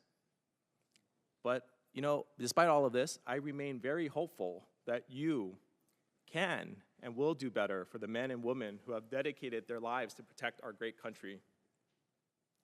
You're here to ask for $1.5 trillion. That's a huge budget, and I want to make sure that you have the ability to manage it. Secretary Hegseth, you would agree with me when I say that we want the most qualified people in every position of our military, correct? That's a question. Yes. Thank you. General Caine, you would want the same? Yes. Thank you. You know, I share the bipartisan concern about the firing of General George. And what I and the American people want to know from you is, did you ask the President for his permission before you fired General George, Secretary Hegseth? It is my responsibility to confer with the Commander-in-Chief on especially high-level personnel matters. And ultimately, I won't relay what was discussed, but he was aware of the action that would be taken. Okay, great. Thank you for that. And when you made the decision to fire General George, did you consult Secretary Driscoll? There had been multiple consultations over a year, yes. Do you and Secretary Driscoll have a good working relationship? Yes, I appreciate the work he's doing for the Army. And for the record, would you agree that Secretary Driscoll is doing a great job as the Secretary of the Army? I appreciate the work that the Secretary is doing and made the personnel change based on the Chief of the Army. In fact, he was so good that at his job that the President sent him to Ukraine to negotiate a peace deal. Do you know why the President chose to send him over you?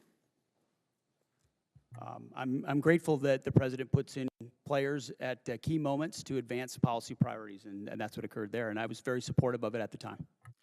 Recently, Secretary Driscoll testified in front of the Appropriations Committee that he refused to strike the names of 2 female and 2 black officers from a promotion list due to their exemplary service, names which were ultimately removed. Did you order him to strike those names? I know we removed those names. I did. Why? Because we review every general officer. You mentioned 12 general officers have been reviewed. The number's much higher than that. I would also note that under Barack Obama, 197 general officers were removed. So this is not something specific to this administration. Every officer serves at the pleasure of the president. And when they need to be removed in order to ensure we have the right leadership in those services, I will make those calls regardless of what you might say from the dais. You know, about a year ago, the Army began their transformation initiative.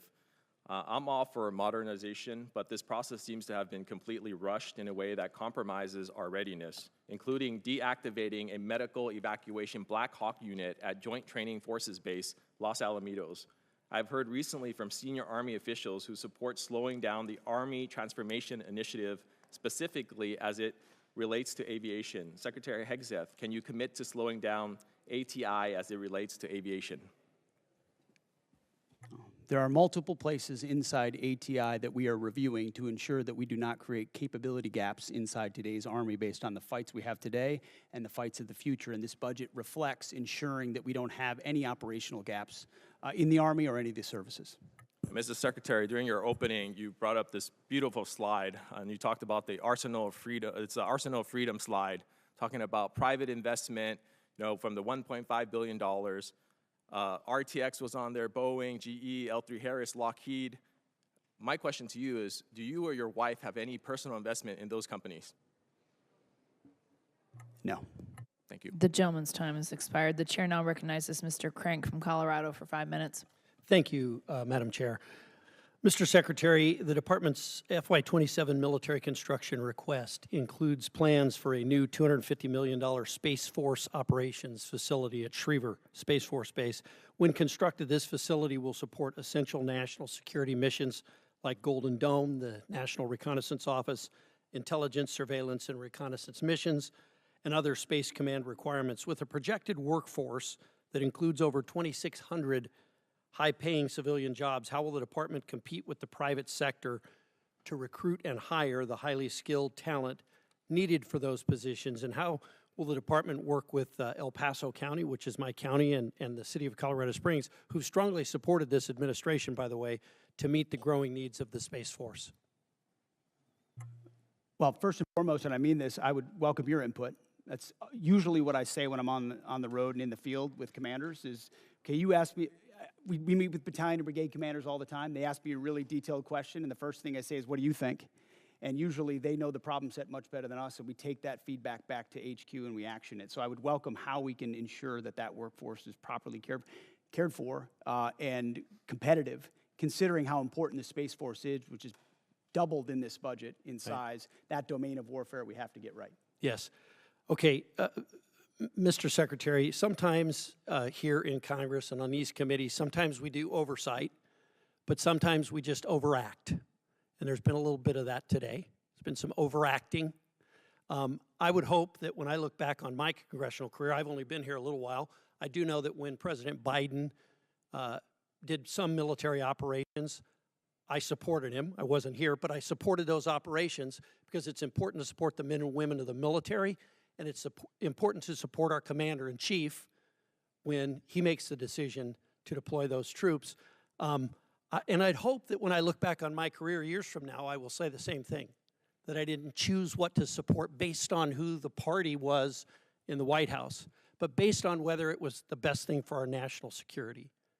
And I hope that some of my colleagues who don't seem to hold that same standard would introspectively look at what they do. But I want to give you a minute. There's been a lot said about Iran and about the mission in Iran. And I think there's been a lot of misinformation here, and I want to give you the opportunity to correct the record. Well, I appreciate that. We are fortunate to have a president who understands the nature of the threat we face from a nuclear-armed Iran. Full stop. We know what they say they would do. We know that they were pursuing. And we know that at their weakest moment, we had an opportunity to do something about it before they had a conventional shield of missiles and drones so large that they could never be contested. And then without inspections and from a bad deal, they could possibly race to a bomb. So the threat was right there in front of us. All it took was the courage to act. which no other president had done. And he gave us a clear set of objectives, which the chairman and I talked about from day one. In pursuit of ensuring that Iran never gets a nuclear weapon, you degrade their missile program, defeat their missile program, get at their conventional Navy, and ensure they don't have a defense industrial base so they can rebuild those capabilities. That's what we briefed from the podium. That's what we talked about. That's what we were focused on. And in service of that, had overwhelming military victories in pursuit of it. I mean, we've never seen an air campaign like what we did alongside the Israeli Air Force, not to mention the rescue of those 2 pilots and the professionalism of that joint force that went downtown twice, once in the day and once in the night, to leave no man behind. That is a call the commander-in-chief makes, and he had the guts to make it. And as a result, we're in a ceasefire, in the middle of negotiations, in a very strong place with a blockade that will ensure that when this is done, when a deal is set, it's a deal on the president's terms to ensure Iran never gets a nuclear weapon. That's a fight worth having. And if the American people remember 47 years, Americans remember 47 years of what the Iranians have done to us, targeting and killing Americans. If they had a nuclear weapon, they would use it. This president has unleashed his military to do something about it. We've had historic successes. And if we need to go at it again to ensure that success, we are prepared to. But we're hopeful over time that a deal will be compelled and compelled quickly. So this talk about endless wars or forever wars, the president points out rightfully what this town tolerated in Iraq and Afghanistan and Vietnam. That is not this. This is a discrete mission to pursue U.S. objectives, and we're doing it in a historic fashion. I support this president's operation right now in Iran. I supported President Obama when he said he opposed a nuclear Iran and would do what was necessary to not do that. And I supported President Clinton when he did the same. It's time to act, and I'm glad that this president did. Thank you. The chair now recognizes Mr. Vindman from Virginia for 5 minutes. Thank you. Earlier, Secretary Hegseth, you talked about flexible realism. So let's see if we can figure out how much of it is realistic and how much of it is just flexible. Secretary Hegseth, last year I asked you some questions about Indo-PACOM and threats in Europe, and you had a hard time answering those questions. I'm sure you prepped better this year, and I'm hoping you can answer some of these basic questions since now we are at war. Do you know what the price of oil is today? I don't know where it's gone as of this time of this hearing, but roughly $100 a barrel. It's actually closer to 120, 117. Well, it depends on the index you're looking at. I'm looking at Brent. Do you know what the price was the day before of Brent, the day before we went to war? It was certainly lower. You understand you're taking some economic risk. But I would note, a lot lower. The energy dominance this president has unleashed has put us in an incredible position. Thank you. So it's $72, and so now we have a 62% increase. By the way, the department obviously will be paying those extra fuel costs. That's going to be not insignificant, but so will the American people. Now, at its narrowest point, how wide is the Strait of Hormuz? I think it's about 12 miles, but I'd have to check. It's 24 miles, but 12 miles is actually the relevant number because that's the navigable channel. That's the international water navigable channel point. And do you know how many barrels of oil transited the Strait of Hormuz each day before the war started? I don't know the exact number, but you're looking at over 100 oil tankers usually transited a day, or 120 a day would transport the strait. Yeah, and so 20 million barrels a day, and right now they're at an 81% reduction. So it sounds like you've done your homework. You're tracking pretty well what the strategic situation is.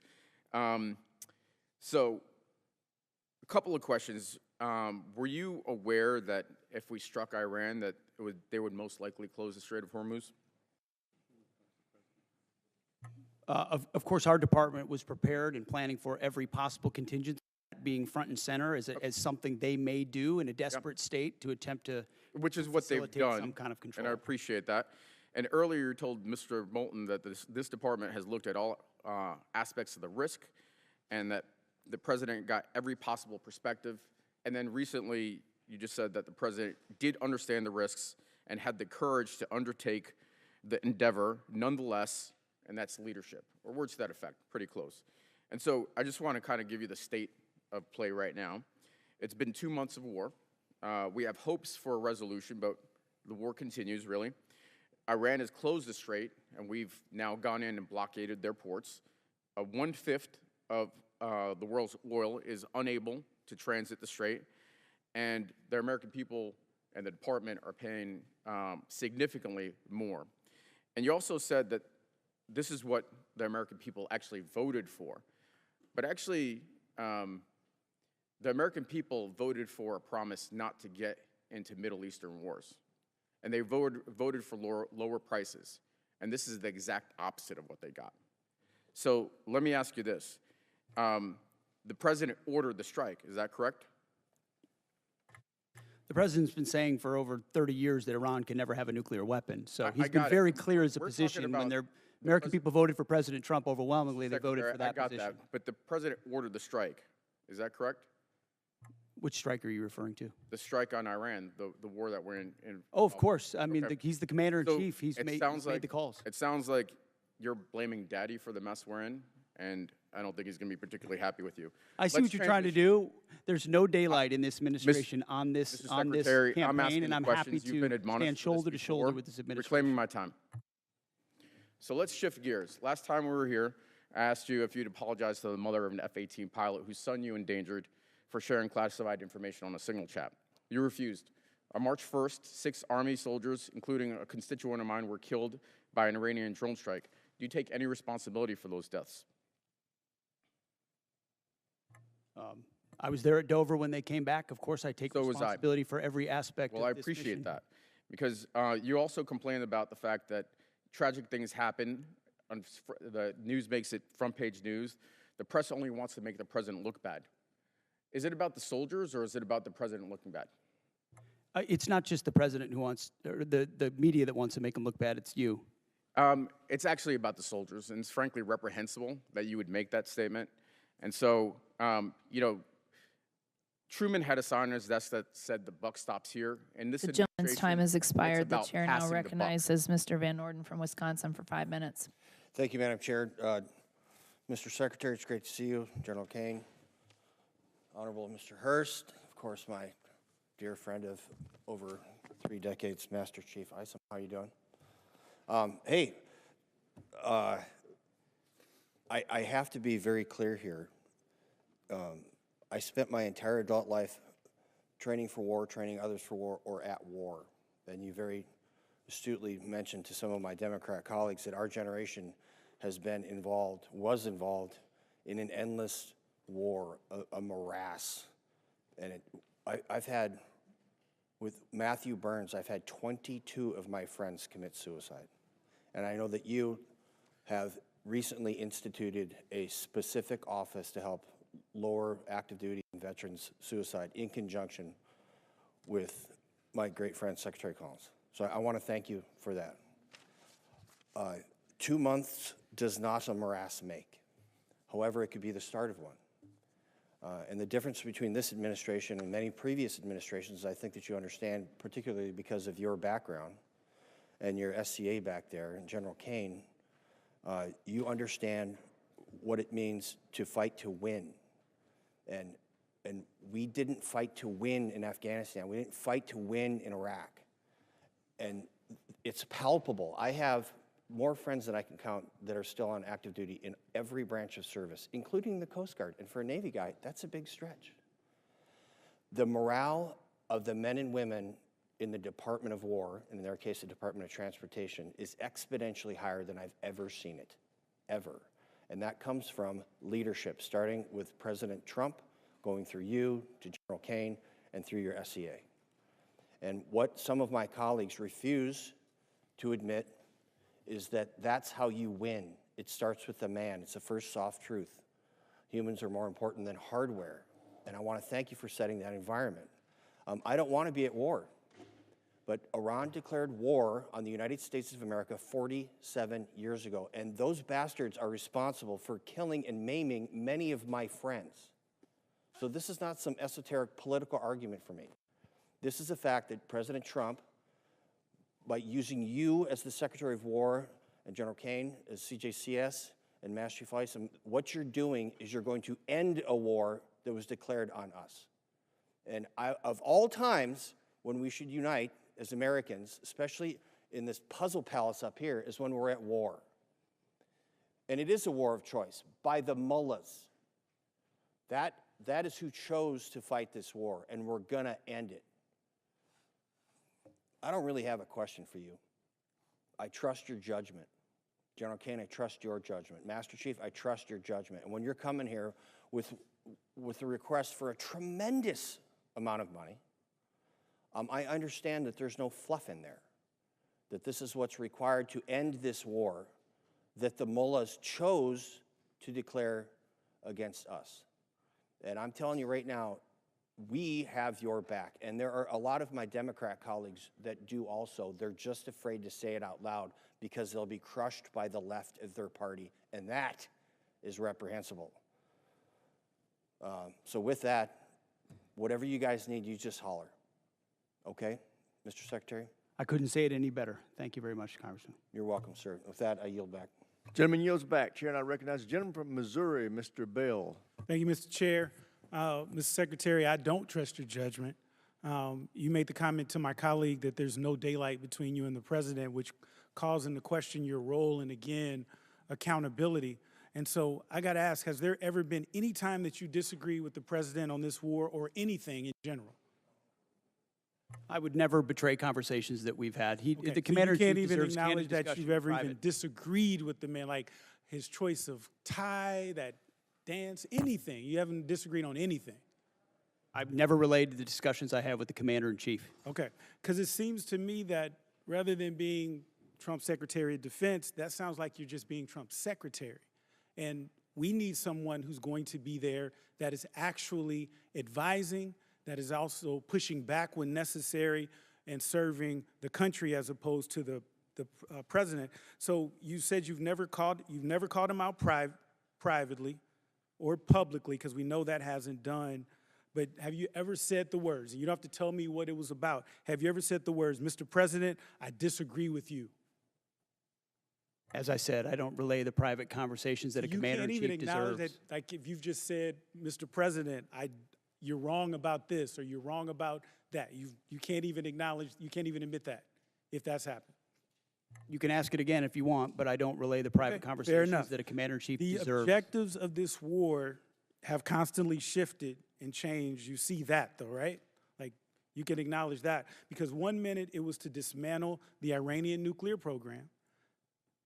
But I don't know how that objective has not now been the listed objectives as far as I understand. Then there was regime change. Trump even said when announcing the start of the war, the hour of your freedom is at hand. It's yours to take. He also posted on Truth Social in January, help is on the way, to the Iranians posting in the street. Do you still believe in this particular objective? The objectives have been clear from the beginning, and I've supported the president throughout in having the courage to take on this threat. Okay, so then let's talk about what else has he said? So let's talk about the Trump doctrine. So on November 6th, the president said he was all about ending wars, not starting new ones. Yet in the so-called doctrine, the conflict has not answered why we're in the war. The objectives have changed. We're not sure about the exit strategy. This, to me, is the definition of open-ended or forever war. And you cannot claim to end forever wars while engaging in one. And then here's the one that really gets me. So I'll know when it's over when I feel it in my bones. So, Mr. Secretary, war decisions should be based on defined military objectives. You agree with that statement, correct? It's the commander-in-chief makes the call on behalf of the American people when our objectives are completed. There should be clearly defined military objectives. That's safe to say? Ultimately, the commander-in-chief makes the decision about when our objectives are achieved. Okay, because because I'm just trying to figure out, like, what kind of analysis, evaluation are we looking at with objectives when it's just what the president feels in his bones? Like, are we talking about like some Da Vinci Petruvian man or what? Like, what are we talking about when we just talk about feeling it in your bones? Because my thing is, we're not set up here to trust anyone's judgment. We're here to represent our districts and the American people. And so my next question is, the problem that I'm concerned with is that Iran continues to increase their negotiating leverage with us. And so we've been told that the We've won this war. It'll be over in a few days. But now they didn't control the Strait of Hormuz, and now they do have leverage in the Strait of Hormuz. I remember even in the strikes in June, after the strikes in June, I should say, they struck Al-Udeid, and we never responded to that. As a matter of fact, Trump even said he knew that strike was coming and he allowed it. Do you agree with that? Ultimately, the president's been clear about his objectives, and if Iran thinks they're going to outdeal the best deal maker on the planet, they got another thing coming. But they struck us and we didn't strike back, and you're okay with that? He even said he authorized, he allowed it. He said that, and you're okay with that? The president has done many bold things for this country to ensure Iran never has a nuclear weapon. Okay, well, allowing another country to attack us, isn't that treason? Allowing Iran to get a nuclear Gentleman's weapon. time's Obama was expired. willing Chair to now do, recognizes the gentleman that's what from you want. Arizona, Mr. Amadei. I want to thank your team behind you for having the discipline and stamina for being here. I know what work was involved in doing this type of hearing, so thank you all. Mr. Secretary, I want to ask you about the A-10 Warthog. How effective has it been in the war in Iran? As I'm sure you know, it's a very effective platform. Yes.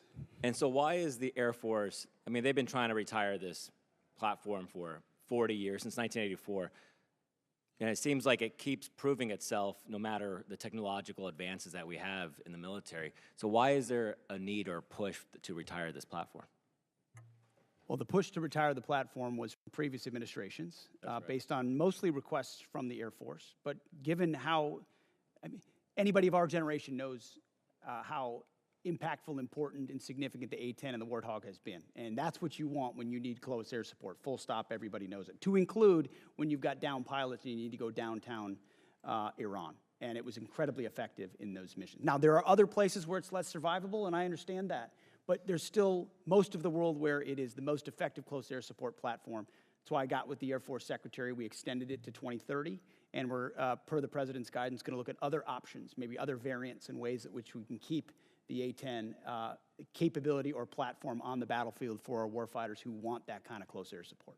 Thank you. I appreciate that. Just, you know, as technology advances, sometimes we forget, sometimes the old school machinery we have works just as well. I know you just, got the Apache helicopters. I mean, that's a 50-year-old frame. If you look at the AK-47s, my God, it's one of the most effective rifles, and from 1947. So I don't want to lose sight of that. I think too much is spent on so many defense companies coming in here selling us the newest, greatest product, but warfare ultimately is about killing the enemy, and we know that Warthog does that. I want to shift focus a little bit to actually kind of old school as well. I know the SOF and PSYOP right now, there's been 3,000 positions cut, mostly on PSYOPs and civil affairs. How is, I've been wondering, we have air superiority in Iran, and it seems like there's no internet connectivity in Iran. Are we doing any leaflet drops over there? We've explored a variety of different actions, many of which are classified, but that could restore additional communications capability to the Iranian people. I would love for President Trump's Truth Social post to be leafleted all over Iran, to be honest with you. I think that would encourage them to actually take to the streets. Moving to Iraq, I think there's budgeted right now about $118 million for the government of Iraq for the counter-ISIS mission. We know the problems that the Iraq government are facing right now. And you have personally said that you're going to certify, the spending on it. I mean, do you think that this is an effective use of our money to give it to this government that we know is aligned with Iran and seems like it's becoming more difficult to deal with? It's very much an open question. We're paying very close attention to the new government there and the counterterrorism efforts, some of which have been successful over time and others of which have not in this conflict where Iraq has not stepped up in those efforts. And we're reviewing funding, basing every aspect accordingly, just like we did in Syria. The president directed that we leave Syria. We had 8 bases. We went down to 4, 2, and then 1, and now ultimately are in northern Iraq. And we'll review our posture throughout the region. Great. With that, I yield back, Mr. Chair. Chair now recognizes the gentleman from New Jersey, Dr. Conaway. Thank you, Mr. Chairman, and thank you and Ranking Member Smith for holding this hearing today. Thanks to the witnesses for presenting themselves to us to answer questions. At the outset, let me say that I'm proud of the work that our service members do every day to keep our nation safe, and I have profound respect for those who voluntarily put on the uniform to serve and protect our country. The Trump administration's reckless military actions are driving up costs for everyday Americans. This war, as you know, is not supported by a significant majority of the people in this country. The administration has increased military operations around the globe, including strikes in 8 countries, and the war in Iran is costing taxpayers billions of dollars. Estimates are by the time it's over, it could cost $1 trillion to the American people, a lot of that off budget. It's estimated that the first 6 days of the war cost around $12 billion alone, and we are now hitting 60 days of war fighting without a plan to exit this conflict. The administration has failed to transparently tell the Congress or the American people what the costs of the war are and why we are at war, and expects Americans to keep footing the bill. The comptroller has, and thank you for coming, sir, given us an incomplete number, and I understand we're in the midst of war and you do have some challenges in that regard. But Congress, I think, my colleagues would have appreciated a more thoroughgoing cost estimate so that we may properly conduct oversight as is our duty. I would agree with my colleague, Ms. Goodlander, about the Department sharing the full breakdown of the cost of this war and understanding where every dollar is going. That number does not likely reflect the full costs of war, as you know. There are many estimates out there that say that this war will cost much more than you and the administration are putting before the American people. If you look at our past conflicts, when we went to war in World War I, and this has been mentioned, Wilson went to Congress and called for the American people to help pay for the war. Franklin Roosevelt went to Congress, asked for a declaration of war, and the Americans pitched in to pay for this war. Conflicts after that, sadly, too many of them are off budget and are leaving Americans with trillions of dollars in debt. Average Americans are suffering the consequences of this war in Iran, including increased fuel prices in my home state of New Jersey, where gas is now on average $4.20 a gallon. Diesel is almost $6 per gallon. In addition to increased fuel prices, everything costs more: groceries, housing costs, and the people have to pay for it, have not asked for this war, and I think are a little bit bewildered as to why we're in this war. I'm not disputing the fact that the Iranian regime is a malignant, dangerous regime that has killed its own people and indeed has killed Americans over the decades. I think where we disagree is what's the best way to get at Iran. Do we negotiate with them and control their access to nuclear weapons in a multilateral way that included even Russia in the deal and the agreement that President Obama brought forward, or do we go and try to and engage in a costly war in order to get at those nuclear weapons? I think that's where the principal conflict lies. How do we achieve the same goals, costly war or through negotiation? And we've seen that apparently there wasn't a plan to deal with the action that Iran had to take, that is to close the Strait of Hormuz, because it's the only thing you can do when you are the weaker country in an asymmetric conflict. Of course, they were going to do that, and I wonder whether or not the President was apprised of this before he took the actions that he has taken. So let me just ask this question. And before, let's make this comment too. This war is just 60 days so far. And this thought that Americans wish to bear the consequences of increased fuel prices, I don't think is borne out by the fact that, those costs impact people on a weekly basis, bi-weekly basis. Mortgages come and have to be paid. Groceries have to be bought on a weekly basis. And those gas prices are squeezing the American public. So can you tell us whether or not there was planning to deal with in advance, to deal with the closing of the Strait of Hormuz, given the likely impact on world fuel prices? That will have to be for the record, because the gentleman's time has expired. Chair now recognizes the ranking member for any closing comments he may have. Well, first of all, I want to thank the chairman for conducting this hearing. Obviously, there's a lot of passion on both sides, a lot of partisan stuff being thrown around. I think on this committee, we're all trying to serve the men and women who serve us as well as we possibly can. You handled it very well in a difficult time. I appreciate the fairness of that. And yes, we have a lot of issues, but at the end of the day, the Iran war is the biggest issue that we face. And I hope that you gentlemen, would take seriously the concerns we have about where it's going and how it's going to end. Yes, it has not yet lasted as long as Vietnam or World War II, but we're also told it was going to last 4 to 5 weeks when it started. We were given an idea of what the mission has been. It's clearly gone beyond that. We did not contemplate that we would have, the Strait of Hormuz shut down or that we would have to implement a blockade.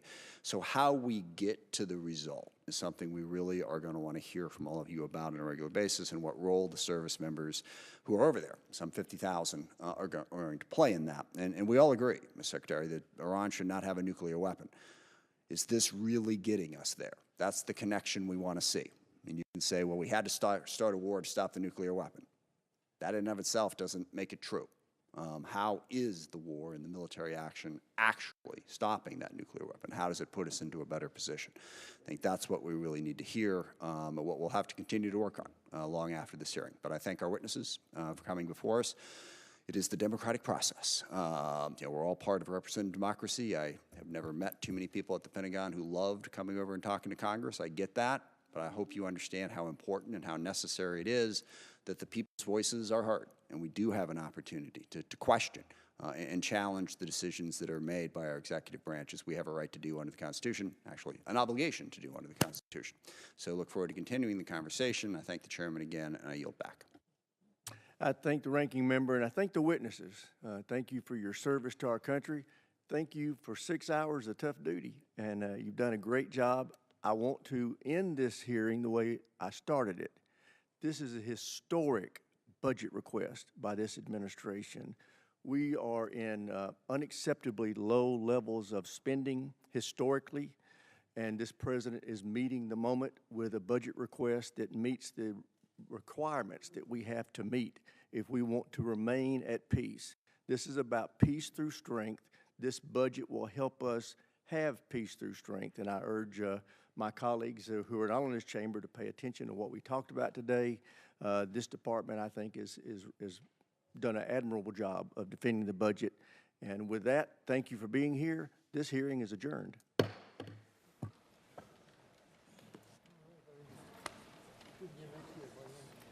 Next year. Come on. Good to see you, man. Last time Hey, what's up? Oh, yeah, I'll take it with me. Absolutely. Yeah, it was beautifully read and written, so make sure we take care of it. Thank you. I appreciate it. Thank you.